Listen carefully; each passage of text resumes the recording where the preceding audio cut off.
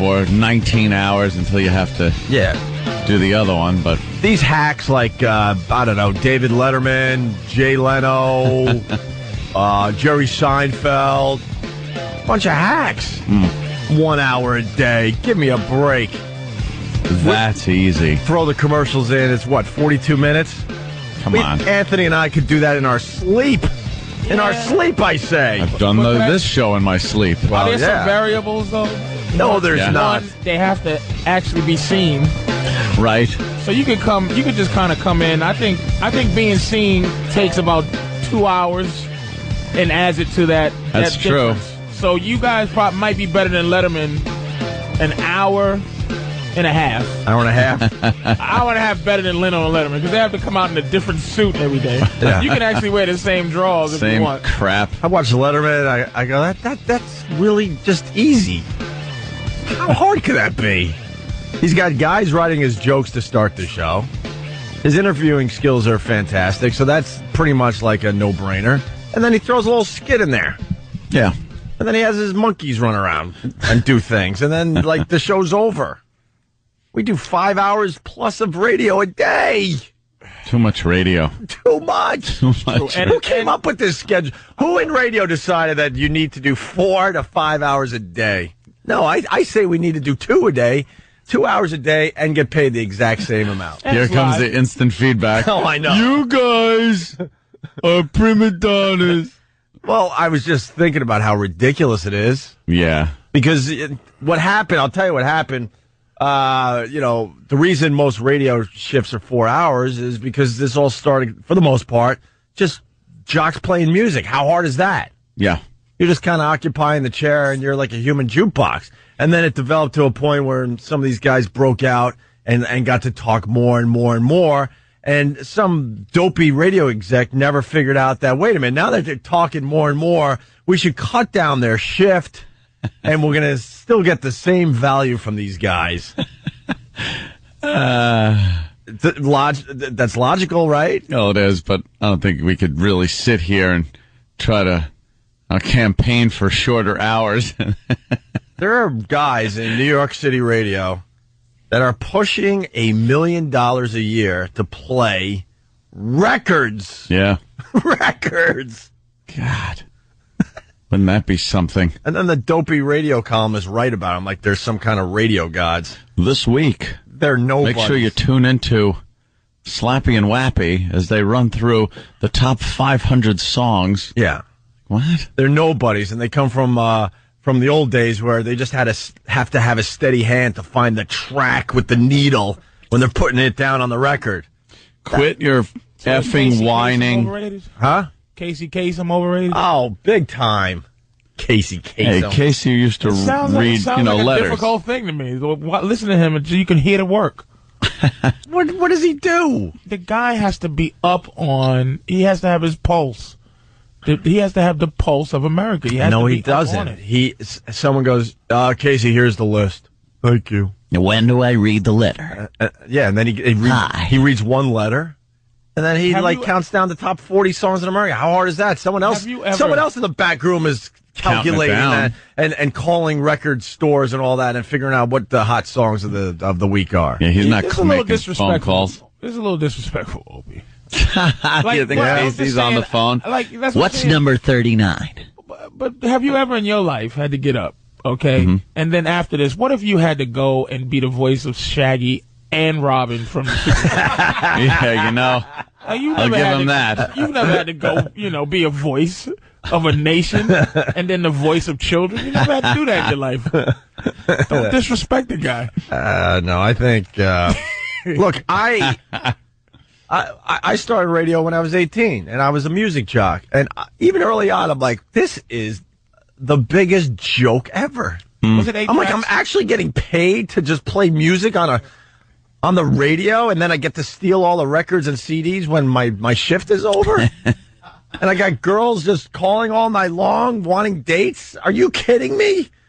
That's why you get into radio. And when you're young, that's cool. And like, who wants to work, especially when you're young? But then somewhere in there, I was like, I can't do this the rest of my life. This is a joke. But some guys out there are still doing it, realizing it's a joke, and they think they're important. They're not important. No. If you talk for less than a minute an hour on your radio show, you're really not important. Okay? If you're just reading what's written by the program director. Yeah. We will talk at least... About an event. We'll talk at least 40 minutes this hour alone. Well, the seat of your pants thing is that, you joke around and stuff, but the Letterman and the Leno thing, the seat of your pants every 5 hours. This is why I think radio guys they're being fired should go a little bit higher than average per. Like, you should be allowed 1 hour to really mess up, like really for real, for 5 hours. And people out there don't even to entertain or to even. Yeah. I don't even know what this is supposed to be for 5 hours. And if you're not strong enough to understand that there's somebody in a car right now that's like, if I for a second say there's somebody in the car say, "Shut up, you fat idiot! You make me sick when you talk." Yeah. Like if I think about that, that messes your life up. When you think that I don't even want to hear him talk. Well, like you just go, you got to be mentally tough. I want to take Patrice's thought. Whether you agree or disagree with what happened with Imus, right? He's doing 4 hours of just making it up radio every morning, right? Now say what he said. We're not allowed to on the air, but I'll say it right now. That was 2 seconds. 2 seconds. That day he probably talked for 40, 80, 120, 160 minutes. That would be what? 2 hours and 40 minutes, something like that? Yeah. 2 seconds. And he lost his career for a while. 2 seconds. That's like, this is what, I finally figured out what our jobs are like. Because none of this is scripted. We could get fired today for saying something stupid. Oh, no, don't. Because usually when you say that, it's like, wow, listen to the tape. He said it. I'm going to describe our jobs perfectly. New York City, Times Square is a very busy place. Mm-hmm. Okay. Anthony and I are given chainsaws. New York City allows us to walk around with chainsaws. I like this so far. For 4 straight hours. Uh-huh. And we have to just walk down the sidewalk with chainsaws. At times through... And they're running? Not running, just walking and maneuvering and hoping we don't hit anyone with our chainsaws. No, I mean the chainsaws are like running. Yes! Okay. That's our job. So we're walking around. Run through the city with chainsaws. It's the risk that we're risking our careers every day. Just like if you had a chainsaw and you were walking around a busy city, like through Times Square, and your whole job with the chainsaw was to make sure you didn't touch another human being. Right. It's running. The chainsaw is going full blast, and we're just. And you're walking, going, excuse me. Yeah. Watch out! Oh no! Watch your back! Watch your back! Yes, that's radio. But, I like that. But I want to do that now. There's no buts. That's contest. That's radio. But and then you're thinking while you're maneuvering with the chainsaw. I think I can maneuver around these people. The next thing you know, you take off and on. Oh, you hit someone in the back. Also meaning you just lost your job because you said something stupid and racial. Here's racist. I like that analogy. But the thing about that analogy is this: you have to add in that there's somebody else judging arbitrarily what damage the chainsaw did. That's what there's someone else that decides that this is a chainsaw injury. Right. And not only you don't even have to cut the person. They could have just been scared of Patrice, the loud sound of I'm the with chainsaw. you. Just to follow with my thought, you're allowed to have the chainsaw. And when you do nick somebody, you're like, look, man, I really was trying to be careful here. Here's my job. They gave me this chainsaw to run through. But the guy, walk through Times Square. I didn't know the guy was gonna like move his elbow out at that given moment. Well, you gotta watch for that. The guy that you nick with the chainsaw could go, oh, dude, I saw you. You're the chainsaw guy. It's cool. That's what I'm saying. There's another person going, I don't care that guy you don't know. doesn't care about his injury. Yeah. And he's injured, and I'm going to care about him. Right. His fictional injury. That's what radio is. It's fictional. It's a bunch of fictional injuries. It is that you're trying to. It is fictional injury. It's sorry about your injury that no one thinks was an injury. You know what that's like? You have a car accident, a fender bender, and you both go, you cool, but then someone else goes, nope. Lay down and put your neck thing on because you have whiplash. You just don't know it. Radio is the dumbest job. It has to be said. We are now talking through these things, and we don't even know if anyone's listening right now. Well, I assume they are. You don't know if they're bored, if they're laughing, if they're changing the dial. You have no idea. That's why I like doing the show in front of a live audience. But more and more, we're getting bigger and bigger audiences on Fridays over at the other joint. Because then you kind of say something, and all of a sudden you see a laugh happening. You're like, oh, okay. Oh, that worked. All right, they responded to that. I do that for a living. I personally hate those people in there on a Friday. Oh, really? Because it's like radio. It should be a bunch of people out there. Someone's cracking up, and someone else is just angrily not laughing. Mm-hmm. Just, I hate it makes you feel like comedy because it's instant gratification. You could go on a rant here and just. Yeah, doesn't matter. It's almost like you're a sociopath because you're just by yourself ranting. And you're talking into something. And it really is what they call megalomaniac. It's all about you when you're talking because right now I'm not saying nothing. But I love to hear myself keep saying nothing for hours. And somebody types in, they just feel the need to type. This is why I hate the world, what it is now. I hate computers. I try to do the MySpace thing. Bloggers. I hate the fact that someone can reach me now. Mm-hmm. I just, like, if you hated Clark Gable in 1940. Oh, my God, the pain in the ass you'd have to go through. You have to really hate Clark Gable or even really love him. There's no arbitrary. You know what you would have to do? Do you think he opened it up like, my dear, let me look at this letter. I'm going to check this letter out and open it up special just for this person. If you hated Clark Gable. Dear Clark Gable, I love you. Yeah. You're fabulous. I loved your last motion picture. Well, that's wonderful. It never happened like that. There were publicity people that opened everything, that sent, like, signed pictures. The star never mingled with the audience. They had a Club Soda Kenny that filtered everything. But if you didn't like Clark Gable back in the day, you pretty much had to hire a stagecoach to make sure Clark Gable knew you hated him. You had to go. You had to write your letter. You had to go find out where to send it, where it hopefully might reach you. Yeah. Right. Now all somebody has to do is just write. That's right. Send it to Clark Gable, care of MGM Studios. Yeah. Like it's going to get to him. It's a big pile of letters that gets sent to some huge Hollywood studio where some interns would open them up and put in the appropriate response cards. Another thing about radio, Anthony and I have gone on some crazy rants, yelling and screaming, complaining, and then someone has to awkwardly come into the studio and go, something happened at the transmitter. You guys haven't been on the air in the last 5 minutes. There was an emergency broadcasting test. Right. And also, we stopped dead in our tracks, and we're like, well, the rant's not that important if no one's hearing it, so I guess we'll just have to stop immediately. I say all this because... Turn your emotions off. Yeah. There is always a point to our crap, believe it or not, and the point being that this Friday is the it amazes me to say this, but I will. This Friday will be the 10th anniversary of Anthony and I coming back to New York. I say coming back because we were born and raised in the New York area.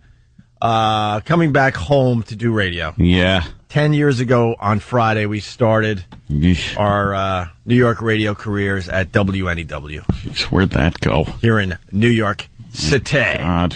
10 years ago, we went from Worcester, Massachusetts to the Big Apple. Ugh. The Big Apple. And E-Rock has been pulling clips from our first show at NEW. First two shows because you played a lot of music. Of course we did. First couple of shows. But we're going to have some clips tomorrow to tease for Friday. Yeah, we let it be known, Anthony and I decided to become talk show hosts. How great is that? We just decided, screw it. We're not playing music anymore. We personally didn't like the music. Right. So we decided to just stop playing it and talk. I swear to God. You think this whole thing was figured out with corporate guys and program directors and, well, the New York program director has to get together with the L.A. program director and they're going to decide what to do with Opie and Anthony? No. One day, Anthony and I were driving home together to Long Island and said, you know what? This isn't working. This music that we have to play sucks. We're going to just start talking. Yeah. And that's how it began. No one saw the light. Mm-mm. We saw the light. Nobody. We're like, if we continue playing this music, we will not be doing radio in New York City anymore. No one came running in like hell no. Whatever. Oh, I remember And she's a nice person. But I remember the music director, I don't want to say her name, would run in with her arms folded like, Yeah. you guys blew off 6 songs last hour. Yes, we did. Why am I even scheduling music? And Anthony and I would look at her and go, well, yeah, why are you? Because we're not going to be playing it anymore. Yeah. So you could stop. Don't work so hard. Right. So no one came in and said, play music? No. Not even like play we're- music, but play music. What do you guys do? Dude, They were like, you got to play some of the currents. we were running the place, No. which was good and bad. Was that BCN? No, I said NEW here in New York. No. Oh, here. Yes. So when you first came here 10 years ago, you just made a decision not to play music. Well, we had to play. This is going to get a little too inside, but when we went to NEW, we worked for the same company that ran the station we're currently on here in New York, and CBS FM. So the problem was, like, the new alternative rock was being played by K-Rock. The older stuff was being played by CBS FM. So there was this weird niche with NEW. They wanted them to play basically all the music. All the crap no one else would play. Right, no other radio station would touch. That was NEW's playlist. Swear to God. I'm like, F this. I can't even remember some of the bands. Maybe E-Rock could find that on the first couple of shows. Just who gives a crap bands? Dire Straits. Dire Straits. The missing Eagles. something. Well, the Eagles. I mean, thanks for proving my point. I'm missing E-Rock. something in my brain. Yeah, that obscure band, the Eagles. Like if you work for somebody, I really appreciate you guys your defiance. Yeah. I'm with that. But But what I'm saying is, if you have to cook something at McDonald's, if you're in charge or whatever the fries, and you just go, you know what? I'm so fed up with. I'm only putting nuts on the Sundays. Yeah. And they just go, okay, cool. You know what? You just decided you're gonna put nuts on Sundays, but like if something had to happen. Like you just decided I'm changing my job description. Yeah. But I'm saying, did they go, I don't care? Like, why didn't they care? Was the ratings low and they didn't? Oh, yeah. It was they didn't just a care, or- It disaster. was just a complete disaster. So they didn't really care. just was like, who cares? They left us alone. Yeah. And then eventually you became Opie and Anthony. How long after you just took over did they go, oh, Well, now you guys are talk show hosts? I remember I think it was close to 6 months we weren't tracking. And then they were whispering around the halls like, see, these guys aren't that big of a deal. See, I told you. All the old jocks over there were just hoping we would fail. And they're like, see, they're nothing special. And I remember hearing that and going, you know what, Ant? We got one move here, and that is to talk and get rid of this crappy music. And sure enough, the next trend came out, and we went bleep, bleep, bleep, bleep, bleep, bleep, bleep, bleep, bleep, bleep. And we went true. up. I forgot. What? This is some of the stupid stuff we used to do. At one point, we bitched about having to play a Patti Smith song because we hated her album cover for Easier. What is that? Easter, yeah. We hated it because she had armpit hair. So, yeah. So we didn't want to play her song. Yeah. We also had to play the likes of Johnny Lang, Grant Lee Buffalo, EMF, and Blind Melon. And after you get past No Rain, you try to figure out a Blind Melon song to play for everybody. And Unbelievable. Yeah. What do you after do with Unbelievable. EMF? Right. Exactly. Exactly. Oh, my God. Yeah, they would come in and just scratch their heads because, like, we would see the Patti Smith or Smythe. No, it was Patti Smith. Smith, right, okay. The one with the armpit hair. And yeah, if she had armpit hair, we're like, we're not playing this broad. Play her. Our reasonings for not playing stuff was just It's really silly. It was just out of this is control. gay, and we'd throw the CD across the room. We wouldn't play Rod Stewart. And we took a big chance one day just because we just were fed up with everything. We decided to just give away the entire Bruce Springsteen library on the street. Because we had it with Bruce We didn't want to Springsteen. hear Bruce anymore, so we gave away all the Bruce in the building. And to do that in New York City, that's insane. That's not normal. We're like, you know what? We're sick of Bruce Springsteen. So we took the entire catalog and we went on the street and we gave it away. And then we played Rod Stewart baseball because we thought, it was better to hit his CDs with a wooden baseball bat than play them. Then play them. So when you was playing, when you were rare. When you were playing music, like when you were following the format at first, were you personalities? Meaning, were you able to be Opie and Anthony in between music? Yeah, we would try. You know, that's how we were hired, to be Opie and Anthony for maybe 7 to 8 minutes an hour. Maybe 10. Push 10 minutes an hour. So you would be you guys. So that's what I'm saying. You just weren't like all of a sudden some dudes smashing Bruce Springsteen. You kind of was there. Yeah, we kind of figured out the initial kind of rough-edged version of Opie and Anthony up in Massachusetts, and then when we came here. Yeah. Oh, Steve reminded me, because Steve was pretty much with us back then. Then they decided they're going to just, buy brand new Springsteen CDs, and that really pissed us off, and we started smashing them in the studio. So then they had to keep the Bruce Springsteen. I'm serious. Yeah, they had to hide it. They had to hide the Bruce Springsteen catalog. So when we were done with our shift, the next guy would bring in the Bruce Springsteen CDs to play. And there's no threatening or firing in there. Hell no. No, that was the funniest part of it. No. Then, they wanted us to play Rod Stewart, Do You Think I'm Sexy? For some dumb thing they were doing. Yeah. And I refused to push start on the CD player. Anthony refused to push start. So if you were listening to the radio that day, you heard 20 to 30 minutes of Anthony and I arguing who's going to push play. Because it would have been so gay to hit play for Do You Think I'm Sexy? Rod Stewart song. And then the GM came down with a baseball bat, and we're like, I'm sorry, we just can't do this. And then finally, I think, this sounds hack, but it really is just how it worked out. Finally, we got the cleaning lady that didn't even speak English to come over and push. She had to push the button because we refused. Or Eddie the mail guy. Oh, yeah. Well, yes, E-Rock. When you were giving the Springsteen CDs out, too, there'd be times where something would come up on the playlist, and you go, all right, and you'd start looking through the library. That CD wasn't there, so it gave you an excuse to talk more. And then the next day, along with the Springsteen, everything would come back in. If you didn't smash it, you took them down the street and gave them away again, and then had to argue with the PD at the time and the music, saying, we don't have this music, we can't play it, so we got to talk for the whole rest of the show. Yeah. If you're in radio, you're playing music, and you want to talk more, just throw away the records. Yeah. So then you can't play them. We mentioned this because this Friday, our 10-year anniversary, starting up in New York radio. Even though we've only done 7 years and 9 months of radio. Yeah.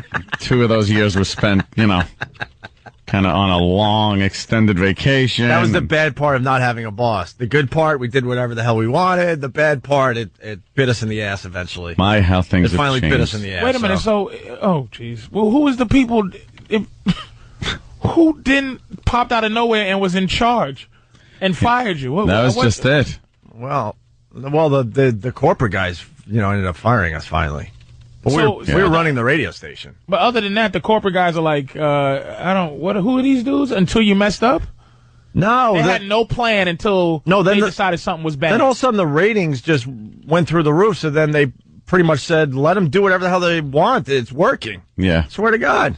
Until we, did whatever we wanted and went too far. And all of that freedom, you never messed up on a level high enough. Oh, my God. We listened to some of the old tapes, and we should have been fired many times. But the ratings were so good, they're like, well, let's get them through this. But then we took it all the way to a couple having supposed sex in a church. Name 3 incidents. Oh, my God. Name 3 incidents that you think personally Bottle rocket was worse than that. We should have gotten fired. We should have got, maybe not worse, but things we should have gotten fired for. No, personally worse. Like, you was like... Worse than what, the church? To you. How is it worse than the church, Patrice? That's the biggest. I don't look at some people might not care. Anthony's going to answer your question. No, that's a biggie. We were firing off fireworks in the hallways of NEW. You would get fired for that. Fireworks. We were shooting bottle rockets from girls. And believe me, I'm saying, wasn't a bottle. Do you think that you did after How about nothing? The answer's nothing. Yeah, there's nothing bigger than that. The answer's nothing. Nothing bigger than that. Hindsight. I'm talking nothing. About we shouldn't have got fired for any of this stuff. We shouldn't even have got fired for the Sex for Sam thing. Right, okay, I see what you're saying. All right. Nothing. How about the girl smoking? The girl, But when not you out got, of her but mouth. when you got fired, I'm saying, you got fired for Patrice, for there's that. nothing there. Wait a minute, let me finish. All right. You got fired for that, but then you go, we should have got fired for that. No. Like where you would put up something against Sex We with were- Sam and no. go, that is way Patrice. worse. Why are you paying attention to this? Patrice, stop. There's Do you nothing. understand my question? Yes, there's nothing. We were surprised when we got fired for Sex for Sam. Yeah, that was. So if we were surprised the we big got one. fired for that, then what else could have possibly we've been fired for? I thought- Radio was different back then. When you screwed up, they call it screwing up. You screwed up and then you got a raise and you got a better job. That's just You how went radio up. worked. We were the first jocks that got Although I fired with massive ratings. Like, what? You're firing us? What? I thought Buffalo. This goes against everything that we did, that came before us. I thought our TNA with O&A in Buffalo was going to get us fired. But that wasn't even on the radio. I know, That's which the is the crazy oddest thing. part. That would have been the most amazing firing ever. Jocks getting fired for something that was never even on the air. Yeah. I mean, the Voyer bus shut down Manhattan, Patrice, with, naked teen girls on a bus. Yeah, it was a biggie. Showering and stuff. That was a biggie. With Clinton's motorcade getting involved. That was a biggie. Was it anything you did that you said, let's not do this one? Back then. Really? I don't nothing. think so. No, we were my out God. of control. We tried everything. It was hard to sleep at night. We were out of control. Runaway effing train. I'm serious. So God came in and did y'all a favor and Yeah. calmed you down. Well, It was Sex can with Sam. can we top that? yeah. We played Can We Top That? And then we finally learned, no, you can't. Nope, can't top that. So I'm Now you sure get it's going to be a dumped big... for, the word he said you get dumped for yesterday, where I couldn't believe. Which one? Scum, but you can't say. Oh, I know. Yeah. That was amazing when he said that to me I yesterday. know. Yeah. It was, but so 10 years this Friday, so I'm sure there's a massive celebration planned. I can't wait to see what corporate has planned for us. Yep. This is going to be exciting. Oh, I'm sure. What are they going to do? Whisk us away to somewhere cool? I'm thinking they're going A to. conference room where they could tell us we're no longer needed. I think they're going to hand maybe trips for you and I and our loved ones. Gold watch. Something. They got something big planned. I know. Sure they We'll do. find out Friday. And it better not be just a couple dumb clips from our first show, E-Rock. Sure that's it. We need a hell of a lot more than that. And a cake. We need A-list celebrities. None of our dumb D or C-list Tired of celebrity cakes. friends. Nothing but A-list celebrities calling and stopping by. And if it's a dumb cake with some lame saying on it, I'm thinking like a free concert in Central Park celebrating Oh, there you go. our 10 years in New York radio. I doubt it. All right, we're babbling. 877-212-O&A. It's the Opie and Anthony Show. Patrice O'Neal filling in for Jimmy. Jimmy will be back tomorrow, and Patrice will be at the Houston Improv next weekend. A week from what? July 3rd through the 6th. 3rd, 4th, 5th, and 6th. No, 3rd, 4th, 5th. 5th. 3rd, Thursday, 4th, Friday, and Saturday. 5th. Thursday, Gotcha. Friday, Saturday. Thank you. Houston Improv. She's got eyes of the bluest skies. Good morning. Welcome to the Opie and Anthony Show. We greatly appreciate you checking us out today. Ralph from Belleville, who's a faithful listener and instant feedbacker, got it all wrong. What? He thought we were doing a wah, wah, wah. No. We absolutely love what we do. We just think it's silly and ridiculous. Yeah. Which many people think. Phone number 877-212-O&A. Welcome to the future. The future. I see that Dubai is heading toward the future. Yeah. How much money do they have over there? A lot. They're making a building that's going to what? Just spin? Yeah, each floor kind of spins independently, and the building itself looks like it's oscillating and like a wave, kind of a spirally thing. It looks very dangerous, is all I got to say. What happens if you're in the stairwell and you get cut in half on the two floors? A lot of money they're going to need to scoop up Indians that's all over the concrete after some horrible accident happens. Yeah. With their spinning building. Spinning building. They'll have to get about 18 of those statues with the 8 arms. Yeah, with the elephant head. Picking people up from rubble from the spinning dumb building. But at least they're acknowledging the future and trying to do something with it. What is the future about that? The future. The future is about like doing stuff differently. Flying cars. Yeah, well, that was what the future was Spinning supposed to buildings be. is not the future. Hyatt Regency has a spinning hotel since I was 2. No, it's one floor that slowly rotates. Who cares? That's good enough. This whole building's going to rotate. But very slowly. Yes. I don't So? want my apartment rotating. Yeah. I want to see everything. I want to know what I'm looking at. Wait a minute. Each morning. We all have a view, and you got to wonder what the other view would be like. And if your apartment building slowly rotates, you're like, oh, that's what's behind me. In India, though, in New York, maybe. In India, what are you trying to spend to see what? The next what? Whatever. The next Park views. I don't know. Park views. The next what tree grows in India? The next It's Dubai, and it's not. Have you seen this city? It's one of the most beautiful big cities in the world. It's right on the water, and so your view changes every day. That would be cool, man. Evidently, this is an endorsement for the spinning Dubai building. Dubai. I could care less. You also pull your car into the center because Whoa. the giant center of the building is hollow, and that's how it spins around. And your car will go up to your floor. Nice. So you never park your car in your house. In your house, outside of your door. You Nice. walk out your door, Right? there's your car, you go Yeah, down that's to the nice. street. You I like never that. Yeah, I like They that. are outsourcing even interesting from America now. Holy moly, Indians. I like that. Come on, Patrice. Come on. Let me ask you a question. If that didn't happen, Yeah. this is how you can test it. If that didn't happen, would you have gone, man, I can't wait till this spinning building? No. Never. Never would have thought of it. It's a waste of thinking. Never would have thought of it. It's not a waste. It'll lead to something cool, even cooler. I don't know. Technology. I just see. You just gotta go with know the what? technology. It'll lead to a terrorist going, delicious. The delicious spinning building. We can screw this thing up easy. Oh my God! There's a terrorist sitting there going, yay! Kevin from Spinning Connecticut building. reminds me of something. Dubai has so much money; they just do stuff because they can. They have a bunch of islands in the shape of the world. Yeah, it's That they created? different that they countries. created. They That's how made much these money they islands got. shaped like countries. Yeah. And continents and whatnot. Continents, yeah, sure. So it's a mini version of the world in island formation. How cool is that? Some more problems going to happen. Yeah. Didn't they just buy the Chrysler building? Yes. Yeah. The United Arab Emirates bought the Chrysler. Oh, I thought that was That's where Dubai. Yeah. Dubai is. Dubai. And Stunt Brain corrected Patrice. It's in the Middle East. Yeah. Well, Yeah. Dubai. Yeah, Dubai. United Arab Emirates. Yeah, it's it's right part there. of Michael that. Jackson I thought Dubai moved was there. India. It's No, oil no. money, my friend. No, you're thinking a different place. But this is 25% of the world's cranes are in this city alone. One city. In what city? In Dubai. What are they building for? They're Well, I know building- there's They're 7 building billion of spinning them. buildings. They're building Atlantic City, Manhattan, and I don't know, all at the Vegas. same time, and Vegas And all they're at the same copying time. what we do, though. They This have is- an indoor ski slope. Yeah. And a whole indoor ski resort running. That's why gas is over $4 a gallon now, because they decided they need a spinning building, Spinning a building. spinning skyscraper. This isn't just a little building. This is going way that's up. where the violence is coming from, is because the difference between the people that live on the street and the people that are living in spinning building. are Spinning just building. ridiculous. I don't know about that. Dubai, there's a lot of rich people, man.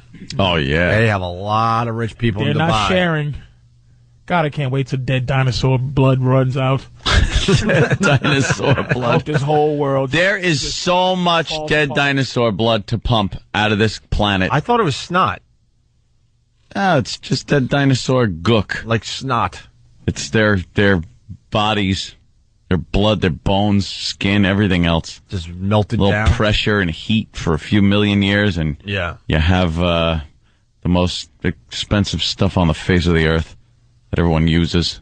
All right. Well, we'll pay attention to the Dubai thing. Yes, we'll I keep you guess. posted on the spinning building. Oh, we They'll sure be will. finished with that in 2077. No, they build stuff faster over there, too. A lot faster. That's good. Yeah, because they don't have like OSHA. No safety. As the 48th floor, missing a bolt. That's all it'll take. Look, we had a crane. One bolt. I think it'll start to shimmy.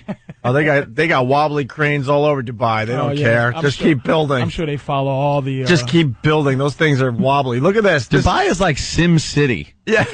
It's like Sim City. You just get in there. You can build whatever you want. Yeah, look at this they built because they can. What is that? That's a city that looks like a palm tree from the sky. Yeah. They built an entire city, reclaimed the water, and people like Brad Pitt bought homes there. They're $1 million a piece for the small ones. We had our friend Ben Mesrick. That's how you say his name, right? Yeah. Bringing Down the House, which turned into the Kevin Spacey movie. They had what do they call the movie itself? Because Bringing Down the House was 21, right? He's a friend of the show.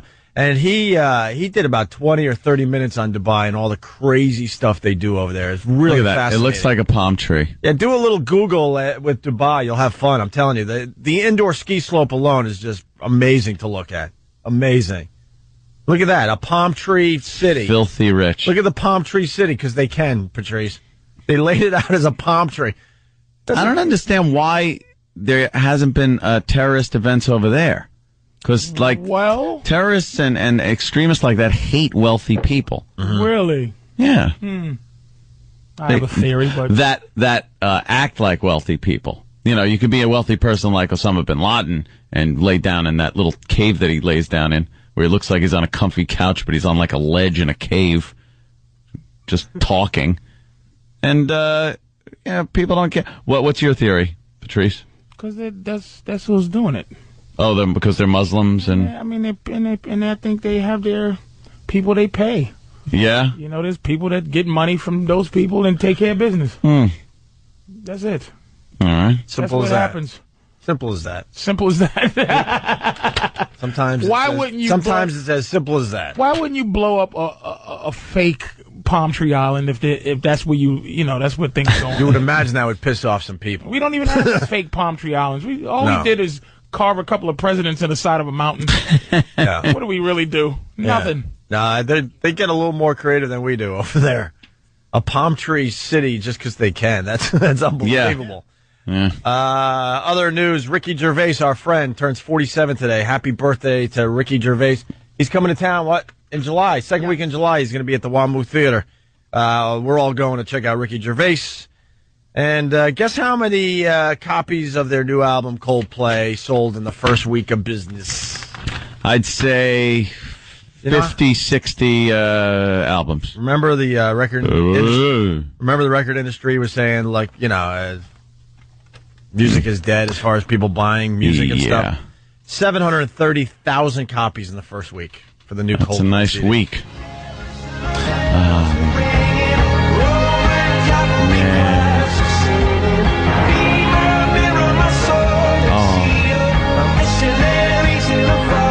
I've been following Coldplay's career. This is their transition CD. The next one, they'll sound exactly like U2. This is like U2 meets Coldplay. Cold gay. Huh? Cold gay. You don't like Coldplay? Not really. Have I been a fan of theirs? Speaking of the gay, this is the weirdest story. Mayonnaise commercial featuring gays kissing is pulled in the UK. Sounds sexy. I think the problem I have is why would they have two gay guys kissing to sell mayonnaise? Well, draw your own conclusions, my friend. Do we have that story somewhere? Why would they go? Why would someone think that would be a good idea? A mayonnaise ad depicting a gay New York short order cook has not brought out the best in its audience. The commercial for Heinz, New York Deli Mayo, shows an apron-clad man in the kitchen making sandwiches for the kids before sending off his significant other with a kiss and urging him to come straight home from work. Sweet cheeks. If he comes straight home, that's bad. He's got to come gay home. He's got to still be gay.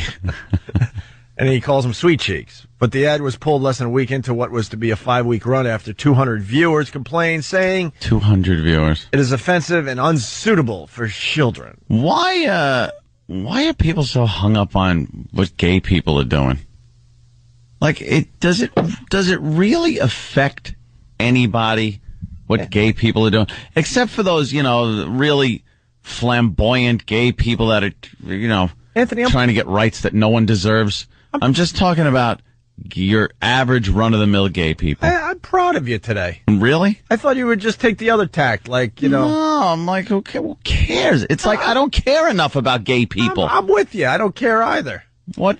I really thought you were going to go the other way. No. Like, Well, F the Fs. I'm not that proud of him on this one, but I would go ahead. Why? Like, knowing what he's all about? He's still all about it. He's still all about it.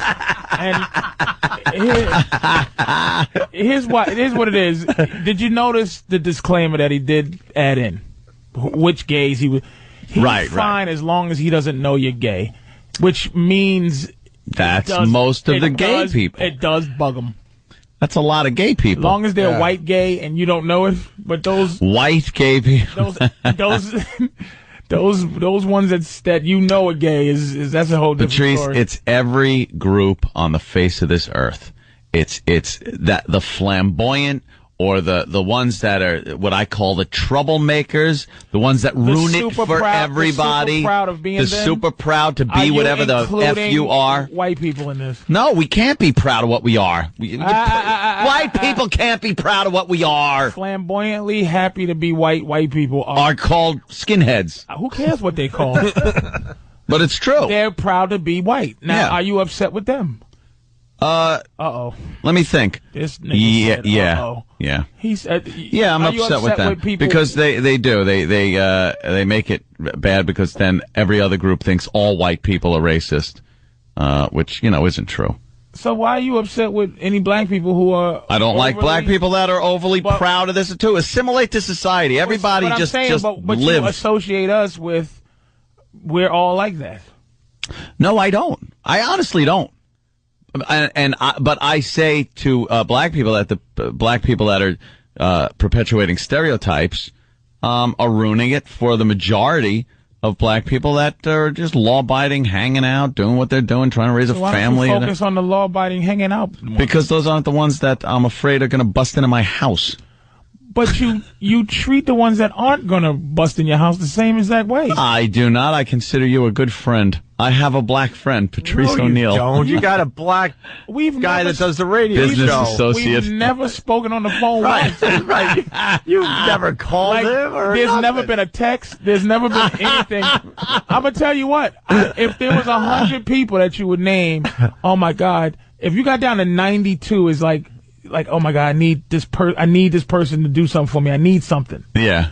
92. I wouldn't be in the top 92. So there's 8 people left, and you wouldn't even think to go, hey, maybe Patrice will do that. Like, I'm not in your top 100. If this was a Verizon, I'm not in your top 100. I think about that. Yeah, you're not. Yeah, I don't have his email. Nothing. I You don't have it. I don't have your name and number in my phone. Nothing. You'd have to call a few people to get his phone number. At least I've had one. You wouldn't even be able to call in the one last person. 8 years with Opie, like not. I don't think I have any black people's names in my phone. Really? I don't think I do. Let me think. I got a couple. That's amazing. Imus is going through problems, and Because I have a racist phone. All you have to do is be honest. This is what I'm saying about. It's just all you have to do is just be honest, and nothing will happen to you. Just be honest. It's just like he's sitting there like trying to go blah, blah, blah, and he's like, but I have 2 black people on the show. Work on the show. And Anthony doesn't have a black acquaintance. Other than the guys that get his car from this garage over here. Oh, Jamaican Mike. Yeah, but he's Jamaican. We like Jamaican Mike. Why are you calling him Jamaican Mike? Because he's Jamaican. His name is Mike. No, his name's Jamaican Mike. Jamaican Mike. He's a distinguished guy, man. I love Mike. He runs He's great. that garage. He really does. He is the boss. Literally. Yeah. Don't call him Jamaican Mike. It's Jamaican Mike. He's always been Jamaican Mike. Did you call your white friend's Irish Jim? There was a couple. Yes. Kenny, what's your nationality, sir? I'm Kenny the Jew. You're Jewish. Hey, Jewish Kenny. It's Jewish Kenny. I Jew prefer Ken. Kenny the Jew. Kenny the Jew. Hey, JK. And people go, what's the J for? Jew. Why is he Jamaican Mike? Because he's from Jamaica. It's because of his accent, really. Yeah. He's very Jamaican. He's but, very Jamaican. It's not like, you didn't. but you I don't can't think tell. to call him Jamaican Mike. My mind goes, oh, Jamaican. But I call him Mike. You call him Jamaican Mike. Jamaican Mike. Oh, yeah, you can't Why say don't you Mike have- without saying Jamaican when you see him. What is wrong with It's when like you got he black loves friends? it. Oh my No. God! Oh God! Hope doesn't God. have black friends. Well, And Norton and me call each other friends, but you're not we're friends. completely not friends. No. Really? Norton, there is. Is he the top 100 also? You wouldn't pop up in there? I don't even Sure have. you Let would. me tell you. In reality, I don't personally have a top 6 regular friends at all. Right. Yeah, that's what I'm saying. I can't name 10 friends that Like, I I have. don't have a top anything, but Norton would be definitely in the top 100, Yeah. top 20 probably. But I would go, oh yeah, Norton, Yeah. and Norton would go, Patrice, I'd have to get down to people I bumped into on the street that's to get disgusting. to 100. Yeah. All right. We're very, that's how people are, though. Why, something? People and this is just the way it is. For the most part, people enjoy hanging out with people they have things in common with, or don't feel You like video games. alienated with, or don't feel, I like video games. I'll tell you something. I listened. I was listening to a lot of club music down in the Bahamas, and I'm listening, going, this lifestyle is so beyond me. I can't get a grip on it. It's just about going down to the club, and the bitches, and I think that's an age thing. It's not a thing. no, it isn't, because 57. I'm not 57. Holy mother of Christ! You look good for 57. I'm not I will say. 57. Jesus, I'm not even 38. close I'm to sure You're 57. 20 years older than me, and I'm sure that you probably I'm not are even healthier. close. It's not an age thing. What songs did you hear, though? It This depends is on the song. Dude, Some of them are catchy. there were and you can get 1,000 of them. into. No, I'm not saying I didn't like I wouldn't- listening to the songs. I wouldn't download them from iTunes. I or loved anything, but I listening would- to a few of these songs. But if I hear one or two, I might kind of bop my head a But little bit. it was no. I'm not talking about the music itself. I liked it, but the lyrics. I'm listening to the music, going, this lifestyle is so alien to me. I might as well put on a spacesuit and go into this club, because every song, they're at the club. They're at the club with the bub and the bitches. And there's a problem with, and if no one has money, they're pieces of crap, and they got to have good champagne. Sounds like a song written by Anthony Cumia.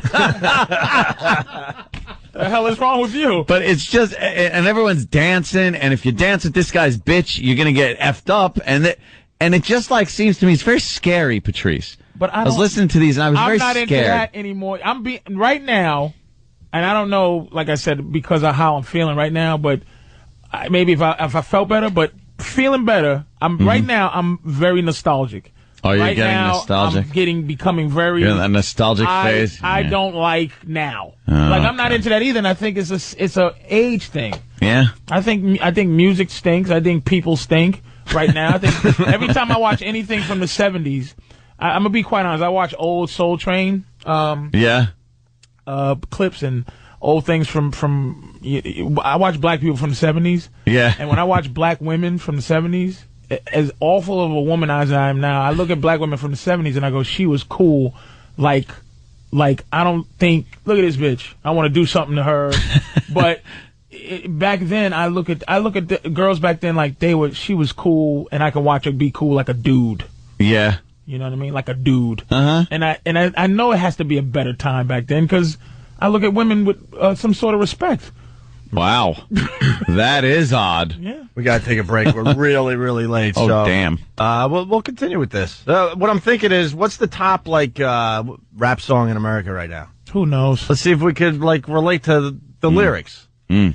We've done this with country songs. Let's do it with the top song You'll be able to on relate. the R&B charts, I'll whatever the hell. relate. What the hell's the chart I'm a called? gangster. Yo, I'm flying on a plane going to Bahamas. We'll get into that and some other things after the break. We broke out the Carol Miller tapes for today Oh, yeah, I love those. because we found out that this Friday is our 10th anniversary in New York radio. And the Carol Miller tapes are from 1998. Stick around. We'll give you a little piece. This stuff is definitely worth listening to again today. Opie and Anthony, Patrice O'Neal. Call Opie and Anthony, 866-WOW-WOW-WOW. 866-WOW-WOW-WOW. But it just went dead. Ah, there it is. There we go.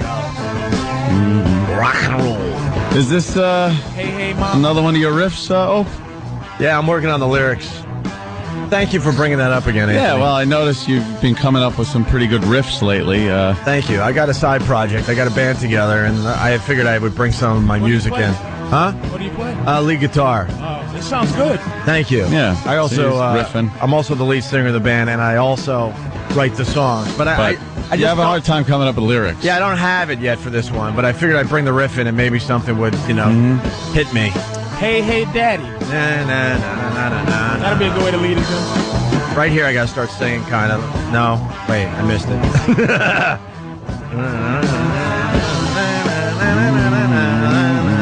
That's all I got so far. You should do something like, oh, yeah. Right there. Sound good? You know, something like that. Yeah, something like I don't know if that one. That's a little too much. Too much. Oh, really? Yeah, that's not gonna work. Yeah. I think I need a few "Hey Babies." I'm thinking. Yeah, hey, babies. That's been done. Hey baby, hey baby, something like that. I'm thinking. And I need some juice, like I think one. Oh yeah, Oh yeah. Yeah. and then like instead of mix it up a little, go oh. Oh. And I need some kind of juice running down my leg. Yeah, throw that in. 877-212-0A. It's the Opie and Anthony Show with the great Patrice O'Neal. Thank you for that adjective. The great.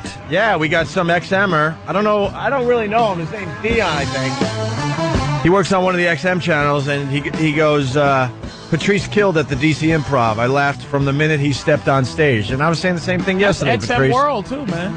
Yeah. Dandy Donnie Wicklund came in with his woman. Oh. Yeah. The soon-to-be unemployed. No, jeez. God, don't say that. I don't know. Please don't say that. It's just a mess. Have you been Satellite getting- radio world is a mess. Have you been getting calls from people going, I'm getting, my account's been canceled? Yeah. Like, I think all the comp accounts that we've gotten throughout the years for our friends and relatives, all of a sudden they're just canceling these things. Oh, yeah. And I'm not stupid. Eric Logan is completely avoiding me. Uh-oh. Like, hey, man, we haven't talked in a while. Well, I'm here. Yeah. So then I write back, well, call me. And he's like, Yeah. exactly, nothing for a day. And then I'm like, hey, what's up? We haven't talked in a while. Oh, I'm in a board meeting. I'd rather have a root canal. I'm like, well, call me when you get a chance. Another couple days go by, no phone call. He's Eek. completely avoiding us. I'm not stupid. I wasn't born yesterday. I've been in radio for 18 years. I know when something's up. When I first started I coming think there's a around here, he was bloodbath part of about the to show. happen. He was a big part. Oh, yeah. He was on all the time. ELO. Elo is on all the time, and now you can Now barely it's been- get a hold of It's him. been Nope. bumped down to Mr. Logan. Yep. It was Mr. L. That's it. EL. Now Something it's, is No a fun going. name anymore. now it's Sir. Something is going on down there in Washington. I'm sure we'll find out sooner than later. So we got one of the top rap songs in America. We could do that. We got the Shaq freestyle rap. Which is the greatest song. Maybe we could do a little combo platter here. Got him thrown off of, they got his badge taken away, his honorary Ain't that a... badge. He was- Although I don't know how many arrests has Shaq made. But he could have beat a black dude before he said the word what he said. Yeah. He can't rap about Kobe, but he can stick something somewhere where the sun don't shine. Right. He could use his badge and just beat the crap out of someone. Yeah, he was an honorary deputy, and they took away his little badge for rapping about Kobe. And Shaq is saying that he was just goofing, but other it's people are not trying to. because he said the N-word in there. Yeah, Oh, 'cause of the that's language? problem. In his rap, yeah. That's the reason they took his badge away. The N-word. Not even Kobe, tell me how it tastes. Tell me how it tastes. It was the N-word. He said that. Yeah. So what do you believe? Shaq said he was just goofing around. Other people are trying to make He was not goofing around. I can't even look. I loved it, but I don't want. Please don't be dishonest. Yeah. Like Shaq, don't say you was joking and it was like, oh, that's rap battling. But rappers do that. It was like if I rap about you, and I said this, if I rap about you and call you a racist in a rap, and then say you're this and you're that, and some personal things that I think you did to me. Uh-huh. And then I say, I was joking around. Yeah. It's like, That's just, come on, don't. No. Shaq, I'm with you. I'm down with I love that hook. It's the greatest hook I've ever heard. That's what I live by. Hey, Opie, tell me how my poop tastes. I just love that. But, like, don't tell me that you was joking. Just don't. Yeah. Just don't. He hates Kobe. He mentioned his divorce. Come on, man. Yeah, it got all personal and everything. Man. And he wasn't joking. He hates Kobe. Just say it, Shaq. He's pretty happy that Kobe couldn't get the job done against the Celtics, I'm sure. Exactly. And I he was said Pat just Ewing. joking. He got more rings than Pat Ewing. And, like, it's just... Yeah. For the crowd, it was great. I guess for entertainment value, he shouldn't say, hey, he tried his best, but he didn't do it. So I'm sure it's better. Right. All right, Yeah. well, we got Shaq starting his freestyle rap talking about Kobe. Check it. You know how I be. Last week, Kobe couldn't do without me. You know how I be. Last week, Kobe couldn't do without me. I call myself big, but I'm not as good as Biggie. I call myself big because I live next to Diddy. Excuse me, Diddy lived next to me. So in the hood, dog, I feel like B.I.G. So, he's not joking. He's rubbing it in. But Kobe couldn't get the job done without Shaq. Freestyle, like when he goes, okay, the insult part where he goes, I live next to Diddy. No, sorry, Diddy lives next to me. Yeah. That's a freestyle kind of. Right, jab. That's on that level of, oh man, this is, if somebody took that wrong, you'd be like, come on, stop playing. Yeah, come on. Yeah. But, And then here's Shaq finishing. It ain't about that. It's about B.I.G., a.k.a. Big Shaq. Now that's the difference between first and last place. Kobe, tell me how my tastes. I don't even know what that means. It's hysterical, There's no though. context. Oh, it is to so say that. funny, though. What does that mean in context of that rap? Yeah. Tell me how my poop tastes. Tell me how my taste. It's hilarious, though. Yo, Kobe, tell me how my taste. Like, where could he say? Like, what was he meaning? What could he say? If he said he was joking, but then you go, hey, Shaq, elaborate on your joke. What was the joke where you say, tell me what that tastes like? I'm just thinking in basketball terms. I'm thinking Shaq is dunking. His butt is up in the air. Okay, well, and Kobe is sitting there watching Shaq, dunk because he can't do nothing about it, and he has to, a basketball metaphor. That's all what of I'm a sudden, thinking. that's what I'm thinking. Yeah, he's that high, and it's matching up with where Kobe's face would be. It would make more sense if he made that. If that was the case, it would make more sense to be after he won in Miami. Right. To say that, but. He lost 2 years in a row. Yeah. He hasn't been in a championship 2 years in a row. Kobe lost now, but tell me how I think it's a basketball thing. You think so? I think it's a basketball thing. No. I'm starting to go That's Patrice. a good one. That's a little double entendre thing. There's a couple things going on. A double entendre to Kobe? Tell me what. I don't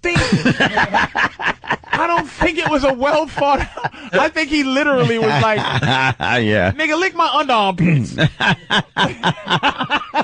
Yeah, but how else would he, be tasting his blank? He would have to be up in the air. Yeah. Kobe, tell me what. Because if he's not up in the air, then that means he's accepting the tasting. Hey, sir, did you hear the rest though? Did you see the one part? Look, I'm just a white boy trying to figure this out. I'm trying to figure it out too because I love Shaq, but I'm not going to say that he was joking. See, I refuse to say that. But it's hilarious what he said, and it's cool what he said. But in the circles he runs, if he was allowing the tasting, then people would be like, well, Shaq, what's up with you, man? So basically, it has to be by accident. So I'm thinking he had to be up in the air, dunking the ball. Kobe's there. Bam, something's in his face. Tell me. So, you know what? I'm being too analytical about it. Maybe. I think you're 99%. Matter of fact, if Shaq's listening to this, he's going, ooh, good one. I'm going to use that. Oh, well, because Because if the tasting isn't by accident, then you're looking at Shaq like, whoa, Shaq, what are you into? I don't think it's an innuendo. I don't think it's a sexual innuendo. I think it's that, kiss my booty. Mm-hmm. But it's not. I'm talking about his thing was it's a joke. Well, Malik, who is our expert, I mean, he's in the field working hard for the boys. Malik, I'm just a white boy. Set me straight. Yo, Owen, my niggas, what up, man? I love this guy. What's up? Asbury Park. God, have they built anything new there yet? Hey, look, that freestyle ain't mean nothing, yo. Shaq, it was a slip up. Yo, it was whack. It was a slip, Malik. Wait a minute. Did you hear the whole thing? Well, Malik might be onto something because he was just freestyling. All of a sudden, you're like, I got to make something happen here, and you go, what? Did I just do some gay lyrics there? I got to spin this down. I don't think it was a gay thing, but dude, he wasn't joking. Don't say that Shaq didn't mean it wasn't personal. Mm-hmm. It was he talked about his divorce. Kobe it's caused definitely his personal. Divorce. Now that I hear, this is the first time I'm hearing it. And, it's absolutely personal. It's not a joke. It's not, hey, that's what happens in freestyle. Please listen. By the way, Patrice, your watermelon has arrived. That's not racist. Kenny's actually handing you watermelon. Thank you, Kenny. Just want people to know that. I better take a picture so I have proof that I wasn't being racist. That's being racist if you take a picture with me and watermelon. Exactly. That's not. That's racist. I have to prove that I wasn't being racist. That I was. No, you don't. But taking a picture says you're a racist. No, there you go. And then all of a sudden, I got a picture with you and your watermelon. One of these animals out there get a picture of me with watermelon. And then it's animation domination next year. Patrice eating watermelon. Patrice likes watermelons so much, his shirt is watermelon color today. Oh, wow, I didn't notice that. It's the same color. And that's a goddamn shame that in this world, black people can't eat what we want. Nope. Those are white people, but I'm not going to go for that. Watermelon or fried chicken. Yeah. If a white guy sees a black guy eating fried chicken, you just look and go, If I had better cholesterol, I would ask Kenny to get me a fried chicken sandwich. Nice. Not even a sandwich. All right, Malik, what do you got? Just fried chicken. Malik, what do you got? All right, listen. Shaq, I think it was personal what he said about Kobe, but still in all, I think it was just a slip up of the tongue. The freestyle was whack, and keep in mind, Shaq came out with albums. He's a whack rapper. He's a whack freestyle. I would body that dude when it comes to freestyle. He's garbage. He's trash. And a few people are saying that he's basically telling Kobe he had sex with his girl, but how he censored that would mean his girl was wearing the special belt. Because a few people going, he's telling Kobe that he blanked his chick. Oh, that's what tell me what my dude. Okay, that Malik, stop it. Oh, see, Malik is doing what we have to do. What? He knows that that's foul, but in white world we have meetings. Black people have meetings, and we refuse to expose a black guy messing up at white meetings. But this is a black meeting right now. That Malik, stop. That he's saying that I didn't know that. He's saying that he used to bop Kobe's wife. Right. And she used to do something. Do this and do that to him. And now every time you kiss your wife, tell me how my taste. That is it. That is it. Oh, no, he did. What? No, he did. He can't say I was joking about that. Wow, that is really bad. Malik, let's be honest. Let's not even look, let's not front. That makes me like it even more. If I see Shaq, I'm going to hug him, but I'm going to tell him, dude, don't say you were joking. That is not a joke. Just end it right now and say, I'm tired of being fake with Kobe. Tell me how my boob tastes. Oh, damn. It has nothing to do with basketball at all. Because he's now saying your chick's mouth tastes like my... Oh. Right. Exactly. Which even makes it fouler. Because he should have said nuts. If he said nuts, you go, wow. Anything. That's right. He said... He's calling her a real piece of garbage. He went to the most awful place ever. He's talking rusty trombone, my friends, for the old schoolers. He went to the worst place ever. Damn. And said she was into, doing the worst place ever. Can we stop acknowledging that the naked cowboy is that he exists? They just had an interview. They're interviewing. Whatever.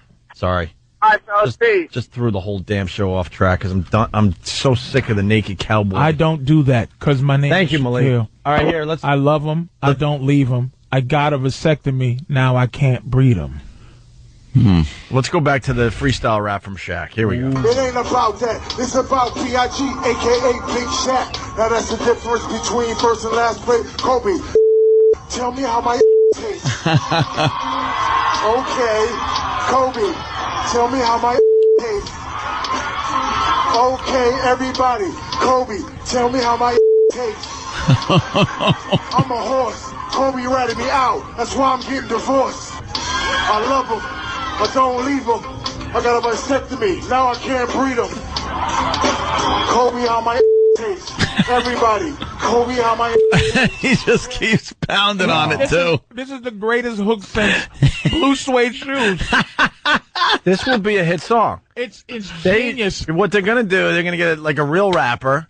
They're going to get Shaq in the studio. He's going to do that line a couple times. And I'm telling you, within 2 weeks, there's going to be a massive song on the radio with that hook. Right, Patrice? Ooh.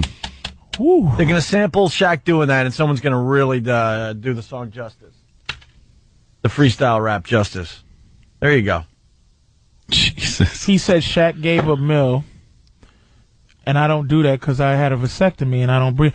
So Shaq had a vasectomy because he got a lot of kids. So Kobe snitched him out years ago, and was Yeah. A lot of people hated Kobe for that because he was. Wait, what did he snitch him out about? He was snitching out when he got in trouble with the rape beef. Kobe just started just telling on everybody, like, what about him? He gave a girl $1 million to shut up when he got her pregnant. And what about Kobe was a real. I hear that Kobe's just not a nice person. He was a real sucker with that. The more and more you read about him, it doesn't seem like he has a lot of people that like him. Are you saying, Kobe, tell me what my taste? Is that what you're saying to him? Yeah, I say that too. Oh, okay. Like, not. There's nothing about Kobe. I'm 100% on Shaq's side. I just don't want to ride with him.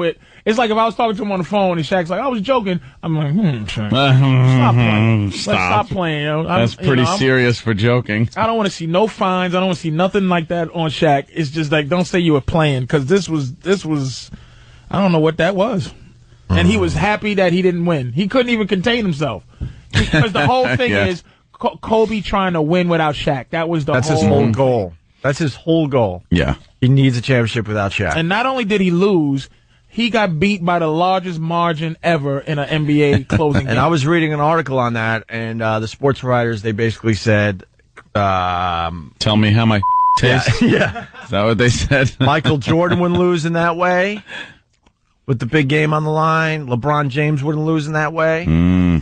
Basically saying, a lot of people trying to say Kobe's like, Michael Jordan, the new Michael Jordan, and people are like, slow down. Michael Jordan's not losing by 40 points. LeBron almost beat the Celtics by himself in the 7th game. he had 45 points. He almost beat the Celtics by himself. Kobe lost by 40. Kobe wants to be Michael Jordan, and he just can't get it done. And Shaq just couldn't contain himself. Yeah, he's really happy. Kobe, tell me how my blank tastes. All right, why don't we take a break so we can catch up a little? Oh, is that fantastic? A little bit. PatriceO'Neal.com. AOP. Nah. Tell me how my... Yeah. Nah. Because, wait, the innuendo, see, now that the real thing came out, right, you really can't even joke about it. No, now it's so bad. Like offensive. Before it was like man to man. Now it's like, so let me apologize for that, because that's off limits. I forgot that's what it meant now. Oh, it's so bad. You know what, Patrice? It's hilarious. It's all right. That's like you said, it's the greatest hook ever. It's just funny as hell. If somebody said it to you in the street, you got to go, what? I hope. What'd you say about me? What'd you say about my girl? I was with your girl. She ate my, and I want you to tell me how my tastes. What? What did you just say? That's son of a bitch. That's how a white boy would handle that. But you black guys, man, you got to make it into a rhyme. I love it. I love it. That will be a song. I just hope they don't hack it up. That will be a song. It's a song Shaq now. is in a studio right now singing that nice, crystal clear for somebody to use. That one right there might be a song. You'll hear that blasting on the radio. If you go into Harlem, it'll be on there right now. Absolutely. All right, Opie and Anthony. The stupidest thing is happening right now on the Today Show on TV. Opie and Anthony, by the way. You got a guy, he can't be more than, 19, 20 years old, I'm thinking? Yeah. He was drunk with his friends, and he decided to swim with the alligators. And the alligator did what alligators should do. It took his arm off. And I'm with Patrice because Patrice said it. I hate when they kill animals for doing what animals are supposed to do. Yeah. Why are you killing the eat alligator things. for taking this guy's arm off? This guy was stupid. Yeah. He went into the alligator's environment, right? That's what alligators do. And now he's on TV like he's a hero, and Matt Lauer is interviewing the guy now, and he looks completely ridiculous. Why is he interviewing for more than 30 seconds? The interview was like, oh, you jumped in, you was drunk, you got your arm eaten? Man. Well, yeah, our all next right. story, it's like... Let's move on, and right. he has this face, this is what bugs me, he has this, I'm a hero face. He has a pride to it. There's a prideful, like, hey, man, I'm working through this thing. Like, you're an ass who got your arm eaten because you jumped in and now the poor alligator sitting someplace. Dead. Yeah. Showed the alligator, that vicious creature. There he is on a slab. Who's been here for zillions of years. Okay. He's actually beat The evolution. dinosaur. Yeah. It's the only animal that beat evolution. And alligators, that is stupid birds. baby alligators have to be a large alligator. You have to go through a lot of stuff to survive to be a large alligator. Yeah. And this drunk fool is now a hero. You're not a hero, you jackass. Yeah, there's a million drunk fools. There's not many alligators left. So, No. should have fed the rest of the drunk fool to the alligator. Oh, that boy, he looked good. Let the alligator win one. What the hell?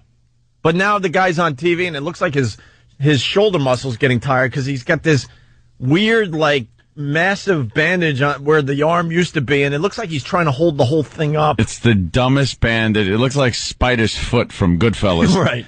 It's all bandaged up. I hate when they kill him, but I do need some new shoes. Oh, you might want to call him up. Get some gator shoes. Yeah. You wear those gator shoes? Oh, yeah. Yeah. I hope I'm going to start wearing Mako shark shoes. I hope they do more attacking, too. I want people to lose more arms so I can have some Mako shark shoes. And what is Al Roker scared of? All of a sudden, he's got a microphone on a huge, like, broom handle. Al Roker's going to kill They don't want to be too. He doesn't want to be too close to the fans, I guess. Oh, he's going to. Now he's reaching the broom handle that has the microphone attached to it to the people so they can say hi to their dopey friends back home. Look at how angry he is with that fake smile. He has to plaster. He is just like a phony. It came out during the Imus thing. He really was up in arms, went to NBC Brass, talked about how he doesn't want to work for a station that supports a man like Imus, and put out some kind of a statement that was a lot angrier than the jovial Al Roker that we've all grown to know and love. And you know, it's like, don't be a phony. Speaking of phony, and then he turns around and makes a joke about epilepsy. Yeah, which is kind of hypocritical. I don't care. I think you should make epilepsy jokes. Whatever you want to do. But whatever you want to do. But. Speaking of phony, really quick. Okay. You're never really quick. I try to be, but it just doesn't happen. No, I wish I had better access. I wish I could have one word to explain the 10 sentences I have to go through. Yeah. But it is what it is. I should have studied more in school. I swear to God. No, I like when Patrice goes off. Pac-Man Jones. Mm-hmm. Yeah. That statement he made, I just sat on it all night and all day. Yes. A guy that statement, please? Loses his career for a year, ostracized, criticized, and just vilified in the media, would make a statement like he doesn't like black people and insinuates that Imus gets fired after he beats up a stripper because she reached down and grabbed his Let It Rain money too fast. How that went down. Why do I have to be black all the time? Because this ass would say he would victimize himself in any way on this. All he had to do is say, look, man, things happen. Yeah, it's like if all the accusations of him are not true, he's been crucified. Right. So he should be the first one to go, the dude said that he wasn't trying to be racist. Maybe he was. But you know what? He apologized. He was blubbering like an idiot. What are you going to do? It's not really harming me. But he made a statement that victimized himself. Please get this guy, insinuating that ABC should fire him. Yeah. Come on. I will pray for him. Did you? Yeah. You should pray for yourself. Save your prayers. There's a paralyzed doorman. Yeah. From that incident, that strip team. There's a doorman who's paralyzed. A stripper who got bashed in the face because of that whole crew. I'm not going to say Pac-Man did it because he's found not guilty. But for him to even put his mark on that statement of innuendo that Imus should get fired after what he went through, he's not even reinstated in the NFL yet. He's allowed to practice with the Cowboys, but he's not in the NFL yet. So he lost his career. People are fighting for his career because of allegations. And this dude makes this statement like, are you not well? Bravo to Patrice. But no, this is what why do I have to say saying what needed to be said? But it's like white people will say it, but you go, you're a racist. And I say it, I'm a sellout. But it's like stop, Pac-Man, stop. Right on, man.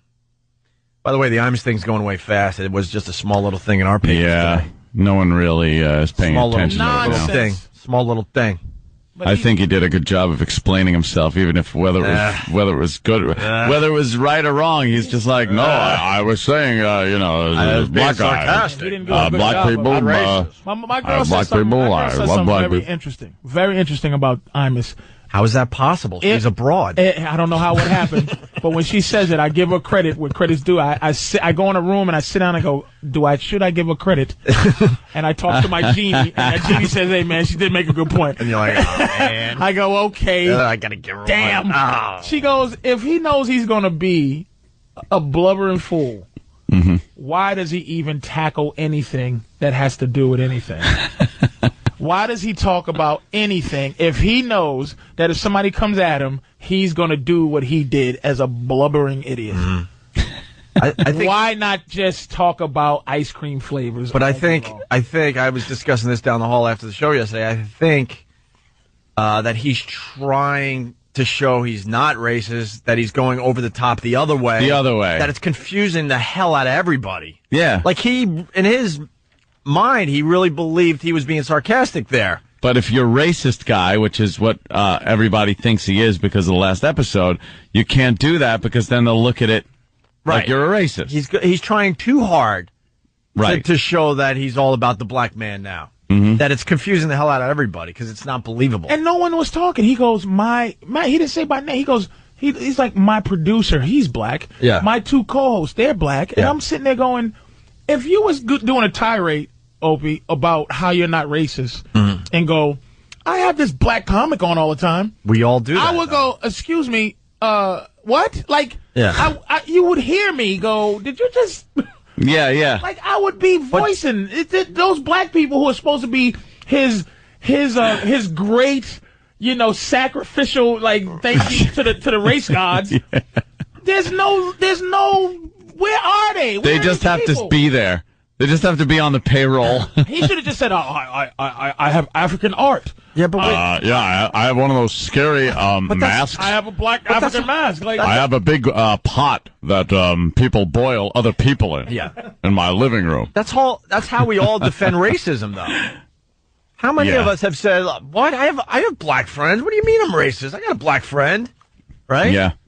Or what do you mean? I'm married to an Asian. That went down recently. That was a biggie on this station. But that's how. Holy Jesus. And I'm not mocking that defense. We all do that. We reach out and go, "What are you? I'm racist?" Patrice comes on our show all the time. How could we possibly be racist?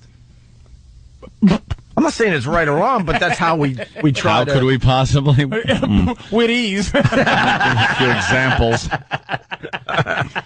All right.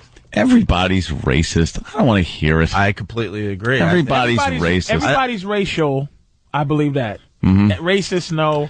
And prejudice, no. Yes. I think everyone has a bit of racism. Everyone's got racial. Yeah, racial. But everything can't be racist. Racist doesn't necessarily mean you're going around, beating up people of other races. Why do I have to like other races? Or being negative, or doing things that affect other races negatively. It just means, I could look and go, I don't like the majority of those people based on nothing but the fact that I just don't. There's no fact behind it. Be able to just go, I just want to be able to just go, here we go. That's what prejudice is. It's just like you can look at another race and just go, right. Oh boy, here we go. Here we go. Here they go with what they do. Oh, look, here's the news again. Oh, boy. Let me guess. Don't show me the picture yet. Oh, there's the picture. I love looking at white people and going, them. Them. You see how far I've come? In 60s, I couldn't refer to you people as them. Yeah. There they like the them. We were honkies back then. And honkies. What a wonderful term you could say on sitcoms back then. Yeah. Honky.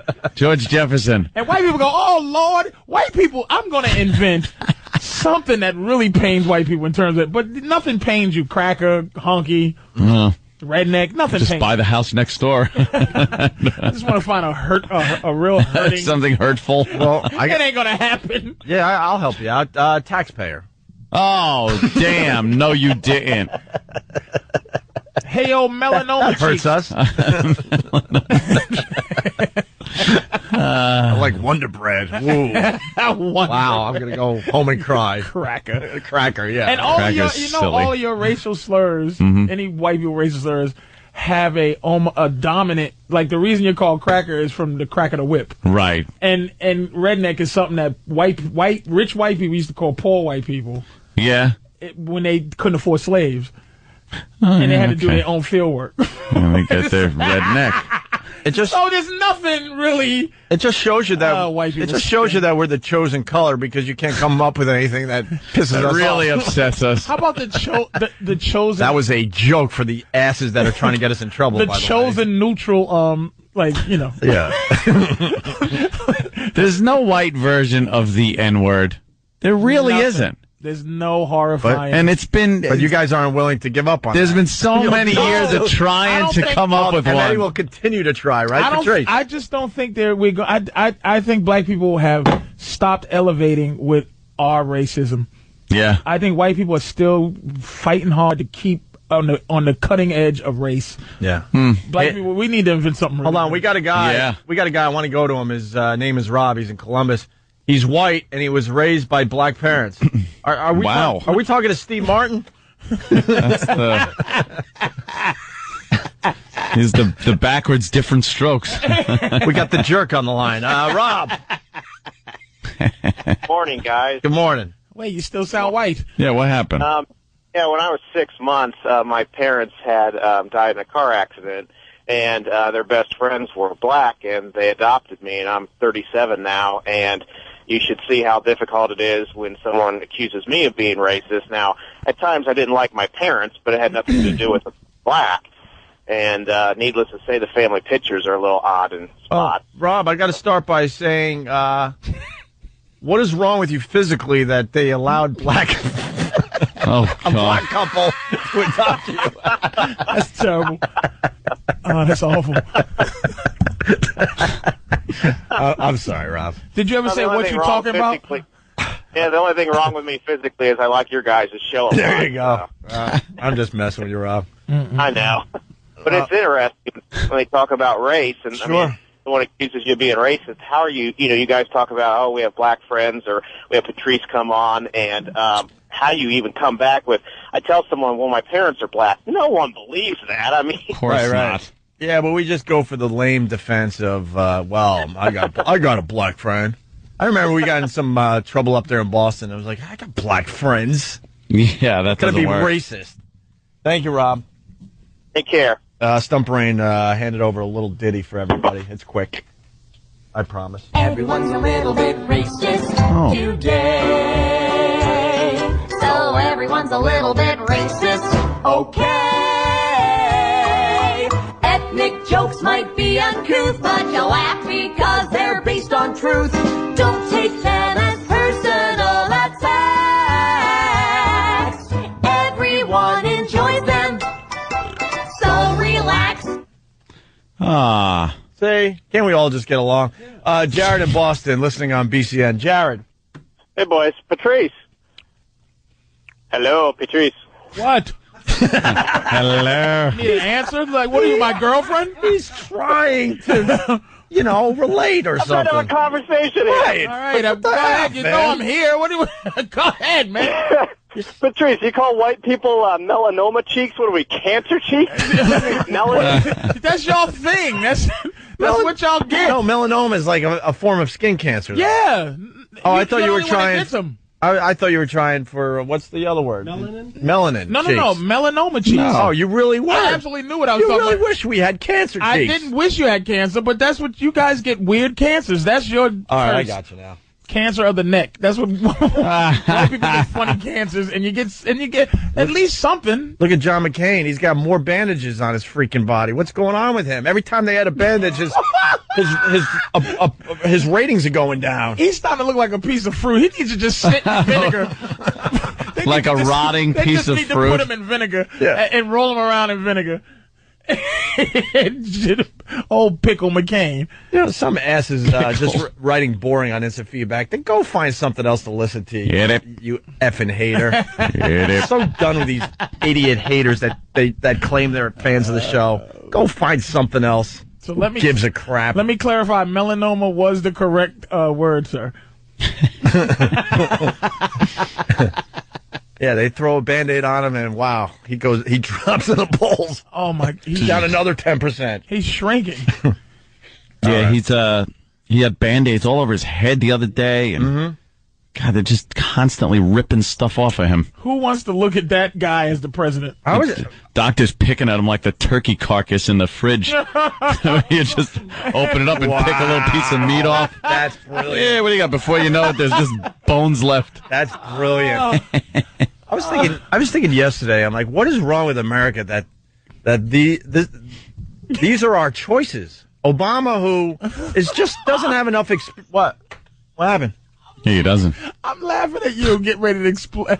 No, but seriously, what is wrong with America that our choices for the presidency is a guy that truly doesn't have enough experience? He really doesn't. And McCain, that's the best the Republicans can come up with? This is America. I finally have a reason why I'm not going to vote for Obama. That has nothing to do with race. Has to do with something I saw. Oh, boy. I saw, if you remember... And if there was a white guy and you saw this... Mayor Goldie Wilson from Back to the Future. Back to the Future. If you remember, Hill Valley before was a very beautiful place. Yeah. And then when Mayor Goldie Wilson took over, who was the mop guy at the diner, who became mayor because he was inspired by Marty to become mayor. Mayor Goldie Wilson. And he actually won, and Hill Valley turned into crap. There's a homeless guy sleeping on the bench. A movie theater turned into a porno theater. The black man?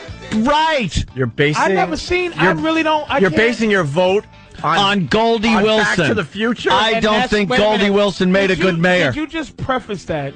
Yes, sir. It has nothing to do with him being black.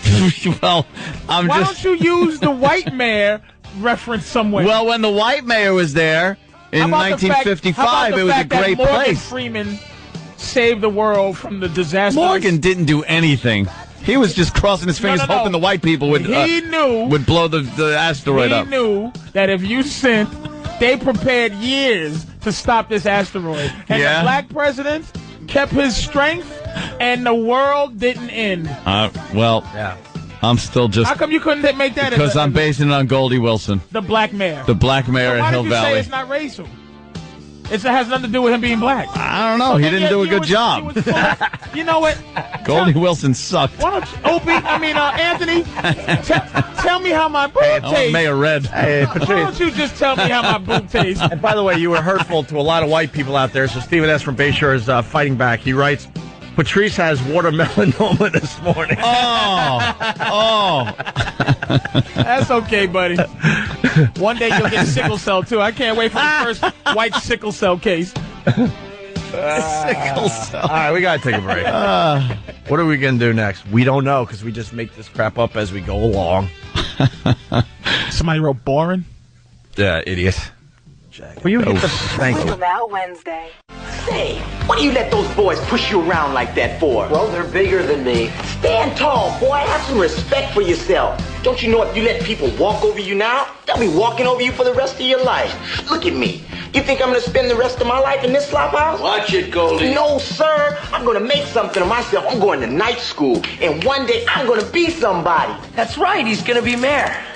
Yeah, I'm mayor. Now that's a good idea. I could run for mayor. A colored mayor, that'll be the day. You wait and see, Mr. Carruthers. I will be mayor. I'll be the most powerful man in Hill Valley, and I'm gonna clean up this town. Good. You can start by sweeping the floor. Wow. Clean up this town. He turned it into a mess. Hill Valley was beautiful. And that's why you're not voting for Obama. Mr. Sandman, bring me a dream. Bum, bum, bum, bum. Make it. And it was a great little town, all clean. Everything was nice. And then Goldie takes over, and there's filth. I've never seen this movie. How did you never see Back to the Future? There's a few movies of that you should see I haven't seen. That's one. Yeah. And that scene sounded like In the Heat of the Night. I thought this was supposed to be some... They call me Mr. Tibbs. What is his name? Charlie Fry in the movie? Yeah. Or whatever, Charlie Fly?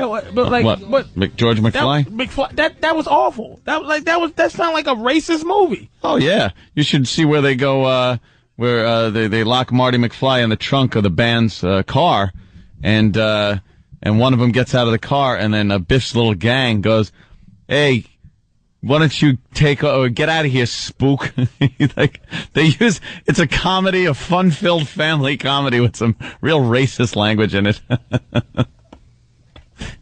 Jesus. And then the rest of them get out of the car, and they go, "Hey, we don't want to mess with any reefer addicts." Because they're smoking a little weed, you know? This movie is why Obama doesn't get your vote, huh? Yeah, because Goldie Wilson sucked as mayor of Hill Valley. The black mayor. The black mayor who went from mop guy at the diner to mayor of Hill Valley. Something just came upon me. Yes, sir? Is this city falling apart with the blind, cheating, coke addict mayor? Well, he's the governor, so that's New York State. He hasn't had enough time to screw anything up yet. But what do you mean? Well, how much time does he need? I'm not saying he's going to screw anything up. I'm just saying he hasn't had enough time if he was going to screw something up. Just fine with the blind, and may I say, a blind guy that won't wear the make you feel more comfortable glasses. Right. Cheated on his wife. Wife cheated on him, and he admitted to doing a lot of drugs. Yeah. And the city's perfect. Do you feel scared? Well, the city is from Bloomberg and Giuliani. That's why the city's what the city is. Okay, so then why don't you say the countries will be from Reagan and Bush? Then why say that? And then go with it. Don't even let it. Obama has nothing to do with how this country's going to be run. Just like the blind guy has nothing to do with how the city. No, he does, but he hasn't been in enough. He hasn't been in long enough. How long does he have to be in? He's got to be in like 2 years before really see what impact he makes. Let's say Obama has to be in for 2 years, and then he only has another 2 to go. So really, you're only dealing with a Negro president for 2 years. For 2 years. There you go. But then, no, because then you're still feeling the effect of what he did for 2 years into the next presidency. It's going to take 2 years to erase Bush, then another 2 years to put his stamp on it, and then the next white guy that comes in will have 2 years to erase the Negro president. Right. And then his own stamp for 2 years. So really, you only have to deal with the Negro president for 2 years of him actually being in, and 2 years of what he done. Right. So 4 years you have to deal with the black president. Right. You can't deal with a black man for 4 years out of your life. From the polls, it looks like that's what we're going to have to deal with. Yay. He's ahead. I know you'll feel very good. Yay. You'll be very proud as a black man. I hope he's the black president that you all are afraid of. The one that just turns into Farrakhan the second he takes the inauguration. Fried white baby feet.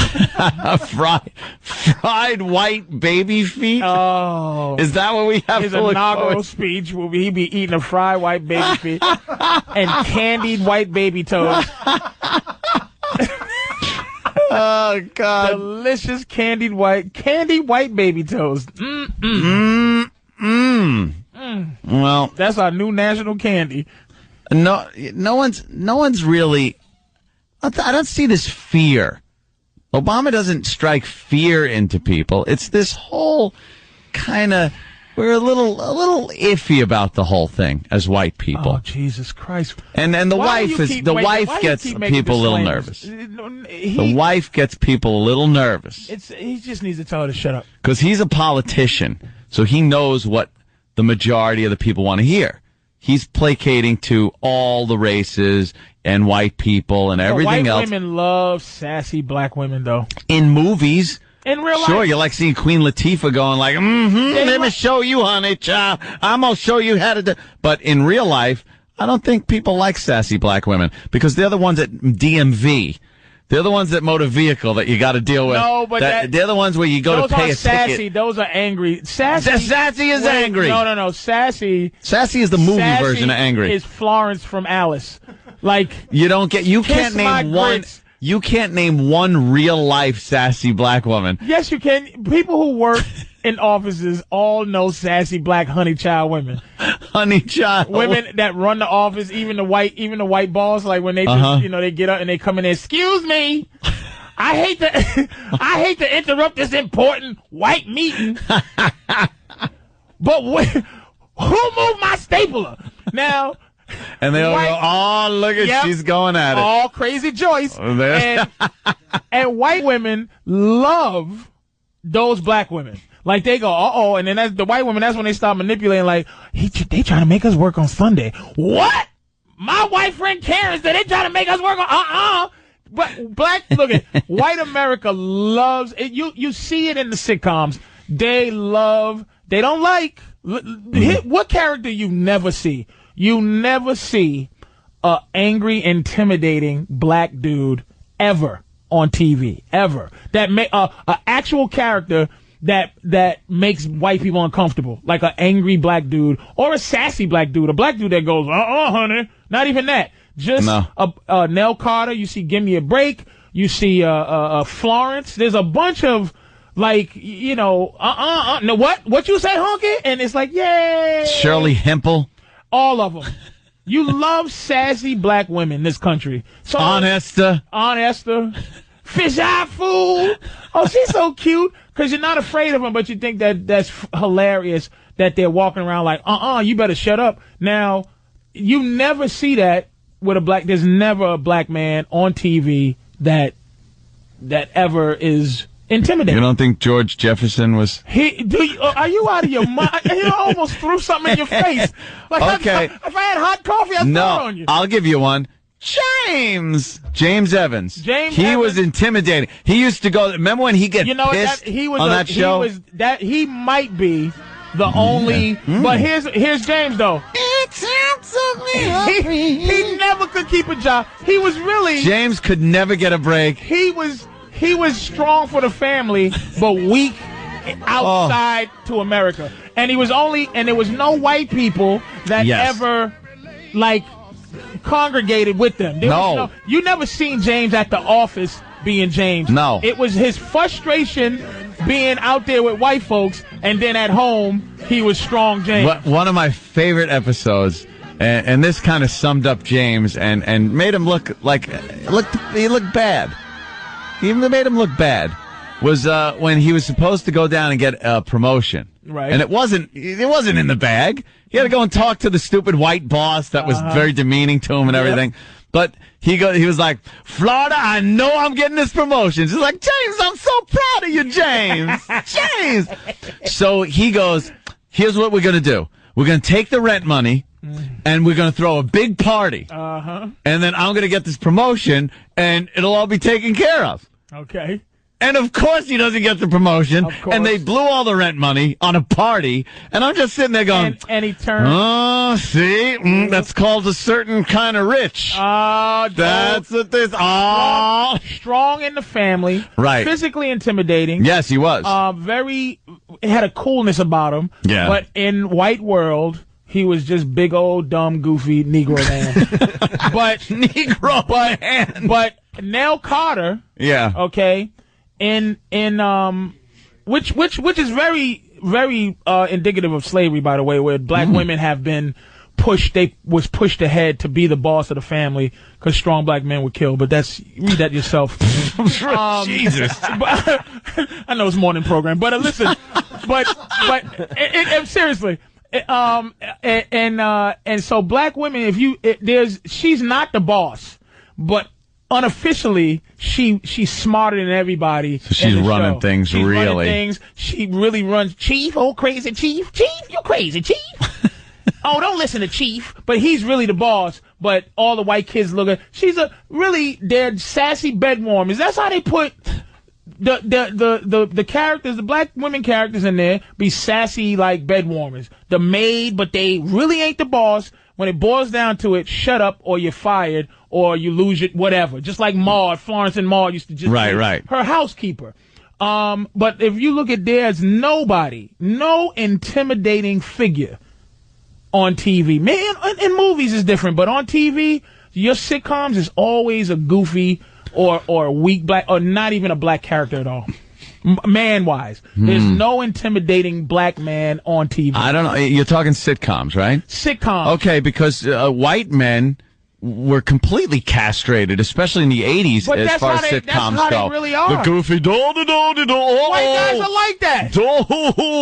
But really? White guys are really... Are they? They're pee-whipped jerks. Is that I travel all around this country, and you just go, are you really? Are you that serious?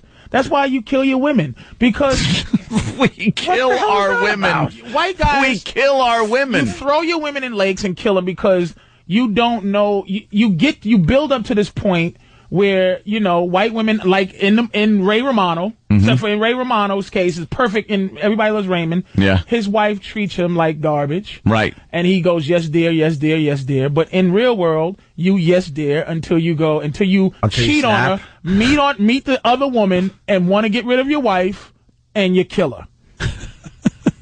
That is a white thing to do. I'll give you that. Let's talk about what black people do. What do we do? We can't say it because we get fired. We don't kill our wives. No. And why? See, black people will do. A black person will do one thing, and it will represent our entire history. Like that's what we always did. We do not have a history of tossing. Look at this. Look at this damn cop who kills his women. What's his name? Peterson. Yeah. He just goes, I'm tired of this bitch. Off with her head. He's like King. He's like Henry VIII. Come on. White guys have a history of killing their wives when they feel like it. Black guys don't kill their wives, and they'll go, what about OJ? Exactly. Keep saying OJ to the end of the world, but before OJ, who was the reference? And after OJ, who's the reference? Yeah. It's Juice. He killed his white wife. But there's certainly white crime and black crime. No. Yeah. Yeah, most of the serial killers are white. Most of the worst crimes are white, but we... Oh, and you guys are... Worse. Why are... How come I'm not black afraid people of we a have white guy quality walking crimes. You make it up in quantity. The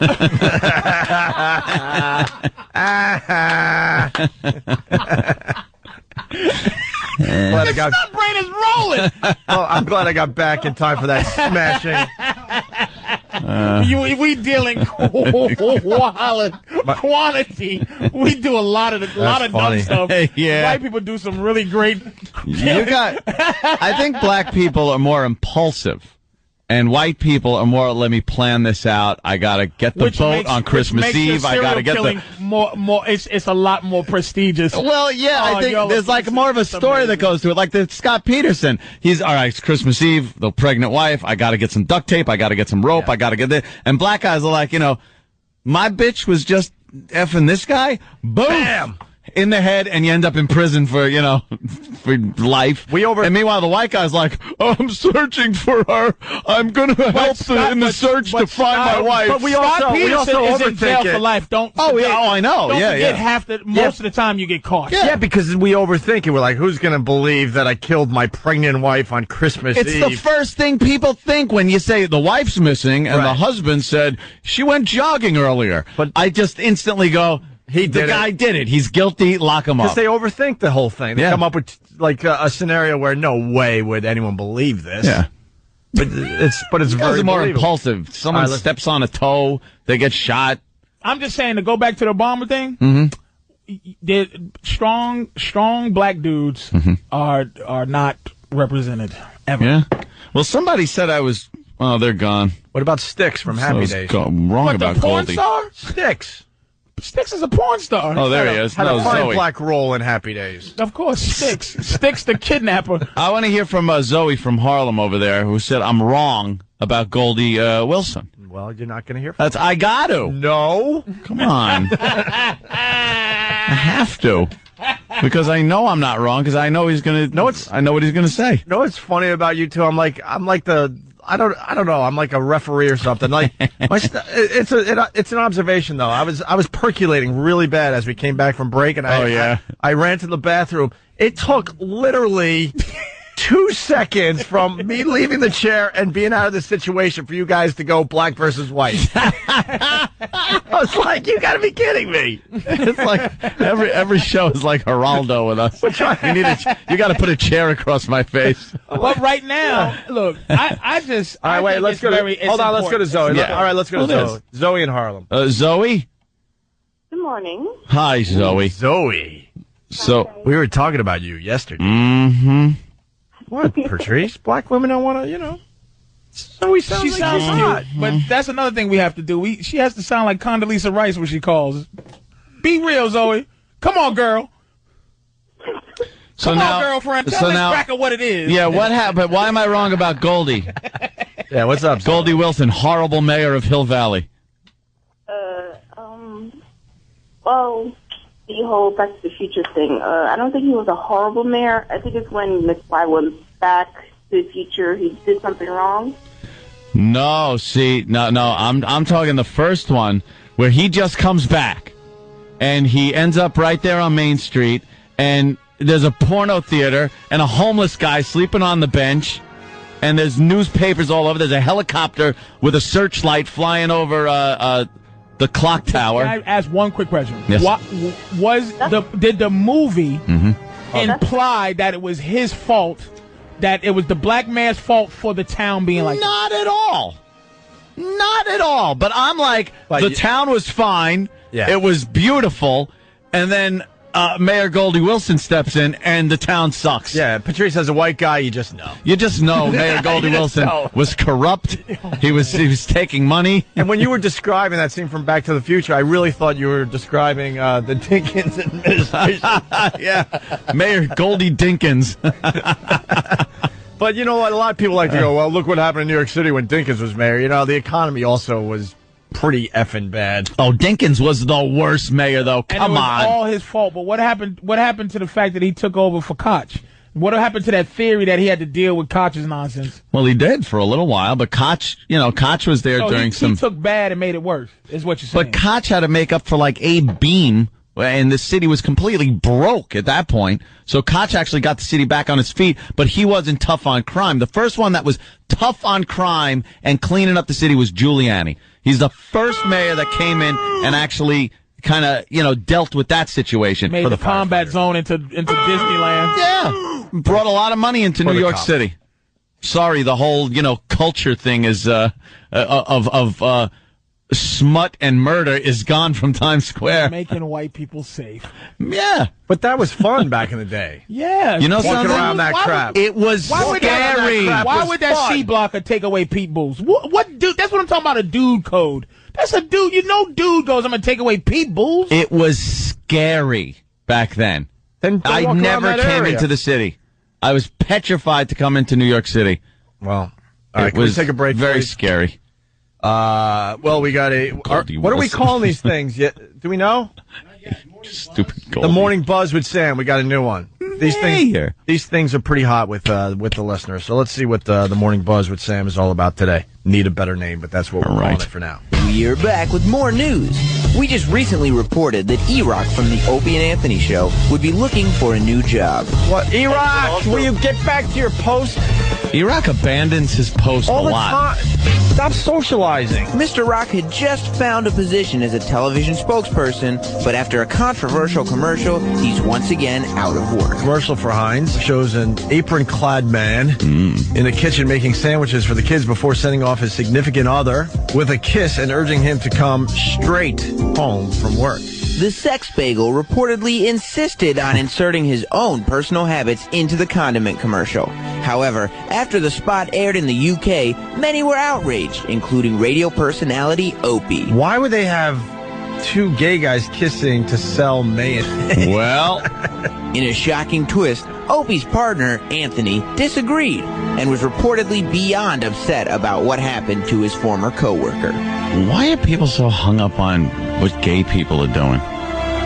Like, does it really affect anybody. Why was Anthony so upset? Haven't heard much about Jill lately. Could a new budding romance be on the horizon? If he comes straight home, that's bad. He's got to come gay home. He's got to still be gay. We don't know. But as far as we can tell, Antha Rock may be the next big thing in celebrity couple radio. Stay tuned as we keep you updated on all the inside info from around the globe.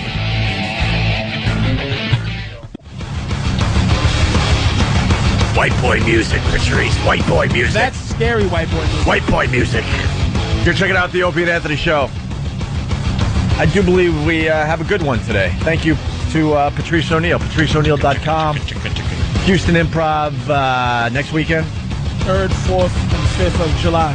Very nice. I highly recommend you go see Patrice. I'm in the city doing my regular spots at Stand Up New York on Friday and Saturday of this weekend. That's a good club, by the Stand Up way. New York, 78 and Broadway. Yeah, I haven't been there in a while. I should stop by and say hi. 212-595-0850. It's just a all day kind of. It's not like headlining hour stuff, but it's more like 30 minutes.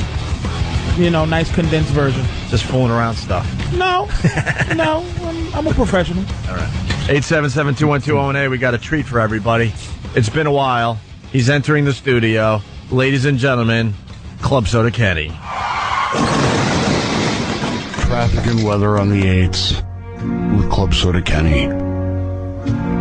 Good morning, everybody. It's Club Soda Kenny with the Opie and Anthony traffic and weather on the 8s. And this, yes. The kid might be right. Most of the people are at work already, though. Well, that's true. You're supposed to kind of do traffic like 7 o'clock hour, 8 o'clock hour. Who's keeping track? Yeah, I waited as long as possible to ruin a great show.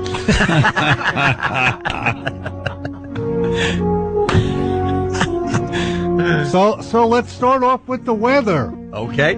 Cleveland, possible thunderstorms. Enjoy the thunder and lightning, Cleveland. It's 88 and sunny in Cincinnati, and Chad Johnson is in minicamp getting ready to beat up on your Browns. Baton Rouge. I don't know what it means either, believe me. Baton Rouge, 90 degrees, scattered thunderstorm. Great. Just what Louisiana needs. More heat, more rain, and another Spears kid being born. Albuquerque. He's looking around the room for laughs. He looks around after every line. It's a dramatic pause. Oh, okay. 93 degrees, Albuquerque. Isolated thunder showers. Make sure you wear a sombrero because not only will you look like an ass, but you'll get wet. Whatever happened to it's a dry heat. Enjoy the rain, New Mexicans. He's a mess. Oh. And now let's do some traffic.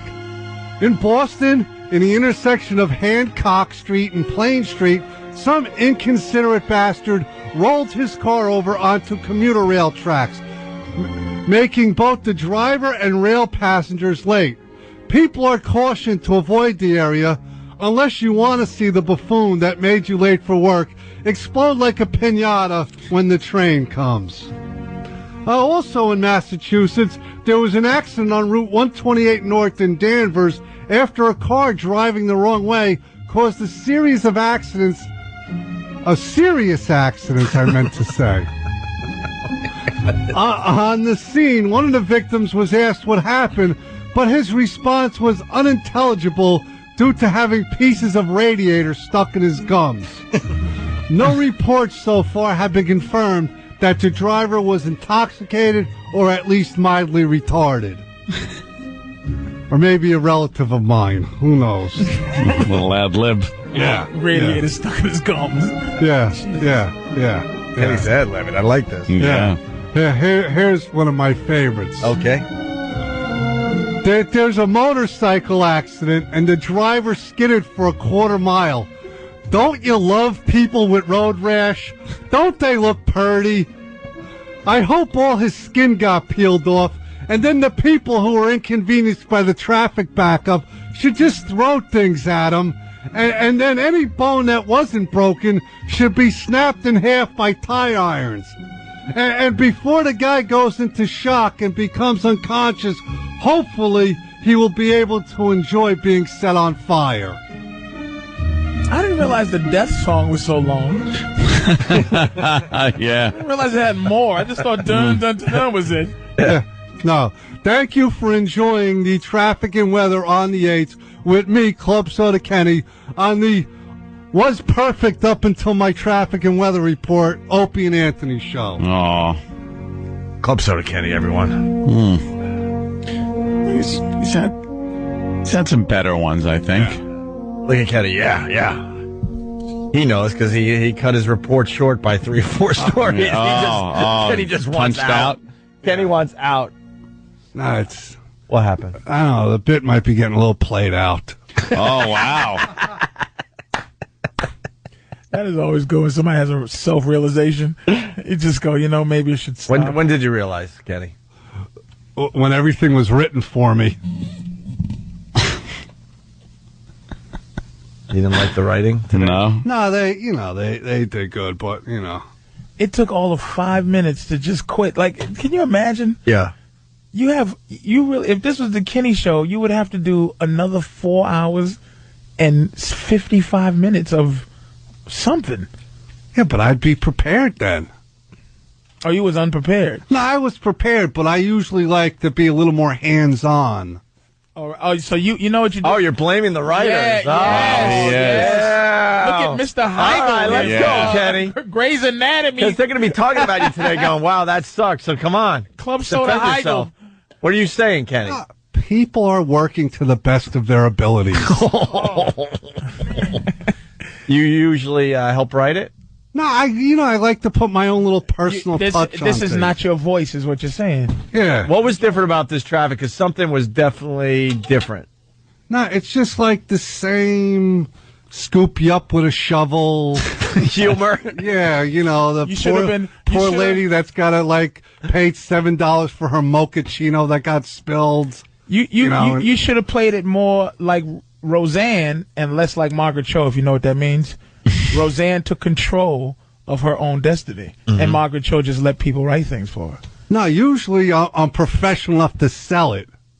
But today I just he's disgruntled. He's in the 3rd season of doing his traffic thing. He wants to have more. He didn't believe in more power. He didn't believe in the material today. No Steve, belief. he didn't believe in the material today. Yeah, no, we. What was different about today's traffic? I don't know. We took Who usually writes this? It's I usually write it. The last time Kenny took it all by himself, and I didn't think the reaction he got was that good. So I grabbed. But how did he feel? I think Kenny was much happier the last time he did it. Yeah. But you weren't. So you're just a But they weren't either. producer. They weren't either. But now they hate it even more, and now the bit could be gone. I don't think so. I think we could give it another shot. No, I think that might have been the death knell for the bit. Good. You Next might bit. have to play the Hulk music.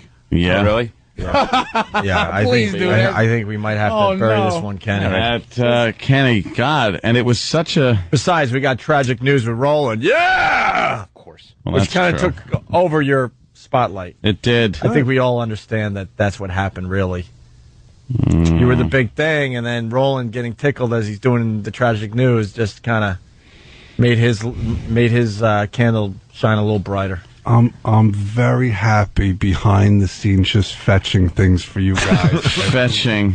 Admiring. Anthony, you want to play the Hulk music? I'd love to. Kenny, any final thoughts on your bit that is you got it? Now over? Wait, you have the Hulk music? All right, play it. When the hell did this happen? Play it. Kenny, any final thoughts? Thank you. It's been real. Oh, my God. Lord have mercy. You're in the spotlight for, I don't know, Lord. a few weeks. Here's what Hollywood does to you, Kenny, right? Yep. He was happy just being the quiet assassin. Yeah. And you forced personality on him. And now he's like, now he's I've a never failure. asked for this, but now he's drunk with the idea of a little personality on the show, but he was happy not. Then you dangle it in front of him, and now you're taking it away. It's power tripping, man. Yep. It's terrible. Kenny, say goodbye. Kenny, don't. I'll say this. Give it another shot, man. All right, Kenny's got some. Patrice, it's better to be the kingmaker than the king. Heavy is the head that wears the crown, and I agree. And they dangle the carrot in front of you, Kenny. and you did want it a little. Didn't you taste it? Didn't you taste glory for a second? No, I know I'm terrific. but for some reason, your self-esteem was just tell me how my boob tastes. You lost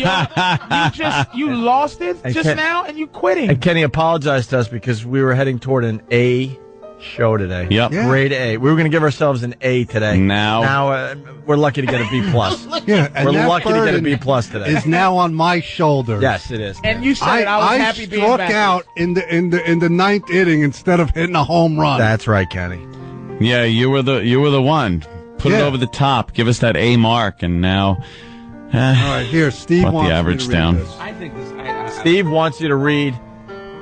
Steve wants you to go back to the bit that wasn't working. Yeah, here. So let the listeners decide. Get typing on instant feedback. In New Jersey, exit 91 on the Garden State Parkway in Brick is closed because a bunch of different cars crashed into one another and made a big pile. We call it a pileup in the traffic business. There's an overturned vehicle, multiple serious injuries, and the carnage on the road is making the exit ramp more like a slip and slide for all the EMTs on scene. Remember, pump your brakes when you hit the innards, or your rubbernecking asses will be part of the mayhem. Ha ha ha ha ha ha ha! Oh, Jesus. Steve made you read that. I love the sarcastic laugh. All right, he might have got us up to an A minus for today's show. Oh, man. Yeah.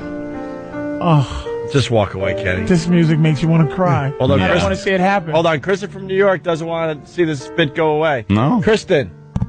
Yes, please, I'm begging you. This is a highlight of my week when Club Soda Kenny comes on and does. It's my favorite bit you guys have ever done. What's wrong with you?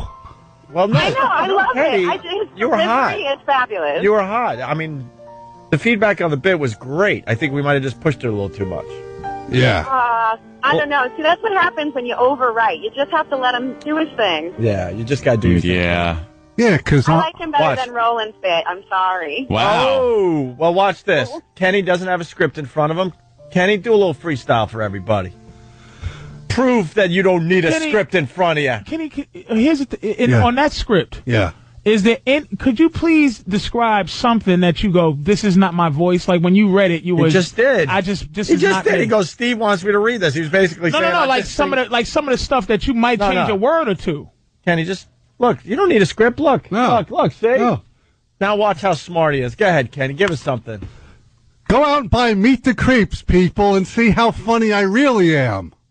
www.meetthecreeps.com. I plugged myself. Oh, God.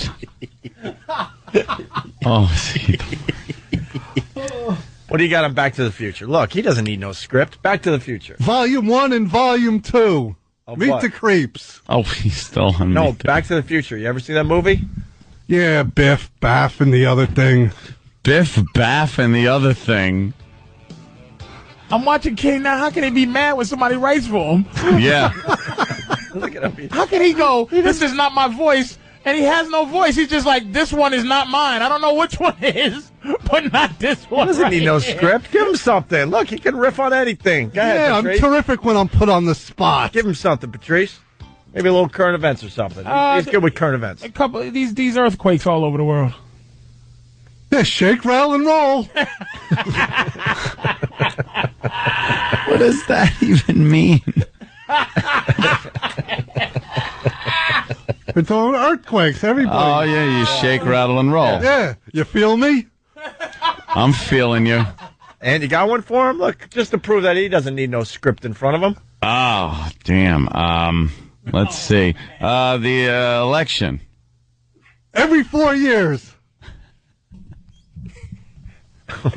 Get out of here, please. We're down to a B minus. Wow. He said, I was happy being behind the scenes. I'm happy. Let me say hi to Matt in Bayshore. Matt. Hey, what's up, guys? Thanks for taking my call, man. Yeah, no Listen, worries. In the sequel to Back to the Future, Biff becomes mayor in the alternate 1985. Yes. And he becomes rich and powerful, and the rest of Hill Valley goes to you-know-what. Uh-huh. Now, that pretty much represents our country for like the last, 75, 80-plus years, man. You know what I'm saying? It's not just Goldie over there in the Hill Valley messing things up. No, Goldie messed things up. Stop. When he first came back, the town was a mess. No. Newspapers. Not necessarily, because the old Homeless. man was going to be there either or not on that bench, There's always an old man passed out in front of a porn place. There wasn't when it was the 50s. I don't even think there was porn in the 50s. Mayor Goldie Wilson ruined Hill Valley. That's why I'm not voting for Obama. Yeah, I'm not voting for it either, man. But hey, thanks for taking my call, guys. I got to get back to work. Word. Why is everyone confusing it with when Biff brings the sports almanac back and builds his Biff Casino? You're obsessed with Back to the Future. And ruins it. I'm not talking about that. I understand that's the, alternate reality. Zoe in Harlem's back. Zoe. Zoe. I thought we dealt with you already. Yeah, what happened? What happened? I tried to fix it early. Just trying to explain that it was really just his fault, not the black guy. How is it Biff's fault? Biff ruined the city. But in 2, Not Biff Goldie. ruined the city. Not Goldie. Goldie ruined the city in 1. The city looked like garbage. It looked like a regular city. No, it looked like crap. What happened? The nice movie theater was a porno theater. There's a homeless guy sleeping on the bench. There's a helicopter shining spotlights down on the clock tower and the property in front of it. There's newspapers all over the place, garbage laying everywhere. Mayor Goldie Wilson stunk. And that's why Obama's not getting my vote. Some SE 80s fictional future movie with the star of Family Ties is causing you to not make the most important vote in the world. We got Travis. Well, let's not forget that Goldie Wilson's son was the successful mayor in Back to the Future 2 2015. Yes. So, good for you. This is all these guys do behind the scenes is talk about Back to the Future. I've never. Do you agree that Goldie Wilson screwed up Hill Valley? Well, I don't know. I don't think he was tough enough on crime. Oh, well. And quality of life issues. Well, I mean, it was the same in the beginning of the movie and then at the end of the movie. But let's not forget that at the end of the movie, Marty had a new truck and his family was successful. Yeah, but not because of Goldie Wilson. No, but I don't think... I see, I don't know what the previous mayor a cult did. hit? This Back to the Future? How big of a movie is this? See, for white people, it's big. Huge. It's the Scarface of white people? It really is, it's huge. up there. I can't believe you've never seen it. It touched the chord? Because it has Huey Lewis in the news, and it stinks. Too much white pop. Too much white. All right. Found your white line. It was huge. Oh, yeah. The ride at Universal Studios is great. It's gone now? Yeah, they put a Simpsons ride in there. What? I know. You can't bump Biff anymore and send him back and... It's gone. Because Michael J. is all shaken. They don't want to represent that. Jeez. Is this a big movie for you, too? Ride ruled. I saw it back in the day. I didn't feel the need to buy the DVD and watch it as many times these guys have. And Raging Bull. Never seen Raging Bull either. I don't want to see nothing. Too many white heroes. Now you're insane. Yeah. I've seen Raging Rocky, Bull is and one that of was the enough for me. Raging Bull is one of the greatest movies ever. Good for that. Go watch it. You watch Friday After Next, and then I'll go. Hell no. I'll watch Raging Bull. Then Raging Bull can blow me. How about we do a little double feature? What's that? We watch both movies in the same night. I'll watch a white movie you suggest, and you watch a black movie. Hell yeah, I'll do that for the next time you're in, Patrice. Good. Which will be in the year 2015 when I'm mayor. When you're mayor. Mayor Patrice O'Neal. This means we're going to have to communicate. You know that. Let's do it. Next time you come in, I will see that movie. What was it again? Minister Society. I've seen that one. That's a good movie. Oh, yeah, I love that. I'll think of something good. Black. Raging Bull was amazing, though. I'm serious. When Stella got her groove back. Hell no. Oh, God. Hell no. I'm not watching Raging Hell no. Bull. No, now you're talking about black chick flicks. I don't care. I gotta watch. I'm gonna go see a black chick flick. I don't want to see white heroes who lost to Rocky. Who's the black guy that was really good? Clubber Lang. Anyway, he's famous. He got a whole movie because he lost. Hell no. Black chick Sugar flick. Ray Robinson. Go screw. How about Soul Food? Go see Soul Food. Hell no. Well, then I'm not seeing Raging Bull. Fine. Well, good. I hope people go see it, though. That's your pay for today. I got to get those plugs in for you. These guys do this for free, so the least you could do out there is go see them. Patrice O'Neal at the Improv in Houston, the 4th of July weekend. Yes, thank you. All right. Our music's over now. It's just awkward for everybody. we don't go. Get the big out. We just kind of have to leave now. So. All right. Where's my jacket? Give me my cup of coffee. All right. So, this is... The last time I saw a pair of jugs that big, 2 hillbillies were blowing on them. Whip 'em out Wednesday. Get a wow sticker, get flashed, get happy. The Opie and Anthony Show. XM 202. That could work too.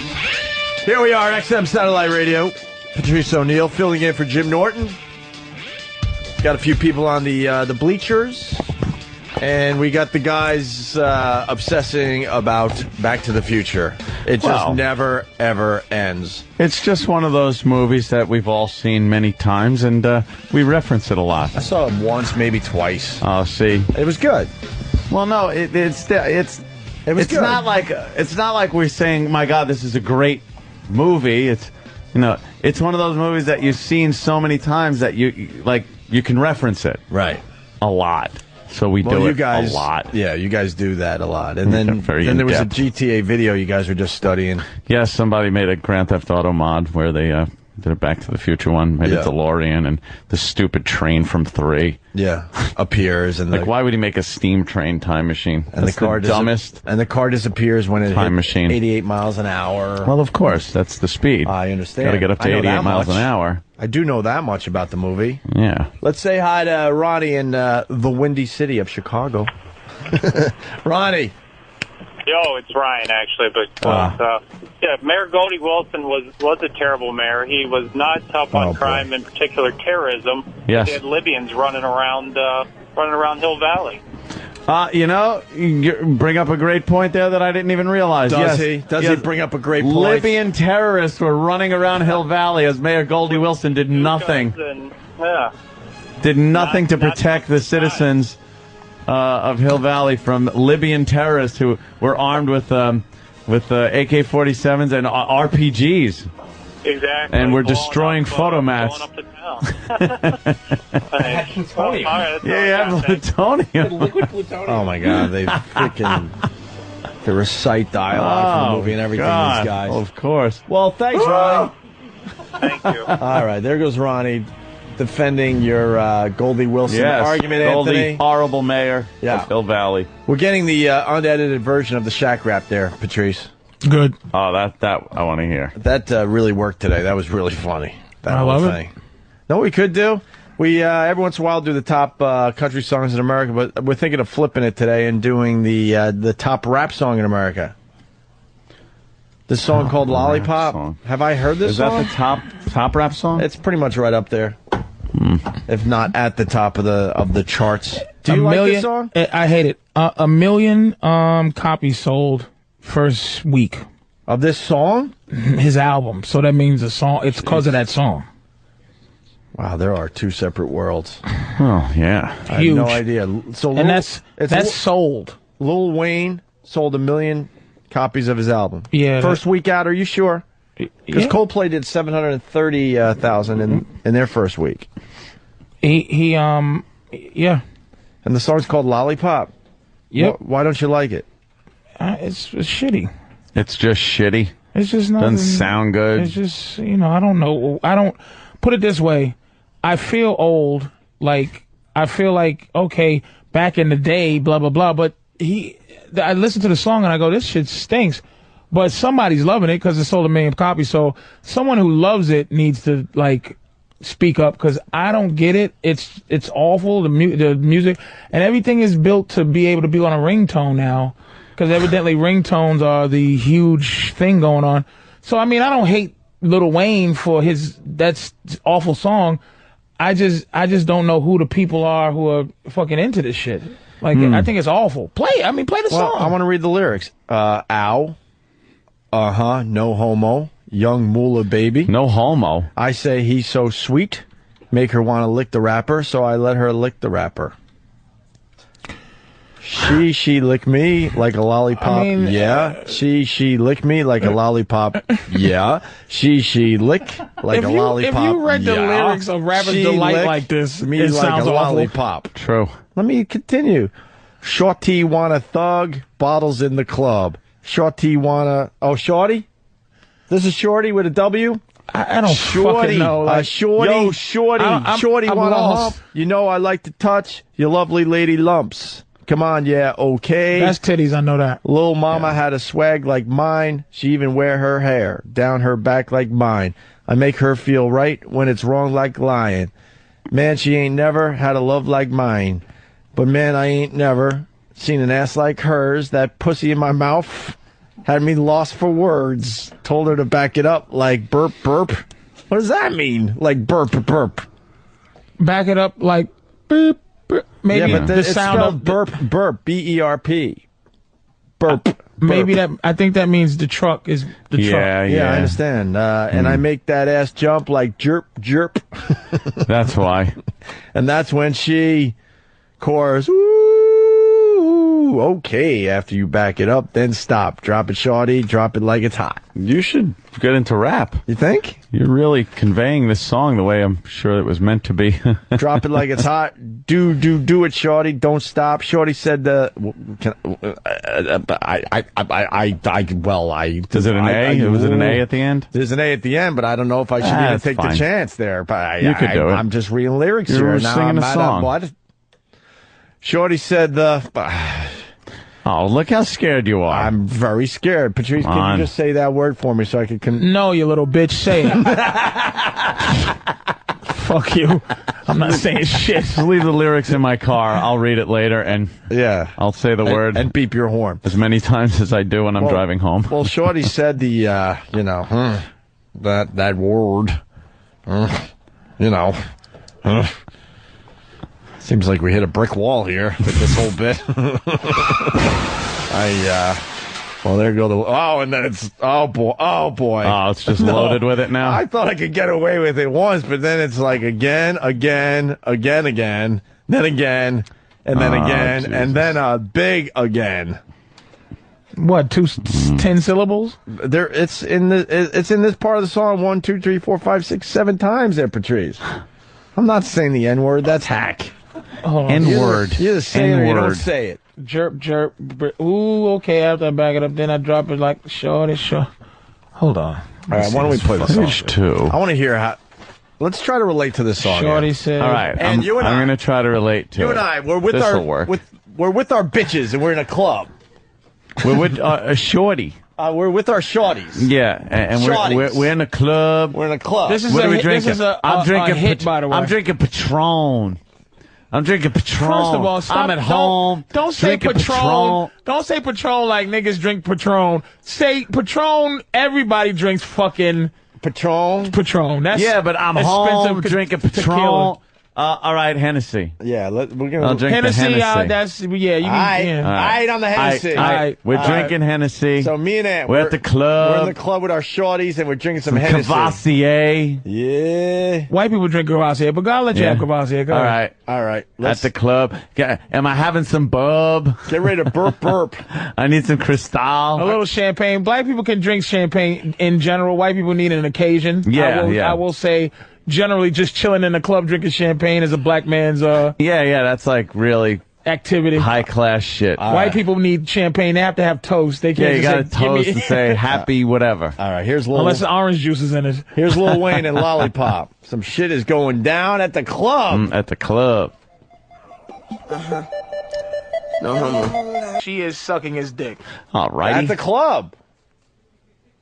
She's sucking his dick at the club. At the club? At the club. He's a rapper. Let me tell you How something. often does that happen at the Listen, club? regular square motherfuckers get their dick sucked at home. If he's rapping about getting his, he has to be better than the average motherfucker. Mm-hmm. Average motherfucker get his dick sucked at his house. He has to upgrade it to club. He's at the club. And that's even upgraded from limousine. You had to upgrade it. Yeah. So, yes, he is getting his dick sucked inside the club. With what? With like a rapper? Well, it's sexual innuendo. His dick is a lollipop. Yeah, He's sucking his lollipop. Yeah, but what's up with the rapper part? That means he's uncircumcised. No, he pulls he unwraps his dick out of his zipper. So I let her lick the rapper. Not R-A-P-P-E-R. There's no condom there. It's W-R-A-P-P-E-R. Wait a minute, but it is word and he's wordplay. It's actually quite clever, evidently, because he lets me lick the rapper, but it's wordplay where he's licking. I'm the rapper. He's the rapper. Rapper, and then she's sucking his the dick. first part, make her want to lick the rapper. That's the MC. That's him. That's the MC, yo. Which is quite. I have to say, which is quite clever. I don't really want to analyze this and have any respect for this shitty song. You don't like this at all. But, no, but I don't if either. I what is rapper with the WR then? Maybe it's make her want to lick the rapper, so I let her lick the rapper. I'm thinking he has like an aardvark penis, and she's got to get past that. part. Wait, maybe. Okay, wait a second. Go. Stop the presses. His dick is so long that it can wrap around something like the rapper. So they call it the rapper because it can wrap around his leg. It can wrap around his. We'll never be Black Ant. Damn. No. I didn't even think of that one. All right, let's go back to the song. Lil Wayne Lollipop. Like, fucking alcohol. And Shorty want a hump right there in the club? There you go. Damn. You know I like to touch your lovely lady lumps. Yeah, he's getting a little squeezy. Squeeze. He's biting off a fucking Fergie on that one, right? Yeah, kid, right? I don't know. Fergie's got the lady lumps. Is that what Fergie says? Yeah. Yes, Fergie's got. You guys know Fergie's got the lady lumps, right? Don't pay attention. I don't know no fucking Fergie lyrics. No. The lovely lady lumps is from Fergie, right? Yeah, that's Fergie. Oh, okay. Bit off a little biting off of, right? Mm-hmm. I don't. The Martian from Bugs Bunny. I don't fucking know, man. This ain't no nigga shit. This is pop shit. A faction of something. I don't know what this is. I've heard that though. This is pop shit. Her. That's over there. That's over her. Rot her. Like, what is that accent? That's who made that popular? Is Nelly made that popular? Yeah. Nelly. Yeah. Where the fuck is Nelly from? That's an accent. St. Louis, Missouri. St. Lou? Is that fucking? But that's not an accent. It's a thing where black people try so hard to like we used to really invent shit better than white people. Now we just do things. We try too hard, and we say things like scrimp. Scrimp, just to be not white. Right. Mm-hmm. Her. Right there. Her.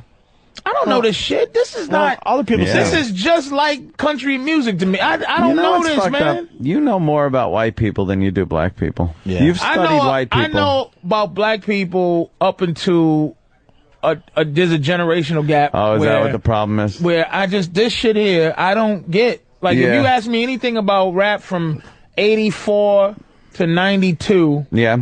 That I'll tell you everything and anything you need to know about rap. You'll fucking tell me the shit out of Curtis Blow. Every and anything. But this shit here, I don't know what the fuck this is. Motherfucking Fab Five Freddy, you could fucking... All of that.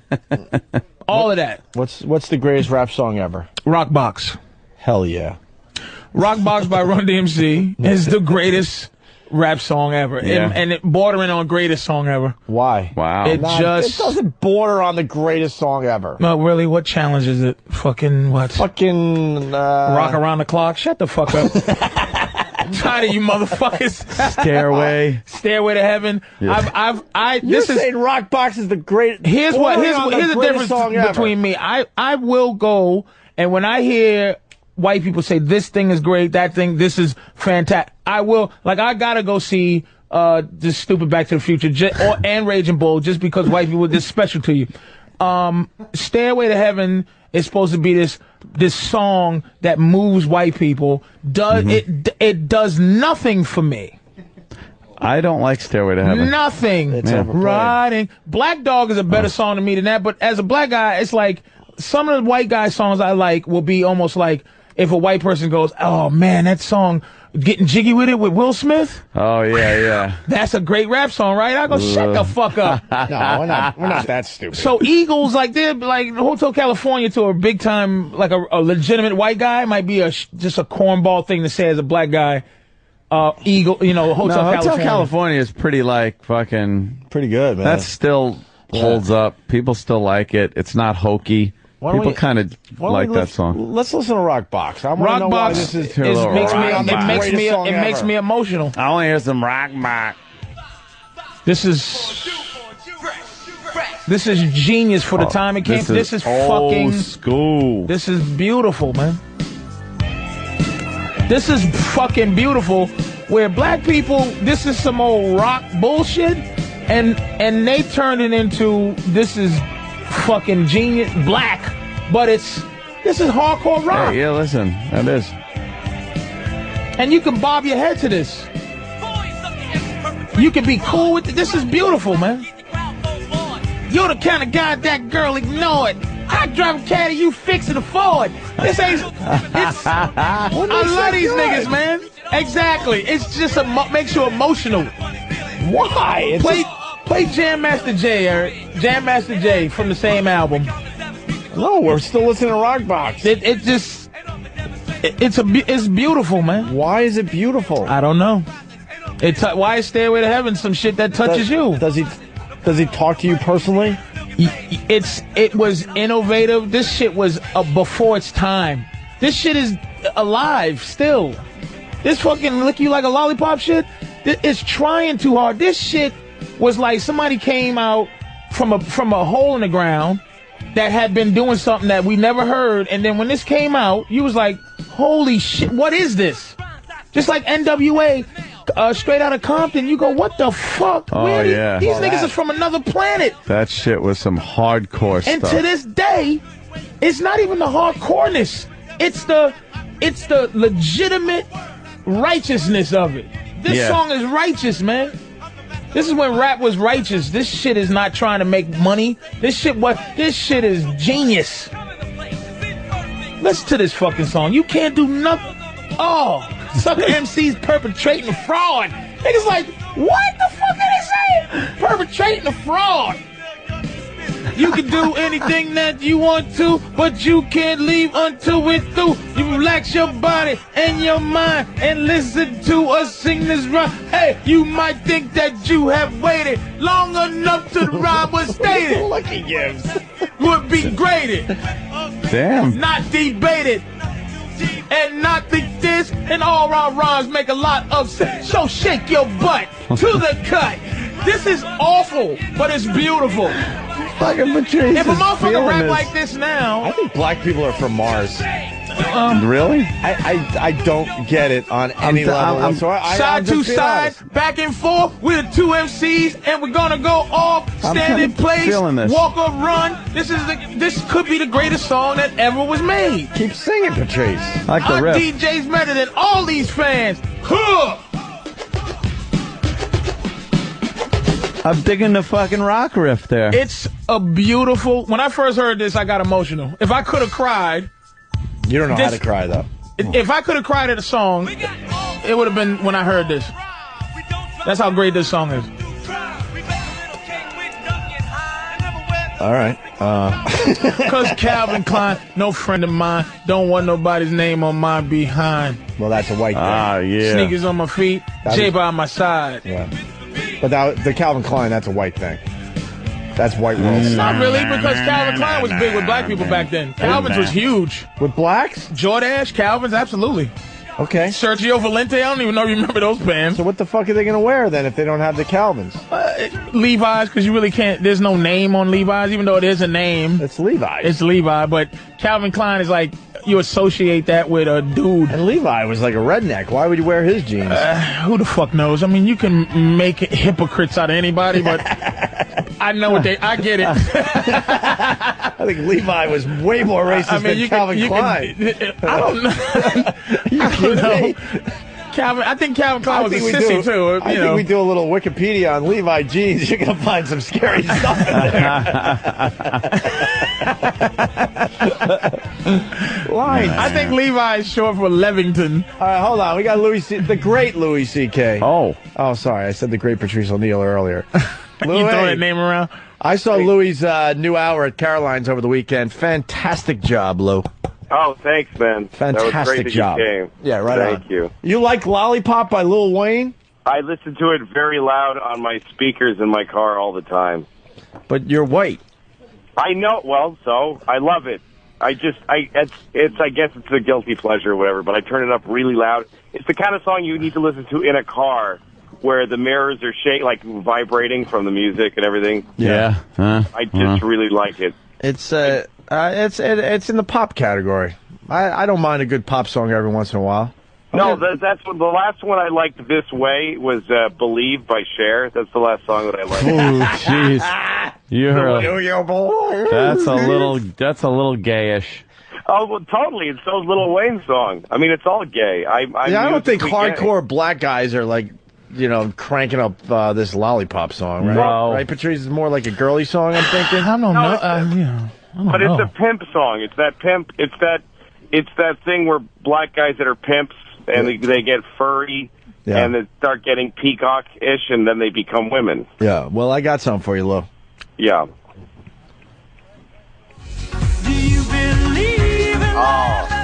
Yeah. Awesome. Louie said, "Oh, he's gonna cough. He's whacking his bag right now. You gotta listen to this when you're running. You gotta go running with this on your iPod. Believe. All right. It's very motivating. Away from gay people? What are you running from? Well, the one. I mean, if Lou's gonna admit, I'll admit. The one that gets me is a Madonna song. Which one? Ray of Light.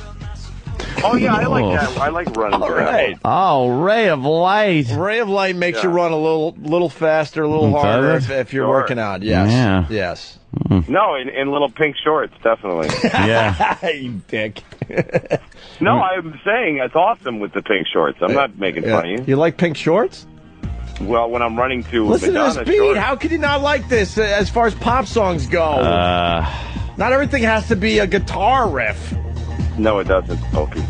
I mean, I don't search out Madonna songs, but if you're exposed to a song like this, I'm like, yeah, this is pretty cool. Wait, she's singing now. Well, let her get into it a little bit. Oh, yeah? You're just warming up on the treadmill now. Give Madonna a second. Yeah, give her time, man. We're revving up, man. We're going to a higher level here. I don't think so. Yes. I think this is a girl's song. Wait when she screams and I gay feel. Guys. You know what this looks Hold on, like here it when comes. she does it live? Here it comes. fucking faggot." You know what that? Faggot. I'm sorry. That's all I can fucking say. What is this? Inspirational? This horse shit? Hell yeah! It's if she's doing this live, yeah, you are just seeing gay men jumping around to this. You know what? Also, with magical blinking lights, with a lot of extra horse shit. Right. No, right. everybody's got backpacks on and stuff. So yeah. Because the rhymes I say, sharp as a nail, witty as can be, and not for sale. Right. And that's all you got to do is see two niggas with Adidas, and I still want to be Run DMC. If I could be, I would. This hat is a dedication to them, man. It certainly is. Like, isn't there motherfuckers you love like that? You don't love this bitch. No. Hold on, here it comes again. Come on, Lou.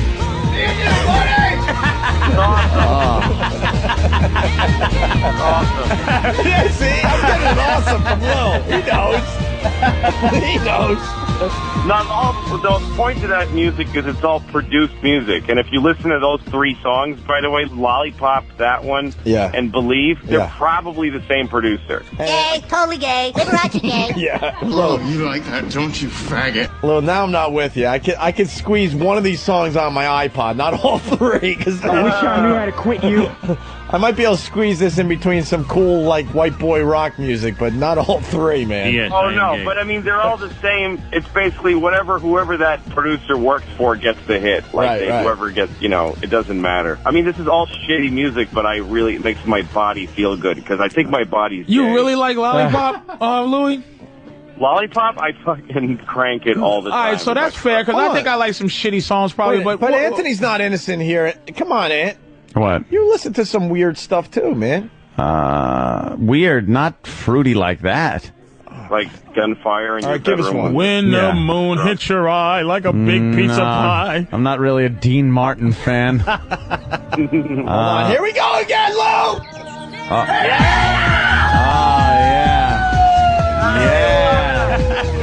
just get fucked in the ass as you. This just You hear this one. brings white people back when they lived in outer space. I love Lou in the background. Awesome. When the- Awesome. I love Madonna. Hey, Lou, listen. Any group, what group do you love? Like you go, I love these motherfuckers as just, I love them. Oh, I have I like Led Zeppelin. Now, number one, you love. I love Run DMC, and then there's some other ones I love, but if you go, you get a choice to keep a music group alive. Number one for me is Zeppelin. To keep Zeppelin on. Led Zeppelin is huge for me. Number one. The Beatles are huge for me. Led Zeppelin's huge. I love the Beatles myself, but number one, you go. This survives. Zeppelin, timeless. It's hard. That's really timeless. It's Zeppelin just not that overplayed. Easy. Not? It's just not that easy. No, the songs they play on the radio overplayed. So overplayed. Zeppelin has a whole catalog that could hit the radio airwaves tomorrow and do extremely well. It also depends on I just got this Marvin Gaye CD and I can't stop listening to that. Which one? What song, Lo? What's Going On? The whole album. It's one song fades into the next and it's phenomenally you a good. Hippie? It's better than anything right now. That the Marvin Gaye was going on. Can't really argue that one, man. Marvin Gaye was competes with Led Zeppelin. Probably so. Oh yeah, definitely. Any best black artistic anything probably beats any artistic white anything. Really? Yeah. I'll tell you what. Very bold statement. It certainly is. Hey, I want to thank Billy Boston. Yes, I'll tell you a rap song that I couldn't get enough of. 99 Problems, but the bitch ain't one. Of course, because it's just. But that shit was. What's wrong with that? There's What's nothing wrong with it. that song? It's nothing wrong with you but you liked it. I'm not gonna search out black songs in general, but black people love that song. A song like that, that's what I like. I'm into that song, but you're into it for just because white people are fascinated with pimping. No, dude, it's and fascinated with that shit. It's the beat of this song. I dryer sheet and that in my bass shirt. line is amazing. But Rockbox is Rockbox. Dryer sheet in my shirt. Oh, you better. Can I just say one thing about Lollipop? Yeah. You guys were trying to figure out. I mean, the rapper thing is really simple. It's just let her lick the wrapper. Like if you've got a lollipop, it's got a wrapper on it. Oh, right. So he's talking about a condom? No, he's saying the double entendre. The first entendre is the wrapper that you put on a lollipop. Right. She wants to lick the wrapper like it's like he's giving her scraps, and then the other side of it is wrapper starting with an R. Yeah. Because he is a rapper who. That makes sense. She's like fooling around with the wrapper a little bit. Could be the pants. Could be the fly. Like the rapper. Or he's just a stupid black guy who's making up stupid words. That's a very bold statement there, Louie. You could say that. He's Mexican. No, I'm saying he's stupid, and he happens to also be black. I like there's an apology coming. Do you have black friends, Louie? I'm sorry I said that. Yeah. Hey, Lou, did you hear the Shaq freestyle thing? The what? Shaq freestyling about Kobe? What did Shaq say about Kobe? Shit, man. We had fun. Shit. We got the uncensored version. We got to play it. It's quick, so stay on the line. And we had a lot of fun with this morning, figuring out. Shaq came up with the best riff ever. It's going to be all over the radio in the next couple of weeks. Someone's going to do something with this. Here it is. It ain't about that. It's about B.I.G., a.k.a. Big Shaq. Now that's the difference between first and last place. Kobe, tell me how my ass tastes. Okay. Kobe, tell me how my ass tastes. Okay, everybody. Kobe, tell me how my ass tastes. Did they bleep nigga? That's why I'm getting divorced. That wasn't us. He said Shaq gave a bitch a meal. I don't do that, cause my name Shaquille. I love him, but don't leave him. I got a vasectomy, now I can't breed him. Kobe, how my ass tastes. Everybody, Kobe, how my ass tastes. Yeah, Kobe, how my ass tastes. Kobe, you can't do it without me. Kobe, you can't do it without me. Everybody, Kobe, tell me how my ass tastes. Yeah, you can't do it without me. Yeah, you can't do it without me. Yeah, you can't do it without me. Everybody, Kobe. Yeah. You got the crowd going. What do you think, Kobe? Mo? How did my ass taste? Yeah. He's saying, how's my ass taste? Yeah. And we were trying to figure out what that means, and I think we finally got it. Well, he's saying, tell me how my ass tastes. Yeah. Right? Yeah. Which I think is, like, to me, poetry is something that brings an image to your mind very vividly. Yeah. And so I immediately see giant Shaq with his shorts down to his ankles, and Kobe just fucking munching his asshole. And then Shaq looking back and going, tell me, which is a really funny impulse while somebody's eating your ass, to look back and go, tell me how my ass tastes. That really is like an inappropriate thing to say as that's going on. Yeah. Like looking back and going, hey, tell me how my ass tastes. Like, it's the ultimate narcissism that you want someone to eat your ass. Yeah. And, I want to know how that tastes. And Kobe then's got to like pull his head back and just go, it's good, Shaq. He's got to look around the corner of his ass. And then get back to it. I went with this. He's basically saying he's a better basketball player than Kobe. So Shaq is dunking the ball, and Kobe's helpless, and now his ass is at mouth level as Kobe watches the dunk go down. I think that's probably what that means, yeah. But Patrice came up with it. It has something to do. Well, it was the guy Malik. He investigated. Malik from Asbury Park, yes, right? Helped us out. What he was saying, Louie, was he fucked Kobe's wife. And when Kobe kisses his wife, he's saying he tastes Shaq's ass. Tell me how my ass tastes. Because Kobe's wife ate Shaq's ass. According to Malik from Asbury Park. That gives me another great visual, which is not the woman, like, I don't see Shaq laying on his stomach with the woman eating his asshole. Yeah. I see him just sitting on a woman's head with his naked. And so you just see her from the neck down just coming out of his ass. until she's unconscious. Then Kobe comes, and he kisses her and he tastes his ass. Yeah. Well, we think that's going to be a huge hit. They're going to take that Shaq riff and make something into it. Make something out of it. I want to know how his ass tastes. Oh, now you got to wonder. I bet it's not very tasty. I don't think. Well, I want to know how my ass tastes now.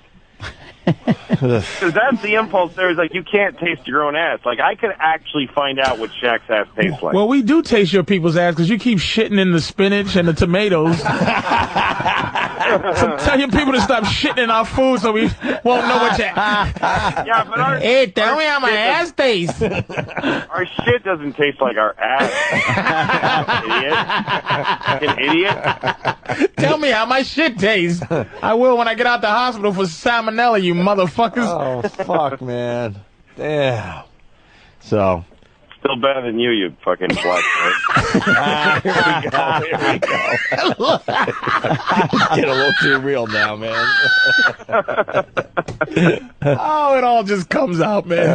That was like the Untouchables. Still better than you stuck Irish pig. Just a lot of brown people fighting for the scraps. That's all we are. Yeah. You know what made me laugh all day yesterday was our discussion on the special place. How girls will say they're saving their ass for marriage. I heard that. That's amazing. It's like the fucking. But then when you place? really break it down, you're like, what the fuck is special about that? That's what they should be giving up before marriage. And then first thing should be that fucking stinky goddamn sewer. Yeah, women should be giving up the stink hole. Right. No, the hole where miracles happen, where two cells divide and life begins. Yeah. That's to her. That's like a fucking Taco Bell drive-through. You can go ahead. Yeah. Right. Go ahead through there. But the place where shit and fucking diarrhea and fucking 8-day-old guys come that slithered back out. That's she's saving that. That's got a little blue ribbon on it. That's the magic fucking prize. Yeah, that's where wrap it up where the guys really want to be, right there. Yeah, that's where she's got a little blue ribbon and a poem written in script, by Khalil Gibran and all that shit. Calligraphy. I'm saving my shithole for my husband. Yeah, we finally broke it down yesterday. We're like, what the fuck? Yeah. The hell are they saving that for? This stupid special place. Ain't the There's prize. nothing special about it. This hole that has shot out like gobs of diarrhea after a bad meal.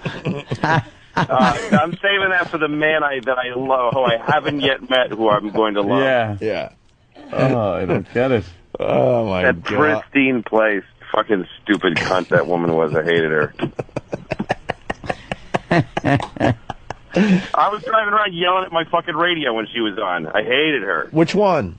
The woman who you were talking to at that moment that called in, the fucking drunk. Oh, the drunk Yeah. with the... I hated her. Fucking annoying. It looked like she had a little coke habit. And she I was... can't believe how patient you guys are with people like that. I just wanted to fucking find her. I wanted you to keep her on the phone so we could get a trace on her and I could go to her house and beat her to death. Yeah, we were trying to get into her head a little bit. Like, what the fuck? Yeah, didn't pan out. No, that one didn't pan out. You know, That may be the one kind of person in the world where there would be no benefit finding out what makes her tick. yeah, good point. Good point. You know? Yeah. You know, like whatever, like Hitler or the terrorists. It'd be really good to know what those people are like, so we can. Well, but there's nothing to gain. We're learning about Hitler today. We're finding out he had a sense of humor. Man, he's a funny guy. That Hitler was a funny guy. We got two big comedians, one on the phone and one in studio. What do He you used think to about Hitler joke. being a funny guy? He used to make jokes about all of his How does his the story go subordinates. Yeah, he was like Bush, like how he had nicknames for his people and stuff. Yep. Yeah, no, Hitler. What I heard is that Hitler, when he saw Chaplin, he loved Charlie Chaplin. And when Charlie Chaplin made The Great Dictator, it broke Hitler's heart. Like, it really hurt his feelings. Aw, poor Hitler. I know. It's like, he didn't have to... Poor Hitler. At first, he was like, "Look at this motherfucker with my mustache." Yeah. Thank you digging for this. that. Wait, I think he's making fun of me, this motherfucker. Poor Hitler. Yeah, Adolf Hitler took time out from running Nazi Germany to make jokes at the expense of his henchmen, a new book claims. His favorite victim was Luftwaffe. Luftwaffe. I know. The chief. His Heinrich Himmler. Herman. That was Herman Goering. Right, who was notoriously fond of awarding himself medals and decorations. According to the book by the last surviving member of his bunker, Hitler recounted how Miss Goering found her husband waving a baton over his underwear in the bedroom and asked him what he was doing. He replied, "I'm promoting my underpants to overpants." Hitler. Oh, that Hitler. Wow. Hitler then joked. Hitler's hysterical. Underpants. He's promoting him to overpants. It sounds like he wrote for Hogan's Heroes. Oh, God! Hitler said to be so proud of his joke that he made medals made from gold and silver paper for getting to wear on his pajamas. I wonder where the gold and silver came from. How did a motherfucker that tried to kill an entire race have a sense of humor ever? He's a funny guy. Let's just listen to that joke. What's not funny about killing all the Jews? Oh, my God. Jesus, Louie. I mean, what's not funny about How that? the fuck do you do that? On another occasion, he noticed his official photographer, Heinrich Hoffman, had drunk too much and told him, "Don't stand too near the fire, Heine.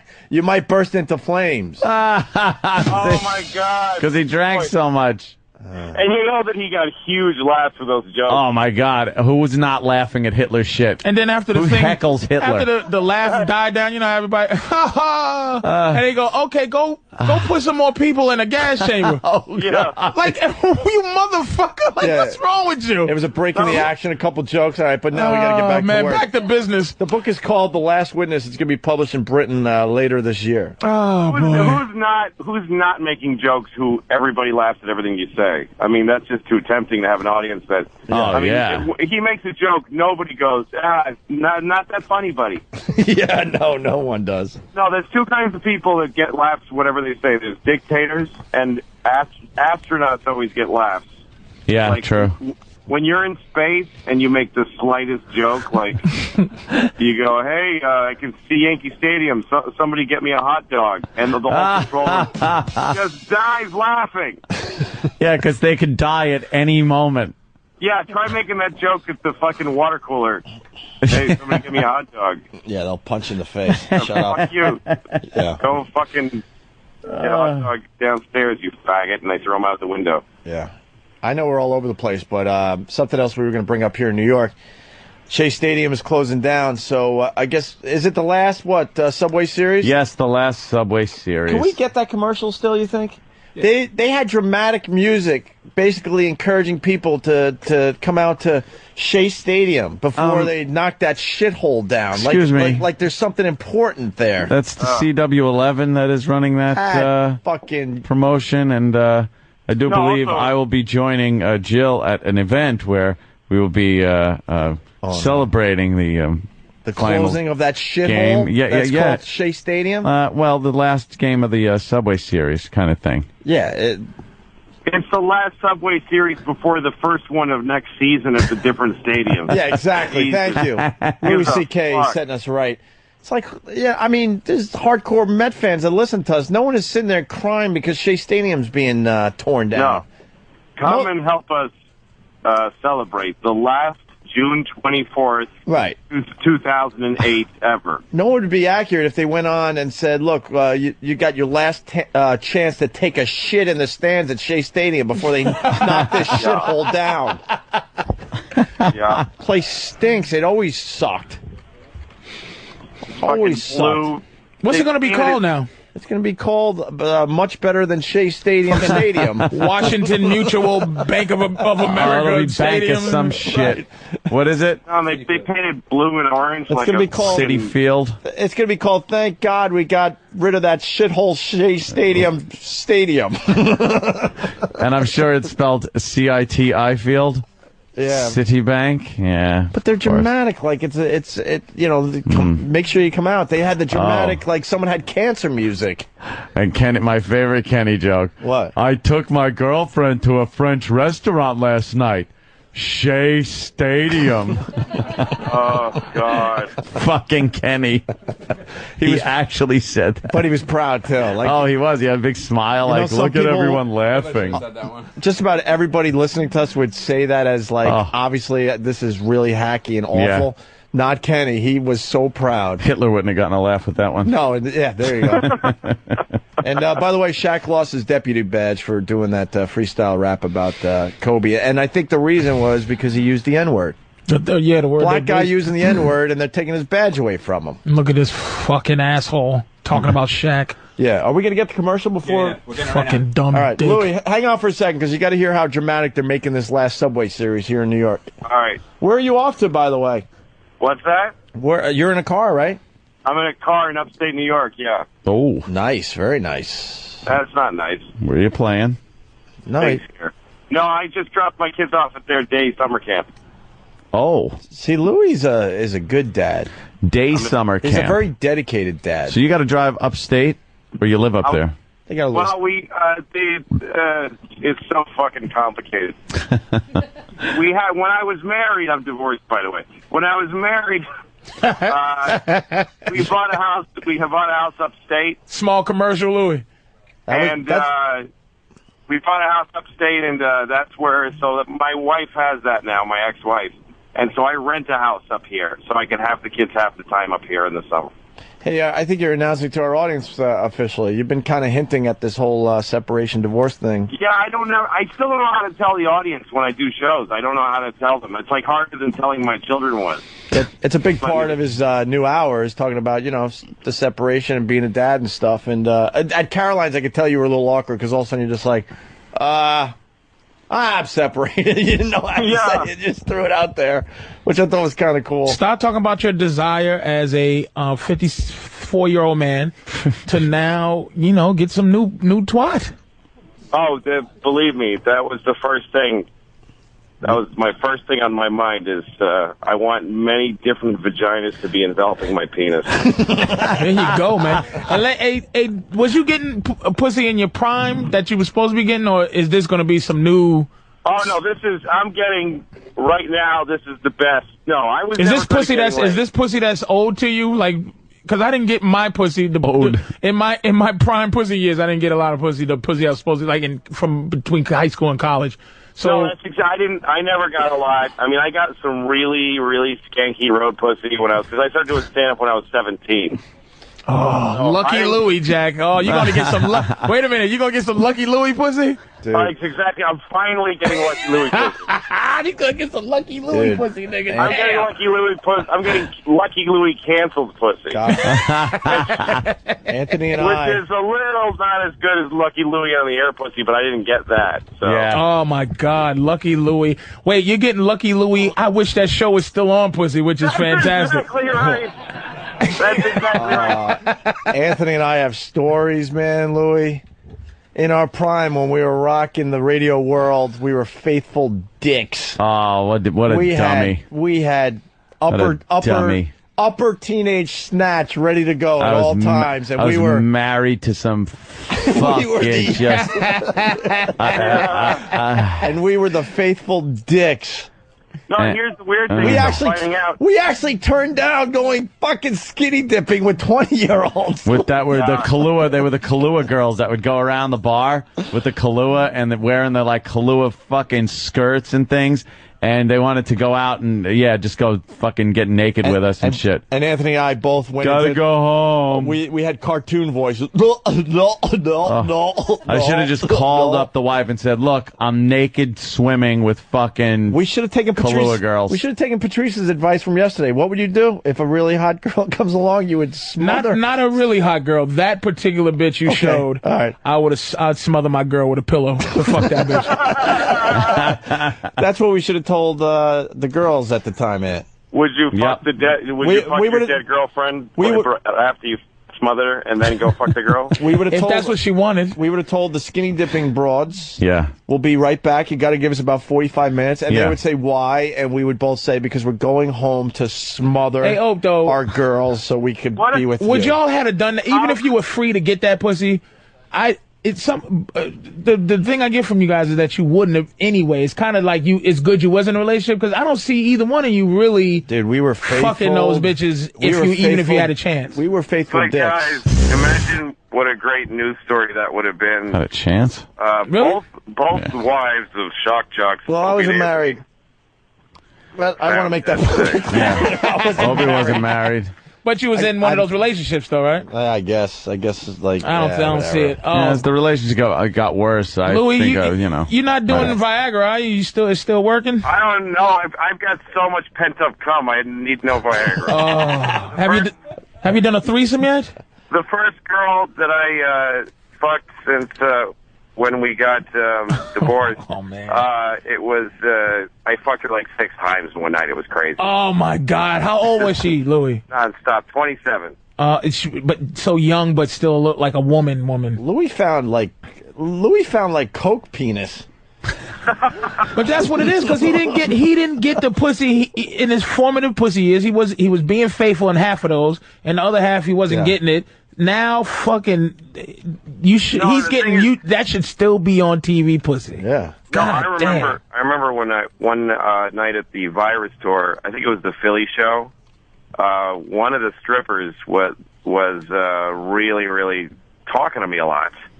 And then she came into my dressing room with me. She said, "Can I come with you to your dressing room?" And I was like, "Okay." And I was married, and my heart was pounding. Was he trembling? He was trembling like, God, no, Jesus. And I didn't know. I was like, I'm not going to cheat with this woman, but I do want her to be in my dressing room. And she came to my dressing room. We were both standing there, and I would feel really awkward. I wasn't sure what was going to happen. And then some chaperone woman, some 50s, leathery skin woman, fucking threw the door open and went to the girl. "Get out. Oh, really? There's some woman that travels with them that keeps them from fucking the town. Can I ask everybody a dude question? There's a dude question. Can you, and I'm being real hypothetical, can you tell your wife or your ex-girlfriend, your ex-wife or your ex-girlfriend, that I cheated on you when we were together? What would be the fucking point of that? Yeah, what do you mean? I'm saying, is that a bad thing to do? Like if you go, depends on how the relationship went. If you want to rub it in her fucking face, if she's a bitch, then fuck Louie. Yeah, you tell her. I'm with Louie. What's the point? You make What's shit up. Right. Well, I'm just curious. Here's the thing. Just to rub it in? Patrice, why would you tell that woman anything about anything? Right. There's nothing. That means you care still. Okay, let me change it because that was a goofy question. Let me say, all right, listening to the story you just said, my mind was going there, so I guess you made sense when you did that. Now let me try to fix it. Mm-hmm. Yeah. Say you fuck that stripper in the story. Yeah. For the sake of telling that story and you fuck the stripper, are you allowed to say it after you get divorced, that story? Or do you keep that story, I didn't fuck that stripper, hypothetically? Oh, you keep that story, I didn't fuck that stripper. Until the lawyers do what they have to do. Exactly. That's a better way to put it, because I think the way y'all said it was right. You don't And wanna, by the way, you don't want to set them on fire, man. You don't want to get them going. By the way, you were a saint when you were married. Yeah. We're still in the process of this divorce, so do me a favor, don't tell anybody that I've been fucking any women. Yeah, I know. Oh, no, of course not. Don't Let's worry. just put it this way. Louis has so much cum flowing through his body at this point that the price of cum has dropped for all of us. Thank you, Louis. Oh, no, the levees Thank are you. broken. I'm drinking your milkshake and coming it into your mom's face right now. And what are you packing, Lou? Well, I have a really nice dick. I have a nice penis. Look at him advertising for future. I have a really decent, excellent penis. I've been told several times. You shaving it? No, I don't shave it. And where could the ladies... Just a bushy red ball Louis, bush. Where could the ladies see this penis next? Well, this penis will be at the State Theater in Bergen County, New Jersey, this Friday, the 27th. You should just come in and promote all your gigs as "You could see my dick at." You can see my dick at. I gladly show it to anybody. Right.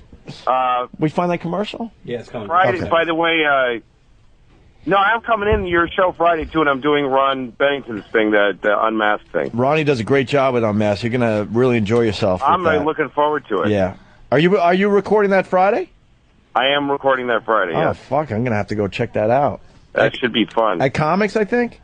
At Comics, yeah, 1 o'clock. It's a great venue for that Unmasked. And Ron, you'll see. You'll love it. I got to go, guys, because I got to do some bullshit. Louis. Kid stuff. But I'll see you guys on Friday. All right, good. All right, thanks for having Very me on, good, guys. sir. Great set from Louis C.K. Thanks, Louis. There he goes. He's a big fan of Lollipop by Lil Wayne. That's what I got from that. All right, that's what you originally called for. I was just goofing about the Madonna stuff just to make Louis feel... Of course you are. I remember you saying that before. No, I just did that to, help Lou along. That's all. Why don't we break, because I got pissed so bad. Really? I didn't piss on the way in. Oh, no. Fucked up. I just came right in. Forgot to take a leak. All right. That sucks. Doing the pee-pee dance in my seat. I saw that. All right. And we'll get the commercial of the last Subway series. Yeah. Just how they're handling it in New York. Very dramatic. Who gives a shit? Hello. This is Louis C.K., and you are right now listening to Opie and Anthony. I don't know you, but I hate you right now. Who is that? It's Professor Ted from Ted Burns. Teddy Rash. Ted Portnoy. Ted's Match Emporium. Ted's Inflatable Rat Factory. Ted's Egg Emporium. You're listening to The Ted Show. Ted's an ass. What the fuck? Breaking news on MSNBC. U.S. Supreme Court strikes down death penalty for child rape convicts. All right. What's going on with that feedback? I don't know. Maybe I got too many mics on. Let me try this. There you go. All righty. God, how do you strike that one down? No. We shouldn't kill child rapists. Let the child rapists live. That's a liberal-ass fucking Supreme Court, I think. I don't believe in the death penalty anyway. No, you don't? Well, no. But you know what you do in that case? That's a rough one. You just kind of like never get to it. Yeah? Yes. How do you say, we can't have this? I like the death penalty. I think it's got to be so clear-cut, though, that... It's not, that's what I'm saying. It's just, you get convicted, okay, you're convicted, but there's so many people. First of all, man deciding to kill man for killing man is some old, I don't even know what the fuck that is. That's some fucking righteous shit. Like, I kill you for you killing someone else, but I killed you, which makes me not man, it makes me God. It's a weird thing. Plus, a lot of motherfuckers are being let loose out of prison for bad evidence, for bad DNA, a lot of motherfuckers are getting out of jail for being wrongly convicted. Yeah, because now they have the technology they didn't back then. Fucking, whatever. I mean, the death penalty is a fucked up thing. Plus, a lot of the jail system's fucked up because you look, if I kill somebody For real, jail's supposed to be a rehabilitative thing. If I kill you, please don't send me to jail for the rest of my life. I really am sorry. Like, I'm sorry now. You don't even believe in life in prison? I don't believe that somebody should, unless you, there's some animals that run around and just, violent crimes with sprees, motherfuckers who just arbitrarily will kill a motherfucker. Yeah, because he's there. But somebody who does something for crimes of passion, you shouldn't go to jail. For Holy shit! Now, did you hear about the black? Y'all talk. You had to talk about this. The black woman that's going to jail for she was cheating on her husband, and he called her like 20 times, and what happened is I hear shit. Apologic? Yeah, that mic's on or something. Yeah, it's distracting. We like the noise from the guy. No, if you do, keep it open. No, it's fine. Go ahead. But the lady was cheating on the husband, and he called her like 19 times or some shit. He was getting reached, so he goes home to, he was concerned about her evidently. Oh fuck. He catches her. She's fucking in a truck, but the bitch sees the husband coming as she's fucking. Sees him, but the guy fucking her doesn't see, and she just starts screaming rape. Holy shit. That the guy she's cheating with is raping her at the time. Help, oh God, Lordy. And then the husband kills him. No shit. For raping his wife. Of course. And then, but she ends up going to jail for the whole thing. Because of that, that situation. Did he go to jail at all? No, the guy didn't go to jail. Wow, that's a fucked up case. But that passion, let's say the guy did go to jail. That passion, when you're in that kind of fit, even if you catch them cheating and she doesn't yell rape, you don't go to jail for the rest of your fucking life for that moment. 4 years is enough. Yep. 4 years is enough How do you for come me up to with go. 4 years. Just it's a presidential term. Just enough.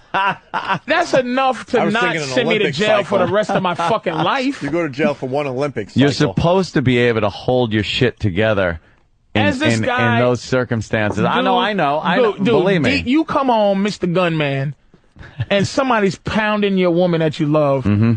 Some of us can hold our shit together, but the fact is, not many though. Holy shit, this guy's pounding my wife, and to guys, women are objects. So really, what you're doing is you're banging my good watch against the floor.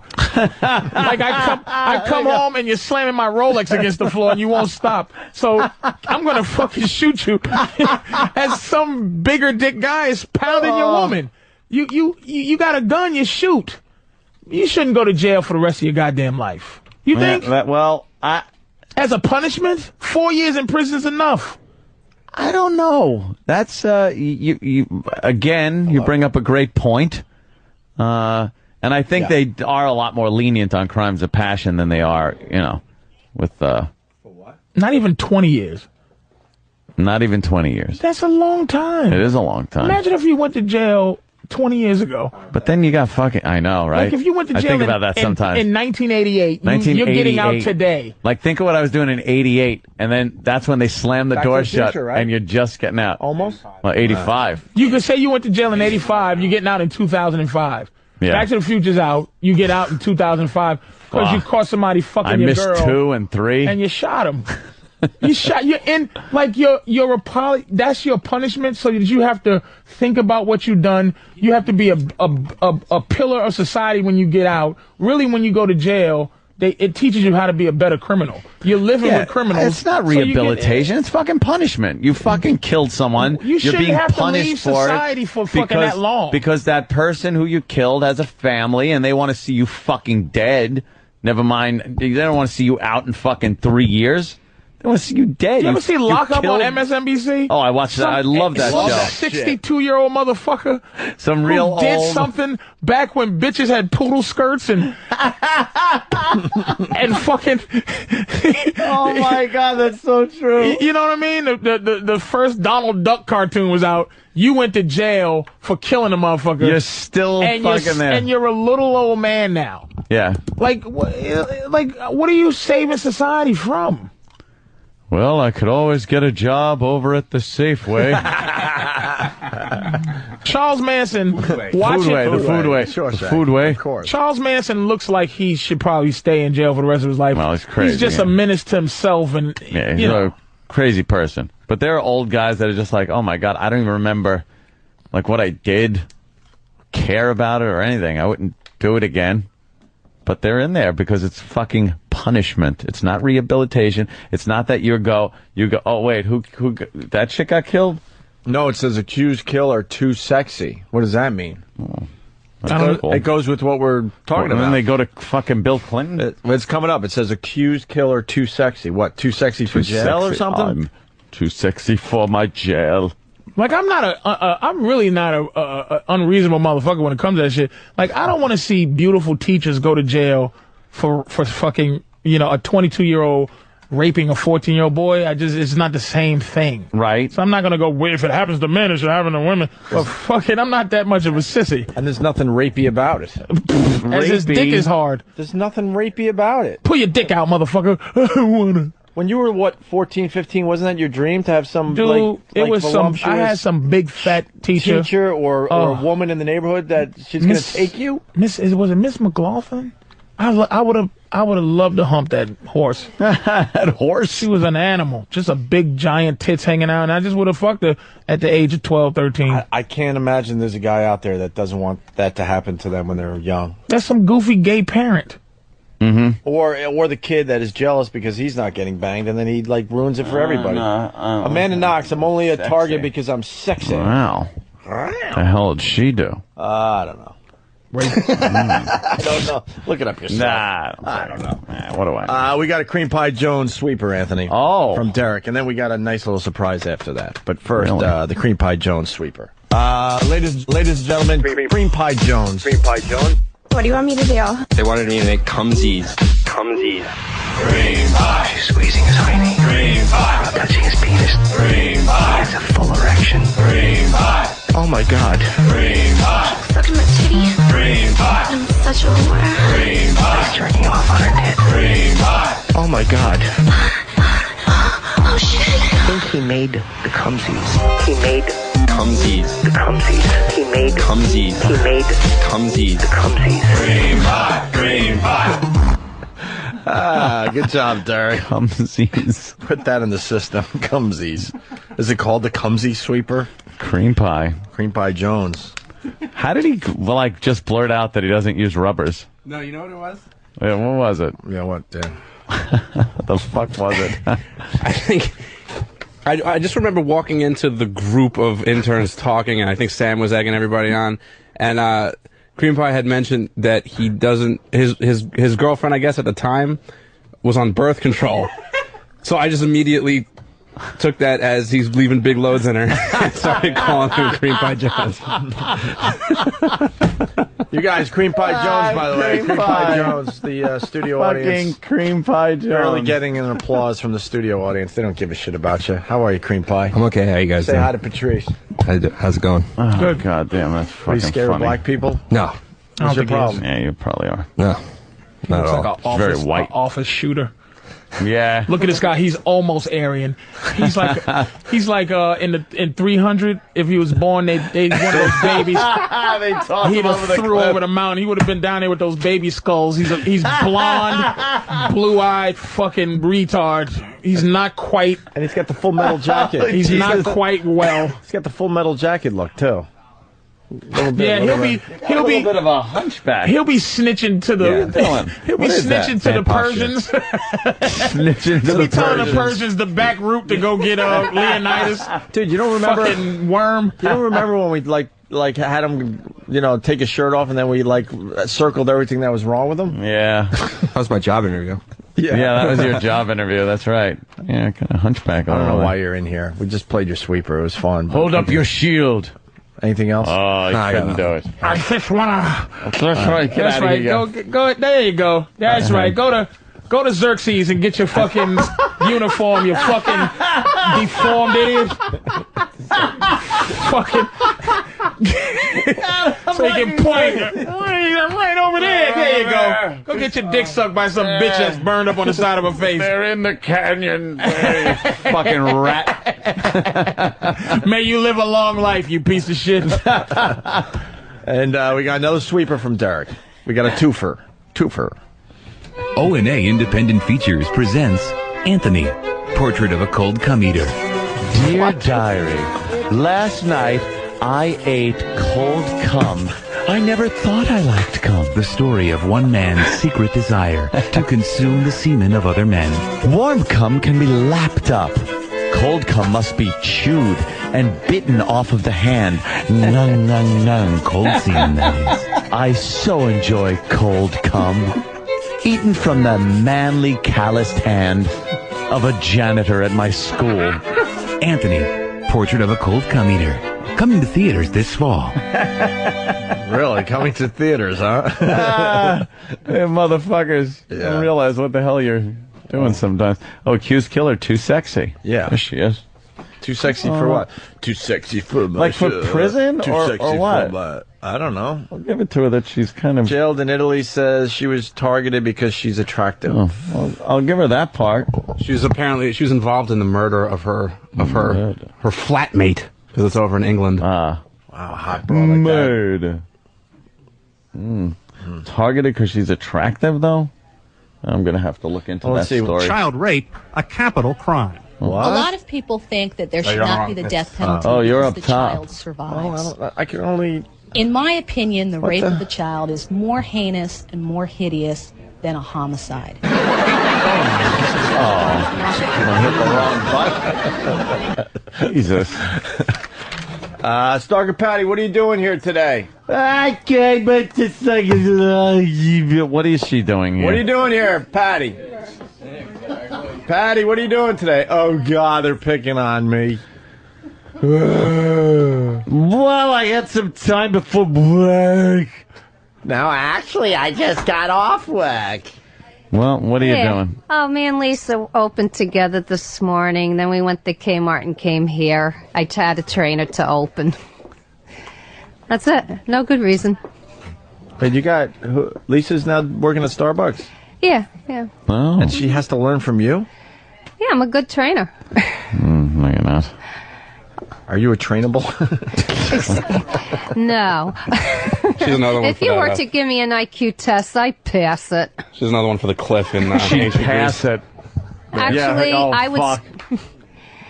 Huh. They throw the mother off. Yeah, there's. I think I'm stupid. No, I'm you'd not be thrown off the stupid. cliff. Well, why don't you have like a real job? You've been doing these Starbucks type jobs for way too long. Yeah, didn't you go to college? You should be on Wall Street or something if you're smart. Actually, I love doing what I'm doing. No, you and I don't. might go up for shift. Making barely minimal wage. Yeah, you sharing can't a bathroom afford- with freaks in the middle of Times Square somewhere. Yeah, what the fuck? Yeah. Well, I'm going to go up for a promotion over the summer. I want to be a shift supervisor, which I'm perfectly capable A shit of. supervisor? A shift. Oh. A shift I supervisor. thought you were going to be a Yeah. shit supervisor. How much No. more money do you get for that? What kind of raise? I don't know. 75 cents an hour? What do we get for that? I'm not sure. I just got 10.25 now this past month, so they got up to there so far, and that's the highest I've ever made. So that's good. 10.25 I'm in the an double hour. digits now. Who's this bitch? Yeah. You don't know. And then I'm getting a lot of hours. This week I have over 50 hours. So Jesus, you fucking slave. I'm not a slave. You I work enjoy 50 it. hours What do you and you still enjoy? can't pay your I rent. love working hard. What do you do working hard? Oh, I Chocolate factory or whatever? Still? No. Starbucks. Starbucks. Yeah. What do you do there? In all fairness, Oh, I he can really make is a the good drinks. worker. I set up. I help close. Do you ever give somebody a hand and stuff job in the like- I back do in the coffee beans? No, I do the tips once a week. I'm in charge of that. You ever know, shape things one of the like muffins that. into a dildo and just shove it in? No. Pretend it's bacon in your little dirty oven? No. I'm sorry. Patty should be known as the hand job queen at Starbucks. Yeah. Like the word gets out that, hey, you go to this particular Starbucks, you get a hand job from No. a... You never jerked a guy off at Starbucks? No. Like right in the like put your hand in the coffee beans and No. and then just jerk a guy off right in the fucking in the No. vanilla like flavoring you got to put in the machines? No. Huh? Nope. Nothing? No. Come on, baby. You ever just put a piece of chocolate right in your pussy? No. I'm Come boring. on, come on, dirty girl. I'm not dirty. She never. I love how she feels like she has to answer these ridiculous questions. No, I You still never a put virgin? chocolate in my Yes, pussy. I am. You still a virgin? Yes, I am. How do you pee out of that? Like, it's all. It Just like anybody else. must be like Velcro by now. You just fucking. She goes to piss at you. You hear that ripping sound of Velcro. You just wasted your pussy away. You No, not wasted it away. No. You did. You did. I Throughout don't your have 20s to worry and shit. about AIDS. I don't Shut have to worry up with about the any of those AIDS. things, Everyone's no. fucking. No one's getting You AIDS ever anymore. you ever been finger popped? No.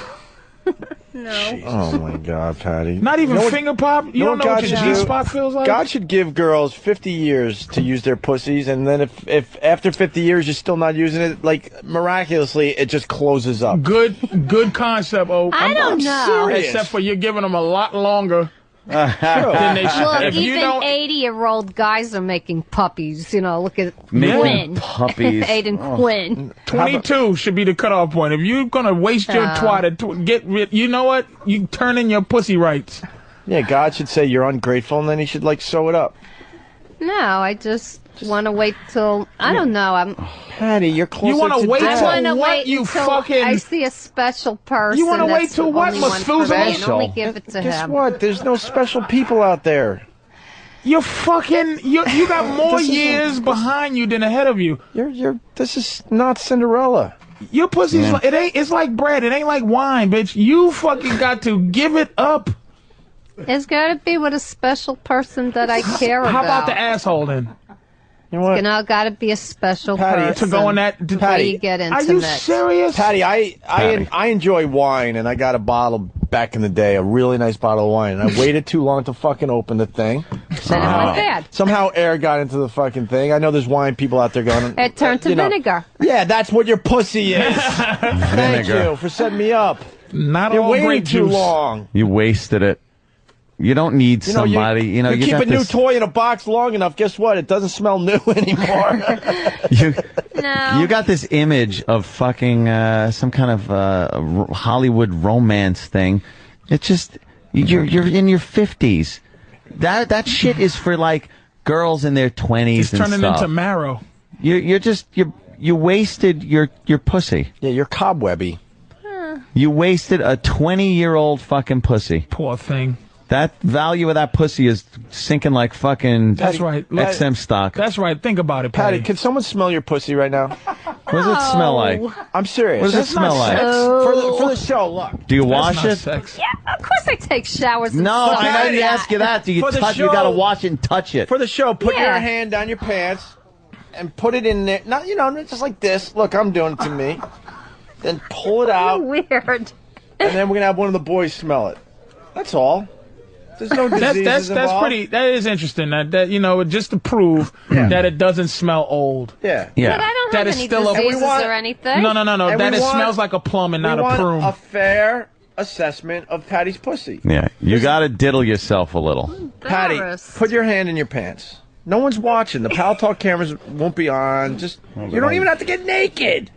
I'm embarrassed. Well, Do it. Will you stop playing? please.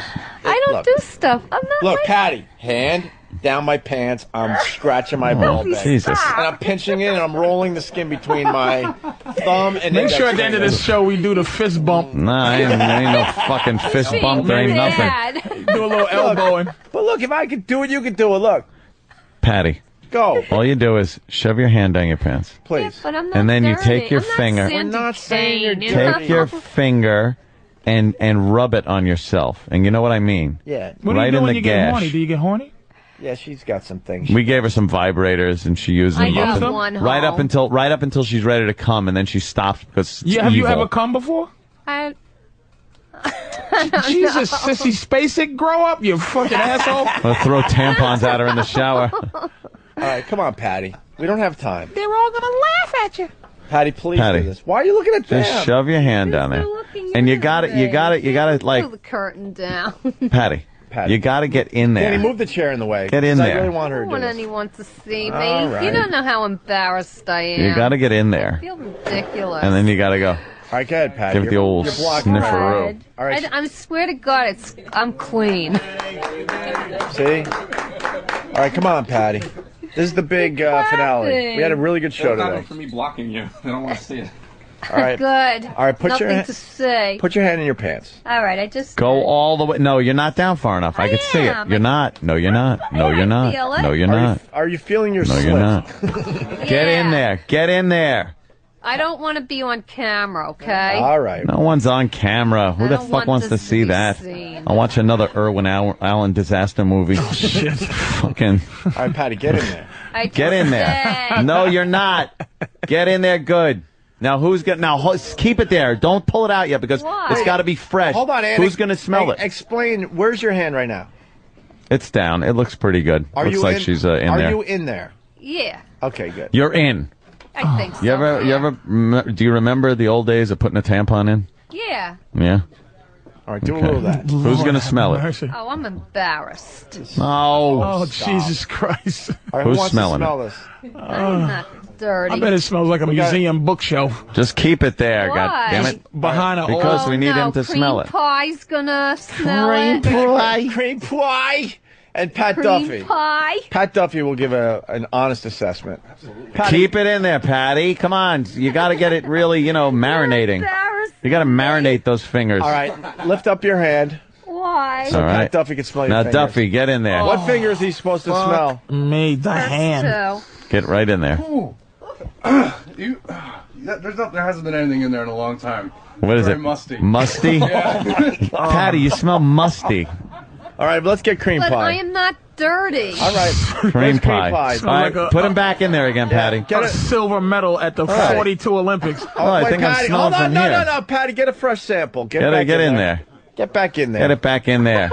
Patty, get back in there. Get your hand in there. What's the matter with Look you? how excited cream pie is, this motherfucker. Get in there. All the way.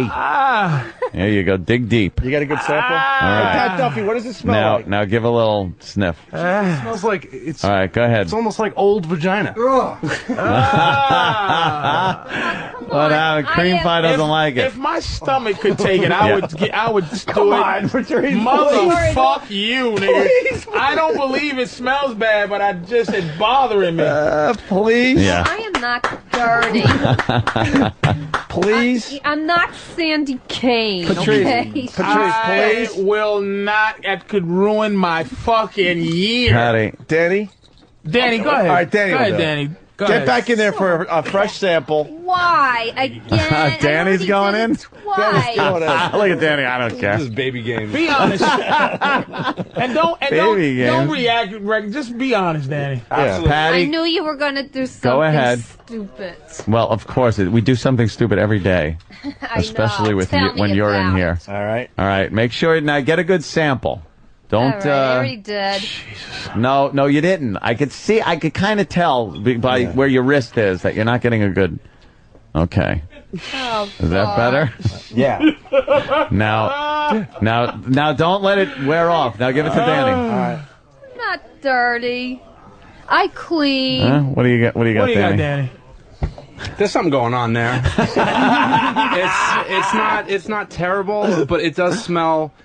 The old smell is accurate. It kind of smells like your grandparents' closet or something. It's got, like cedar, like a cedar chest. Cedar wood. like old clothes. Patty, Old clothes. Yeah. Patty, you want to smell ball bag? No. Danny, scratch your ball bag. No. Now, look, Danny, No. all you have to do is smell. No touching. You're not going to get a disease. Come on, Patty, don't slide over Patty, here. come You're on. touching yourself. That's Ugh. All right, Patty, just smell Danny's smell my balls? finger. We promise you won't. I shower at nighttime, by the way. Yeah. Most of the time. Patty, just It's give a only little fair. whiff. It's only Oh, fair. shit. Come on, librarian You're a- from Ghostbusters. Come Smell on. the blood. All right, come on, Patty. Fucking very Come on, you're virginal. You've never right, here we go. experienced this. Just smell his fingers. We're not gonna. I swear we're not gonna do anything else. All I have to do is smell his fingers. But get on mic so we get your reaction. I'm in there good too. Like I'm not even All right. balls. It's the crease where You're in the the balls crease. meet the legs. Go, like go all the that. way, Yeah, like that. Go all the way underneath. That Horrid. That's always that bowling gutter. Now, Patty, we want to hear you sniffing. All right, Patty, here we go. Here we go. Here's the sniff. Patty is sniffing All right, here we Danny's go. ball bag, technically. Oh, Lord have mercy. Yeah. What, knocked her out. what do you got, Patty? She fell over. What do you think? Is that something you kind of want by your face? I don't think so. I'll tell you what it smells like. smell like? I'm more conventional. What does it smell like? It smells like Balls. balls. But you don't know. Sour. All right. It has a sour smell. Oh, God. You're all I don't know how to sour describe balls, it. Danny. Oh, sour is accurate. Patty, why don't you fuck again? Smells like an everything bagel. Yeah. Because I'm trying to. Well, can I have a few values? You have a few values. What's the value that you're waiting for? What's the virtuosity that you're waiting for to get dick? I'm waiting to get that to a special person. How do you fucking know what a Patrice, special person she is? wants to That's be. true. No, I guess Patrice, she I wants to be a really- whore, but she I has don't- guilt, and the Catholic Church fucked her up when she was growing up. I'm That's what it comes down to. I don't 'Cause want to she be really- a whore. I she likes see them in looking, the she likes street. They're touching. horrible.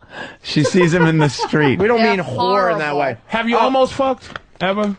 Almost. I mean, I've dated, No, but no. I At didn't the get end of to a that night, point. at the end of a night, No. you touch each other. No, What you because do? Not any guy even that I close. dated when I was younger always had the same feelings as me. You know. Were you didn't like have Miss sex 45? You before ever see that marriage. movie Miss 45? What's No. Miss She 45? got raped like 7 times in a day. Really? Like, but none I of them guess had you it, can't none of them rent had that at anything to do. Blockbuster, can Really? ya? Not like it's an amazing movie. She got raped like 4 or 5 times. And what was it, just coincidence? Like she got raped, and then on the way home, she got raped again. And then when she got in the house, she got raped again. How could And she then she be just so bought a unlucky? 45 and just started shooting men at fucking any Oh, moment. okay.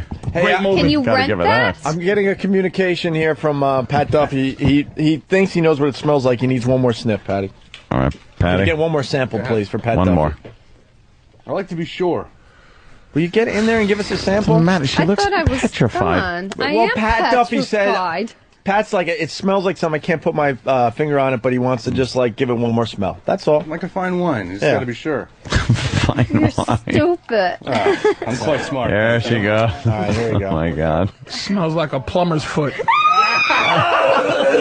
I want Purell right now. He licked her fingers. I want Purell. He was licking her fingers. Oh, man. What does that taste like, Pat? Like I just don't nasty know. fucking vagina. I need Purell. Can somebody give me some Purell? Wait a minute, hold on. Patty, when's the last time you Please. showered? Hey, get a hold of yourself for a second. You just tasted virgin old twat. What did it really taste like?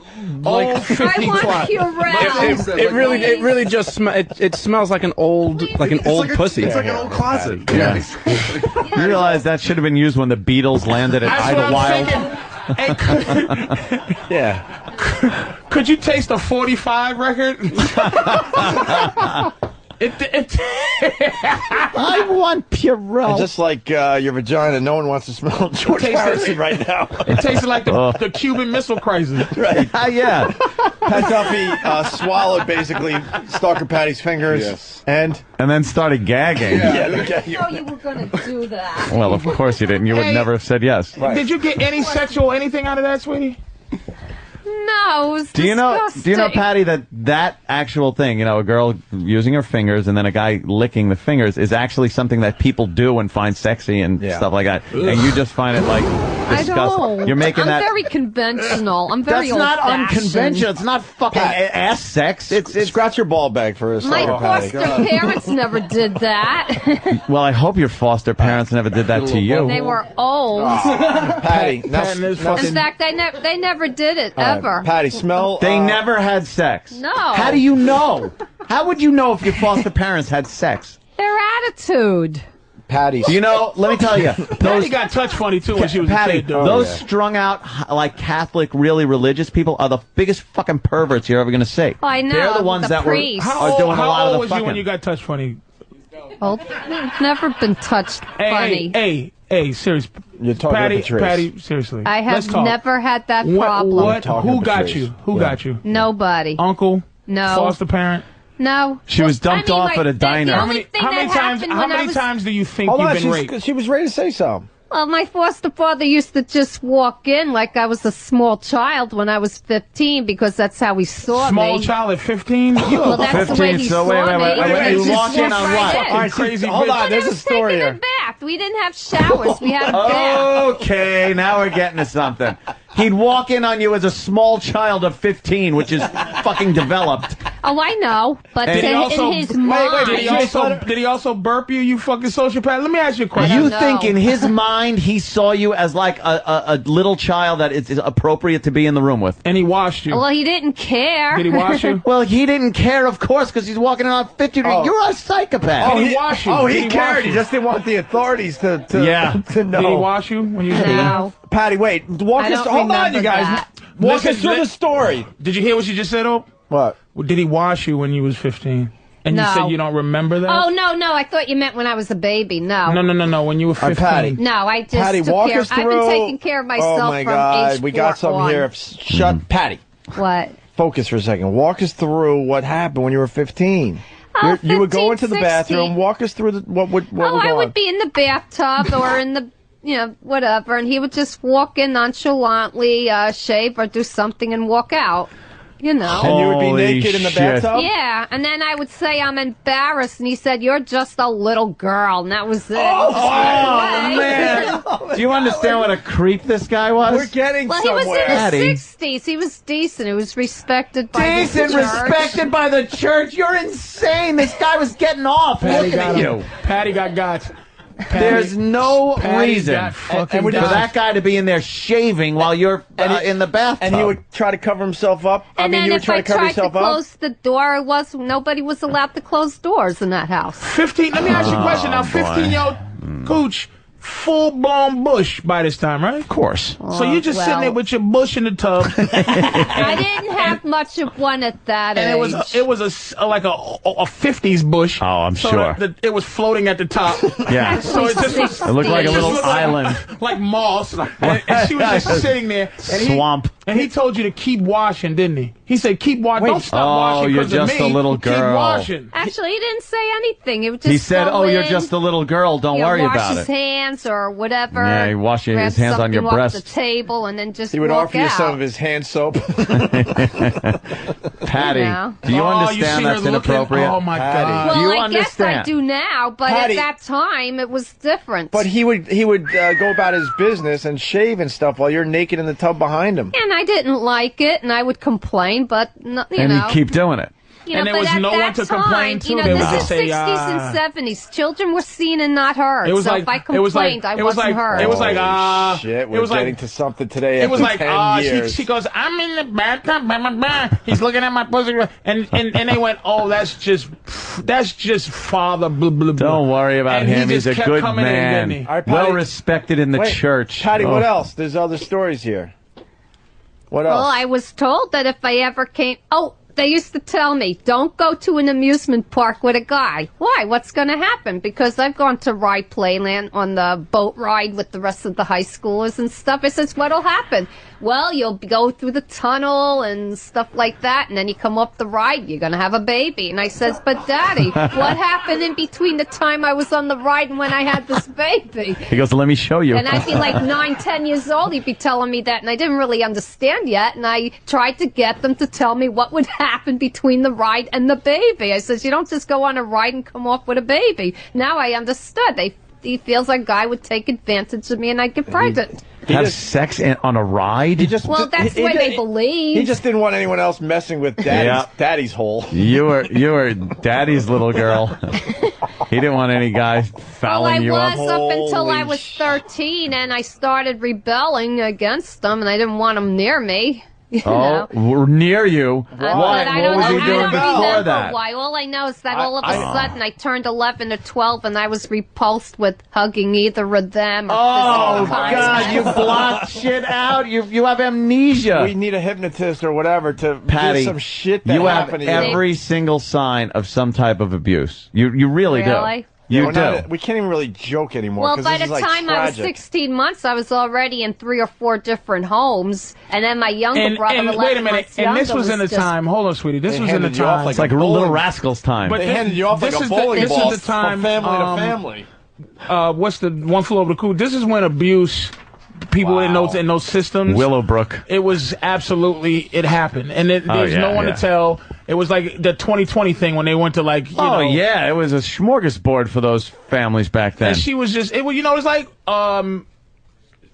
Sleepers. Right. Yeah. Yeah, who were they going to tell? Kevin Bacon and all them. Somebody got her. Who was it? Was it Patty. Patty? Somebody got Patty. If you were repulsed, I don't remember anything by particular. hugs and stuff, if you were repulsed enough by hugs to not want to do that anymore. That didn't come until I was like 11, 12, yeah, 13, no shit. adolescent. But what kind of hugs? A little ass grab, a little ass pinch? What'd you get? Because at that age, you could almost like start protecting yourself a little bit. Before then, you know, the innocence was ridiculous. Oh, she's gonna cry. I'm feeling bad because she's reliving it. I just don't remember anything in particular. Of course, you need to be hypnotized. That's why you're retarded. She's just stopped banging her head trying to forget memories. Let's take a picture to remember the time you took a bath. Yeah, Patty. Oh, shit. It's okay. You're just a little girl. Who comes in? I don't know. Oopsie. Jesus, I was joking at first because I didn't think it happened, but it happened. She has every sign. She has over the years. Everyone has noticed it. But But I don't remember anything in particular. you wouldn't remember. Any particular You episode. blocked it. You blocked it out. Oh. You blocked it out. Patty? Oh, Patty. What do you Patty? remember? I don't. Did you ever crawl into bed with him? Or did he crawl into your bed? Oh, I remember. I used to. Shit. I remember when we would go away to his sister in here it comes. Massachusetts. I had to sleep in his, with him on the couch while my brother went with my mom, and I wanted to sleep by myself. Jesus, why in didn't my own they? area. Why wasn't it the other way? Oh, fuck. I don't know.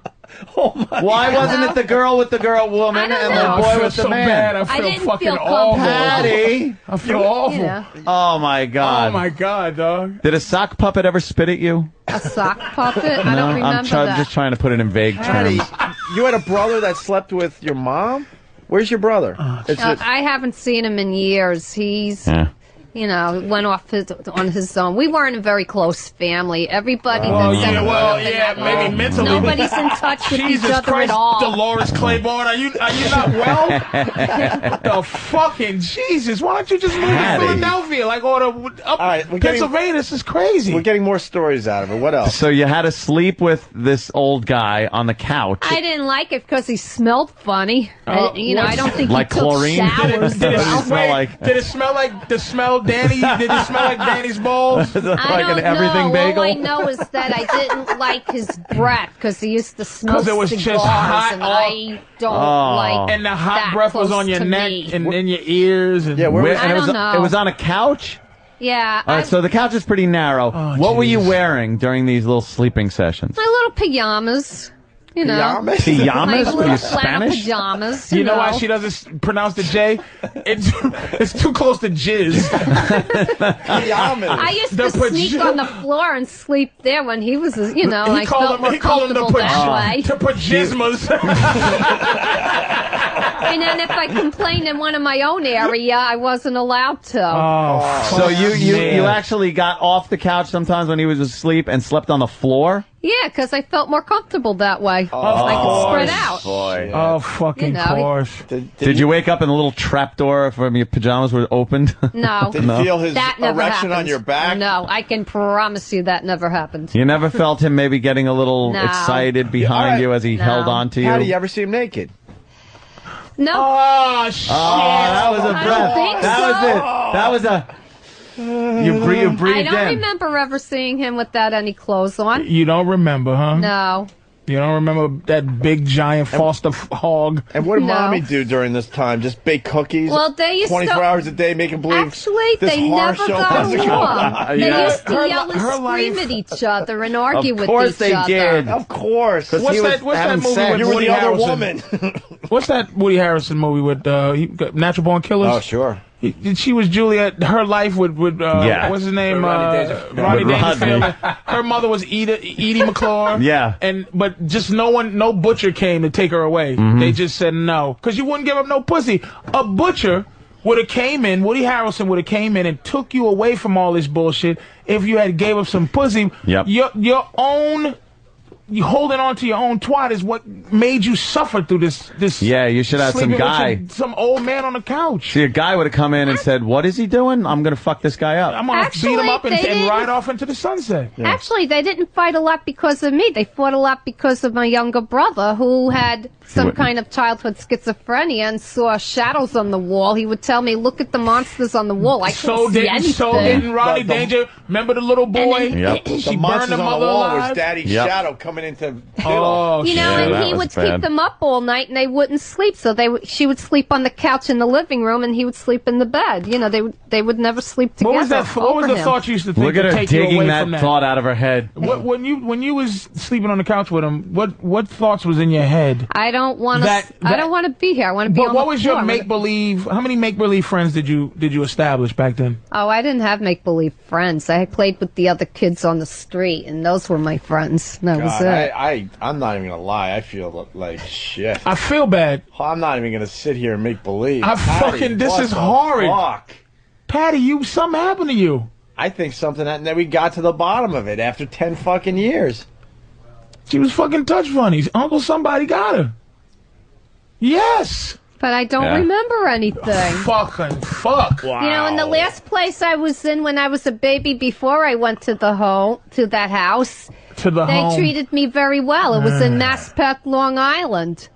Maspeth? You know, it was in a home for babies. They had some teenagers there that took care of us and babysat us in groups of 3 or 4, you know, and then I went from there to them. Patty, we've done a lot for you over the years. We got to find you a therapist now. Yeah. We got your feet You're fixed. all That's fucked up. nothing compared to what needs fixing. You're all fucked up now. Yeah. Fuck me, man. All these stories are going to come flooding forward when you go into therapy, and you're going to be like, "Oh my god." I don't remember anything in particular. Look at your eyes. Your eyes are getting big, though. Do you fucking see this, dude? This is. You were scared of your your foster father or whatever, right? I don't know if he I made was you uncomfortable. afraid. He shouldn't be in the bathroom with a 13, 14, 15-year-old. Oh, I know that now. He but- wasn't well respected, by the way. Well, I didn't respect them, but I don't know why I didn't respect them. Well, we know. I don't know the I can't think of Well, how about the pajamas that had to be wiggled down slowly? Would you stop it? Get yourself fixed so that you can fuck somebody and not feel like a creep. So a man can touch you. You can't be touched by men. That's why. Fucking your pajamas. I remember one time when I was 15, 16, I was go. sort of dating a guy, and all he wanted to do was kiss me, but they had friends that would make phone calls Let me and tell tell you, them where I've can been. I know. And I was afraid to kiss him back because I thought I would be seen by somebody. Wait a minute. Hold on. Let me tell you something. I've had Is a this girl. motherfucker alive? Because I want to go find him. I've had a girlfriend. I don't really. The thing He's about dead. He's molested been dead girls, for I've 25 had years. a girlfriend or two that got touched funny. I would just pull it out because I don't care. So a lot of that is guilt. But what the fuck happens? Why she loves abuse, I'm going to tell you, is because during that fucking shit, old men touching a young broad, it's not the abuse parts make you think like he's punching in the face, but he's touching her in a way. You understand? So she feels good. So anytime a man touches her that feels good, it brings her back to fucking foster dad. That's why she likes crawling around with mouse traps and shit. Fucking someone just I didn't holding like her, that. makes her like, because that shit takes her into that fucking zone. Yeah, That's why she's all fucked up. I'm with Patrice, man. Wow, Patty. That makes total I sense. didn't enjoy the mousetrap thing. But it's better. You No, you feel kinda better do, being Patty. abused than even touched. Danny, You'd go rather give a have hug. that. Danny, go give Patty a hug. Watch Just what a happens. fucking hug. Watch what happens. And Danny, Now be stand up. Friendship. Stand up, Danny, Patty. give her a really I Patty, love stand you up. hug. Stand up, Stand up, And Patty. give him a romantic kind of Like hug. a Make real believe you're hug. acting. Look at Make Danny, believe, hold her. make Hold her, believe you're Danny. acting. Stand up, Patty. Yeah, what are you going to do? Nothing. He's going to hug him, Patty. Like I mean, a romantic hug. Let me just take No, these scissors Patty, out my pocket. Patty. Make believe. Look at it. She's Patty, freaking out. hold. Make like that's your Get boyfriend. close, Patty, and Close. hold him. Oh my gosh, she can't. She's She's incapable. She's so stiff and pulling away. She wouldn't even Yeah. entertain the notion. You're a little stiff too now, aren't you? Hey, Danny. I got a pants Danny. bar. Rub with the back of your hand. With the back of your hand. Get the mic down there, Patty. Rub her cheek slowly with the back of your hand down to her neck. watch this. And then right at the bottom, just back off and smack her. Watch. We're not going to do anything. Softly. Yeah. Patty, we're doing something here. Look at her. She's like a Danny, spooked horse. kiss her softly on the cheek. Nothing. Danny, lick her clit. Danny, just kiss her softly on the cheek. I already shaved her pussy once. You remember that? Just kiss her softly on the cheek, Danny. Just a kiss, like just a nice Patty, kiss. You're not going to get a disease. It's just a kiss on the cheek. Look at her pull away like that. Man. Oh, this has all the benchmarks. What the fuck did this motherfucker do to you? This old motherfucker. Motherfucker, who else is pissed off? Oh, he's dead. He's long dead now. I'm sad because you see her fighting something horribly. It's bothering me. I mean, I was fucking around. I didn't think she was going. But something got pulled out. I always thought it was the religious shit, but dude. Where's the old guy now? Is he dead? He's been dead for more than 25 Do you know years. where he's buried? I have no idea where he's buried. You know what you gotta Somewhere do? in Massachusetts. You got to find out where he's buried and fuck on his grave. That'll fix everything. I have no shit. idea where the graveyard is. I have no idea what state it's in. He took all his money and everything and left. Is that another memory? Took all his money and left? Yeah. That she blocked out? Is Didn't that another leave you memory? shit. No. Wait a minute. Why did he why leave? should he? Why He did was he only leave? my foster father. Why did he not my leave, though? real Were one. the authorities after him or something? No, he just, after my foster mother died of a stroke, he moved out. He wanted me to come home and take care of her, and I was in college struggling with exams, so I got the lowest average, and I'm usually like a Dean's List. That was the first time I got a C average, because I couldn't even do my homework. So I was relieved when she died. Then did you have to take over some of her duties when she died? And No, he any of moved those out wifely? soon after I came home. I was packing things for him with other people, and then some of her relatives wanted stuff in her closet. He flipped out, and I was like, but wait a minute, those things are useless to you. What are you going to do with Mom's pocketbook? Look at that. She's right back. I know, she's right back there. You see her expression and her voice and everything. I was like, let them take what they want. What are you going to do with her coat? And what he are you said do to with you, her he said to sable, you, whatever. shut up, little girl, didn't he? And Patty he was like robbed flipping his out. life. Patty, he's told you to shut up, little girl. Till the day he left, he called you a little girl, didn't he? Well, he saw me as a little girl. He never saw me as an adult. No, that was you a know power. what he thought? That was a power they thing. thought, the both of them, that I was going to end up like my natural mother, who was schizophrenic in a mental institution and really messed up because she Guess he was right. hallucinated. She was like my brother. She would say, I see things. And I was like, where? Because I didn't Opie, have you what wanna she not had, give a so fuck, right? I Opie's couldn't like- imagine what she was seeing. Motherfucker got the emotion. Opie wants to out of be me. fucking crazy. No, Mousetrap, Opie. Not but at all, this man. bothers. This This bothers. fucking Now he wants to be. He wants They to be thought I was Mickey and gonna Mallory. be Opie. institutionalized This too, like fucking she was. pisses me off, bro. Why don't you pick her up like robbed of life? Opie? Pick her up like Officer and a Gentleman and carry her out the door. Oh no! And please just then drop her out a window. Motherfucker, I'm pissed. Well, Stalker Patty's molestation has been brought to you by 5 Hour Energy. When you're looking for the energy to take advantage of a young girl, I'm sure the sponsor loves being lumped into that category. That's wonderful. what you won't feel is jittery or the crash, thank God. That's because unlike other energy drinks, 5 Hour Energy doesn't jack you up with sugar, caffeine, and herbal stimulants. Instead, it's packed with stuff that's good for your B vitamins, amino acids, and enzymes. You won't need your pajamas. You'll be awake all the time. Oh, your fucking pajamas. You have little crusty pajamas. We made a breakthrough all today. crackly in the back. Patty, I bet. Patty, this is what you're going to do. You're going to go home and you're going to think about some more stuff that you remember, and you're going to come back in here hopefully by Friday to talk some more. Yeah, well, these will be like your therapy sessions because it's kind of good. You were really yelling at him, saying, that coat. What are you going to use that for? You don't even need that. I understand why he was getting upset because it's a But woman's why were thing. Why were you getting upset? Because it was crazy. He has no use for those things. Let the ladies have them and take them home. But why was that so important to you? Why was that so important? Because he made such a big deal, and I didn't understand why you make. But he a big always deal made a over big deal. Pocketbooks and shoes that And other what shit. do you want with those things? Patty, what's the other fucking shit he used to make a big deal of? That fucking, what is that motherfucker? Other shit besides the pocketbook and stuff. Oh, I don't know. I used to want to stay home. I was like, I wanted to be on my own more when I was like 12, 13, and they had to go to Who the the fuck New wants Jersey to be on and their shop. own 12 or 13? Anyone that's been diddled. You know, they would wanna go run out away from shopping fucking for the home. day, and I was like, why can't I stay home and just watch TV and go to my friend's house? Because they were You know, scared he would that at say, that you time. have to go with me. No, why? Because he was paranoid that you were going to, like, call a neighbor or run to the police. I'm telling you. But I don't- She's got more stuff, but she's not ready to say it. I'm telling Well, you. I don't remember And much. people ask The where cops would just be like, why don't you just go back home? Right. There's no reason to be here.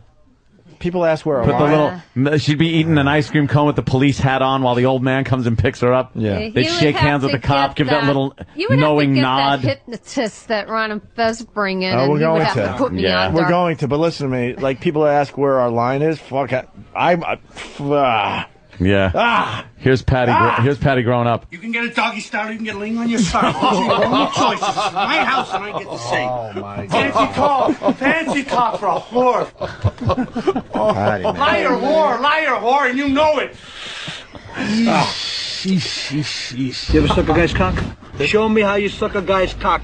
The last time I'm going to ask you. Patty, this guy had issues. He wasn't sleeping with your, quote, mom or foster mom. Obviously, you said that. He was into you and possibly doing stuff with you. So why would he? Wow. He was in the blown he was away in the by bathroom with a 15-year-old girl. Yeah. While she was taking a bath. And coming right and there. he would just be like, "Shut Red up, flag. you're a little girl," as he's just shaving. Yeah, well- and using his dirty peripheral vision. Oh yeah. Yeah, he was grinding on the sink. The excuse was I went in there to shave, so he had some kind of alibi. He couldn't wait till you got out the fucking tub to shave. Yeah. How long were you in there? Did he ever have to reach in and get something that was in the area of the bathtub? No, because there was the tub, and the wall was there, and on the other side of the wall was the sink. You know, like the wall of the bathtub, you know. Where was the positioning of the mirror, though? Like, The was he able to crook the mirror? was like, it was right in front of the bathtub on the side. Of course it was. Yeah. Of course it was. You Did he know, ever, and did he then ever after stay- Did he ever unshave like you ever? You need a mirror You there. I don't know. Have you ever? Was you thinking? Needs a mirror to watch the thing. Well, I didn't notice if he was watching me through the No, mirror or not. no. Wait a minute. Of course he was. And you also noticed the 5-camera shoot he had set up. Yeah, one of those mirrors like a bus has over the where you can just look behind it. The blind spot mirror. Yeah, big West Coast mirrors. I laugh because I want to. I laugh because I want to cry for you, Patty, did you ever think to yourself? God. Do you ever have a memory where you was like, "This motherfucker is shaving a long time"? Like he shaved until you were ready to get out of the bathtub. I didn't notice that. He would just go in, get things, and then leave, you know, like nonchalantly, How many like times I would he was come 2 in? years old, How you many times know? would he come in? What? How many times would he come in while you're taking a bath? A couple times, they're walking in and out to get things. a Like nice I'm 2 shave. years old, you He know. clips his toenails. What Patty forgot to mention was that he was shaving his genitals. Yeah, and then I remember I want to throw the towel around me and then run to my room and get dressed, you know, because with the towel wrapped around me. Yeah, even as a kid. And she did that As a kid, you scared knew run. that there Oh, was yeah. something wrong with what he was doing. Well, maybe I sensed it, but I We can't. just scratched the surface. I honestly got to get out of here. I got to do Yeah. something. I would love to continue this, but You wanted to leave a half hour ago. No, I really have somewhere I got to be. You are a giving man, sir. I really got to be somewhere. You was talking about how you had to bounce, but he really is going into his day trying to help you to stay alive. We got to get a real hypnotist in here to kind of sort you out. Yeah. I'm going to Patty. call Don the hypnotist Patty, after the show. Patty, and we're hoping that this will help you, but you're coming back in with some more memories that you remember. Think about for the next couple of days. Try to come in Friday or early next week, all right? It's going to be. All right. Patty I work was until here 10 carved in on the beam. Friday. So, And all this is, Patty, is to help you be able to fuck. Yeah. Yeah, our goal is to have. Because you want to fuck, and you can't because fucking Reverend Jimison. Yeah, he. Reverend Foster Pajamas. Fred, Reverend Pajamas. Pajamas. Wouldn't stop. well, I wouldn't mind a companion at my age. There you go. Line of the Day is sponsored by Carbonite.com. I really got to go. If you guys want to continue, no problem. I really got to go. Carbonite backs up your computer hard drive so you never have to worry about losing any of your files. Check it out at Carbonite.com, promo code XM. Here is a runner-up line of the day. Who's keeping track? Yeah, I waited as long as possible to ruin a great show. Patty might have brought it back to an A show today. Yeah. We might get a grade of an A today. Yeah. Another runner-up line of the day. You know what? You know what this looks Hold on, like here it when comes. she does it live. Here it comes. Fucking faggot. You know what that? Faggot. I'm sorry. That's all I can fucking say. Patrice is going to be at the Improv in Houston 4th of July weekend. PatriceO'Neal.com. Next runner-up line of the day. Could be the pants. Could be the fly. Like the Or rapper. Or he's just a stupid black guy who's Louis C.K. Spilling sperm somewhere as we speak. Another runner-up. Most of the serial killers are white. Most of the worst crimes are white, but we. Oh, and you guys are Worse. Why are? How come I'm not black afraid people are- of We a have white guy quality walking crimes. You make it up in quantity.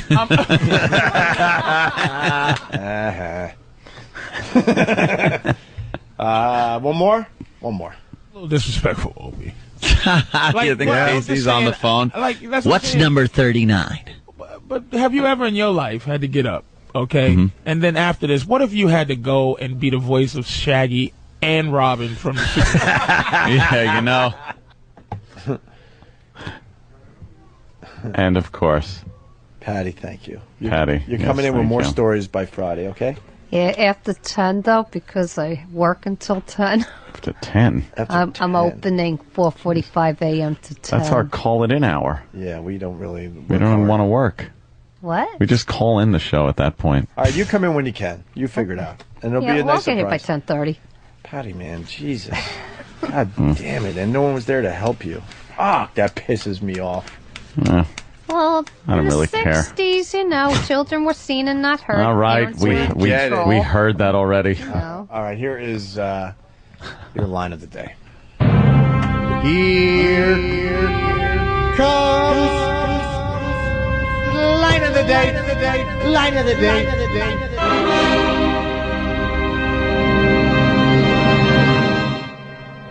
God, they're just constantly ripping stuff off of him. Who wants to look at that guy as the president? Doctor's picking at him like the turkey carcass in the fridge. You just open it up and pick a little piece of meat off. That's brilliant. Yeah, what do you got? Before you know it, there's just bones left. That's brilliant.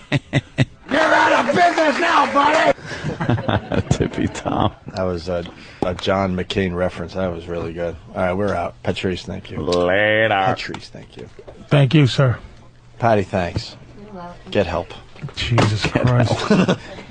Stalker Patty, everyone. She needs a Thank grip you, on. Patty.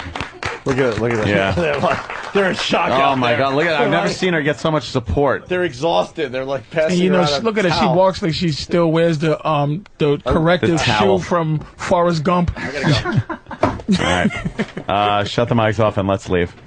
That's how the show ends. It's off and let's leave. That's how the show ends. It's off and let's leave. That's how the show ends. It's off and let's leave. That's how the show ends. It's off and let's leave. That's how the show ends. It's off and let's leave. That's how the show ends. It's off and let's leave. That's how the show ends. It's off and let's leave. That's how the show ends. It's off and let's leave. That's how the show ends. It's off and let's leave. That's how the show ends. It's off and let's leave. That's how the show ends. It's off and let's leave. That's how the show ends. It's off and let's leave. That's how the show ends. It's off and let's leave.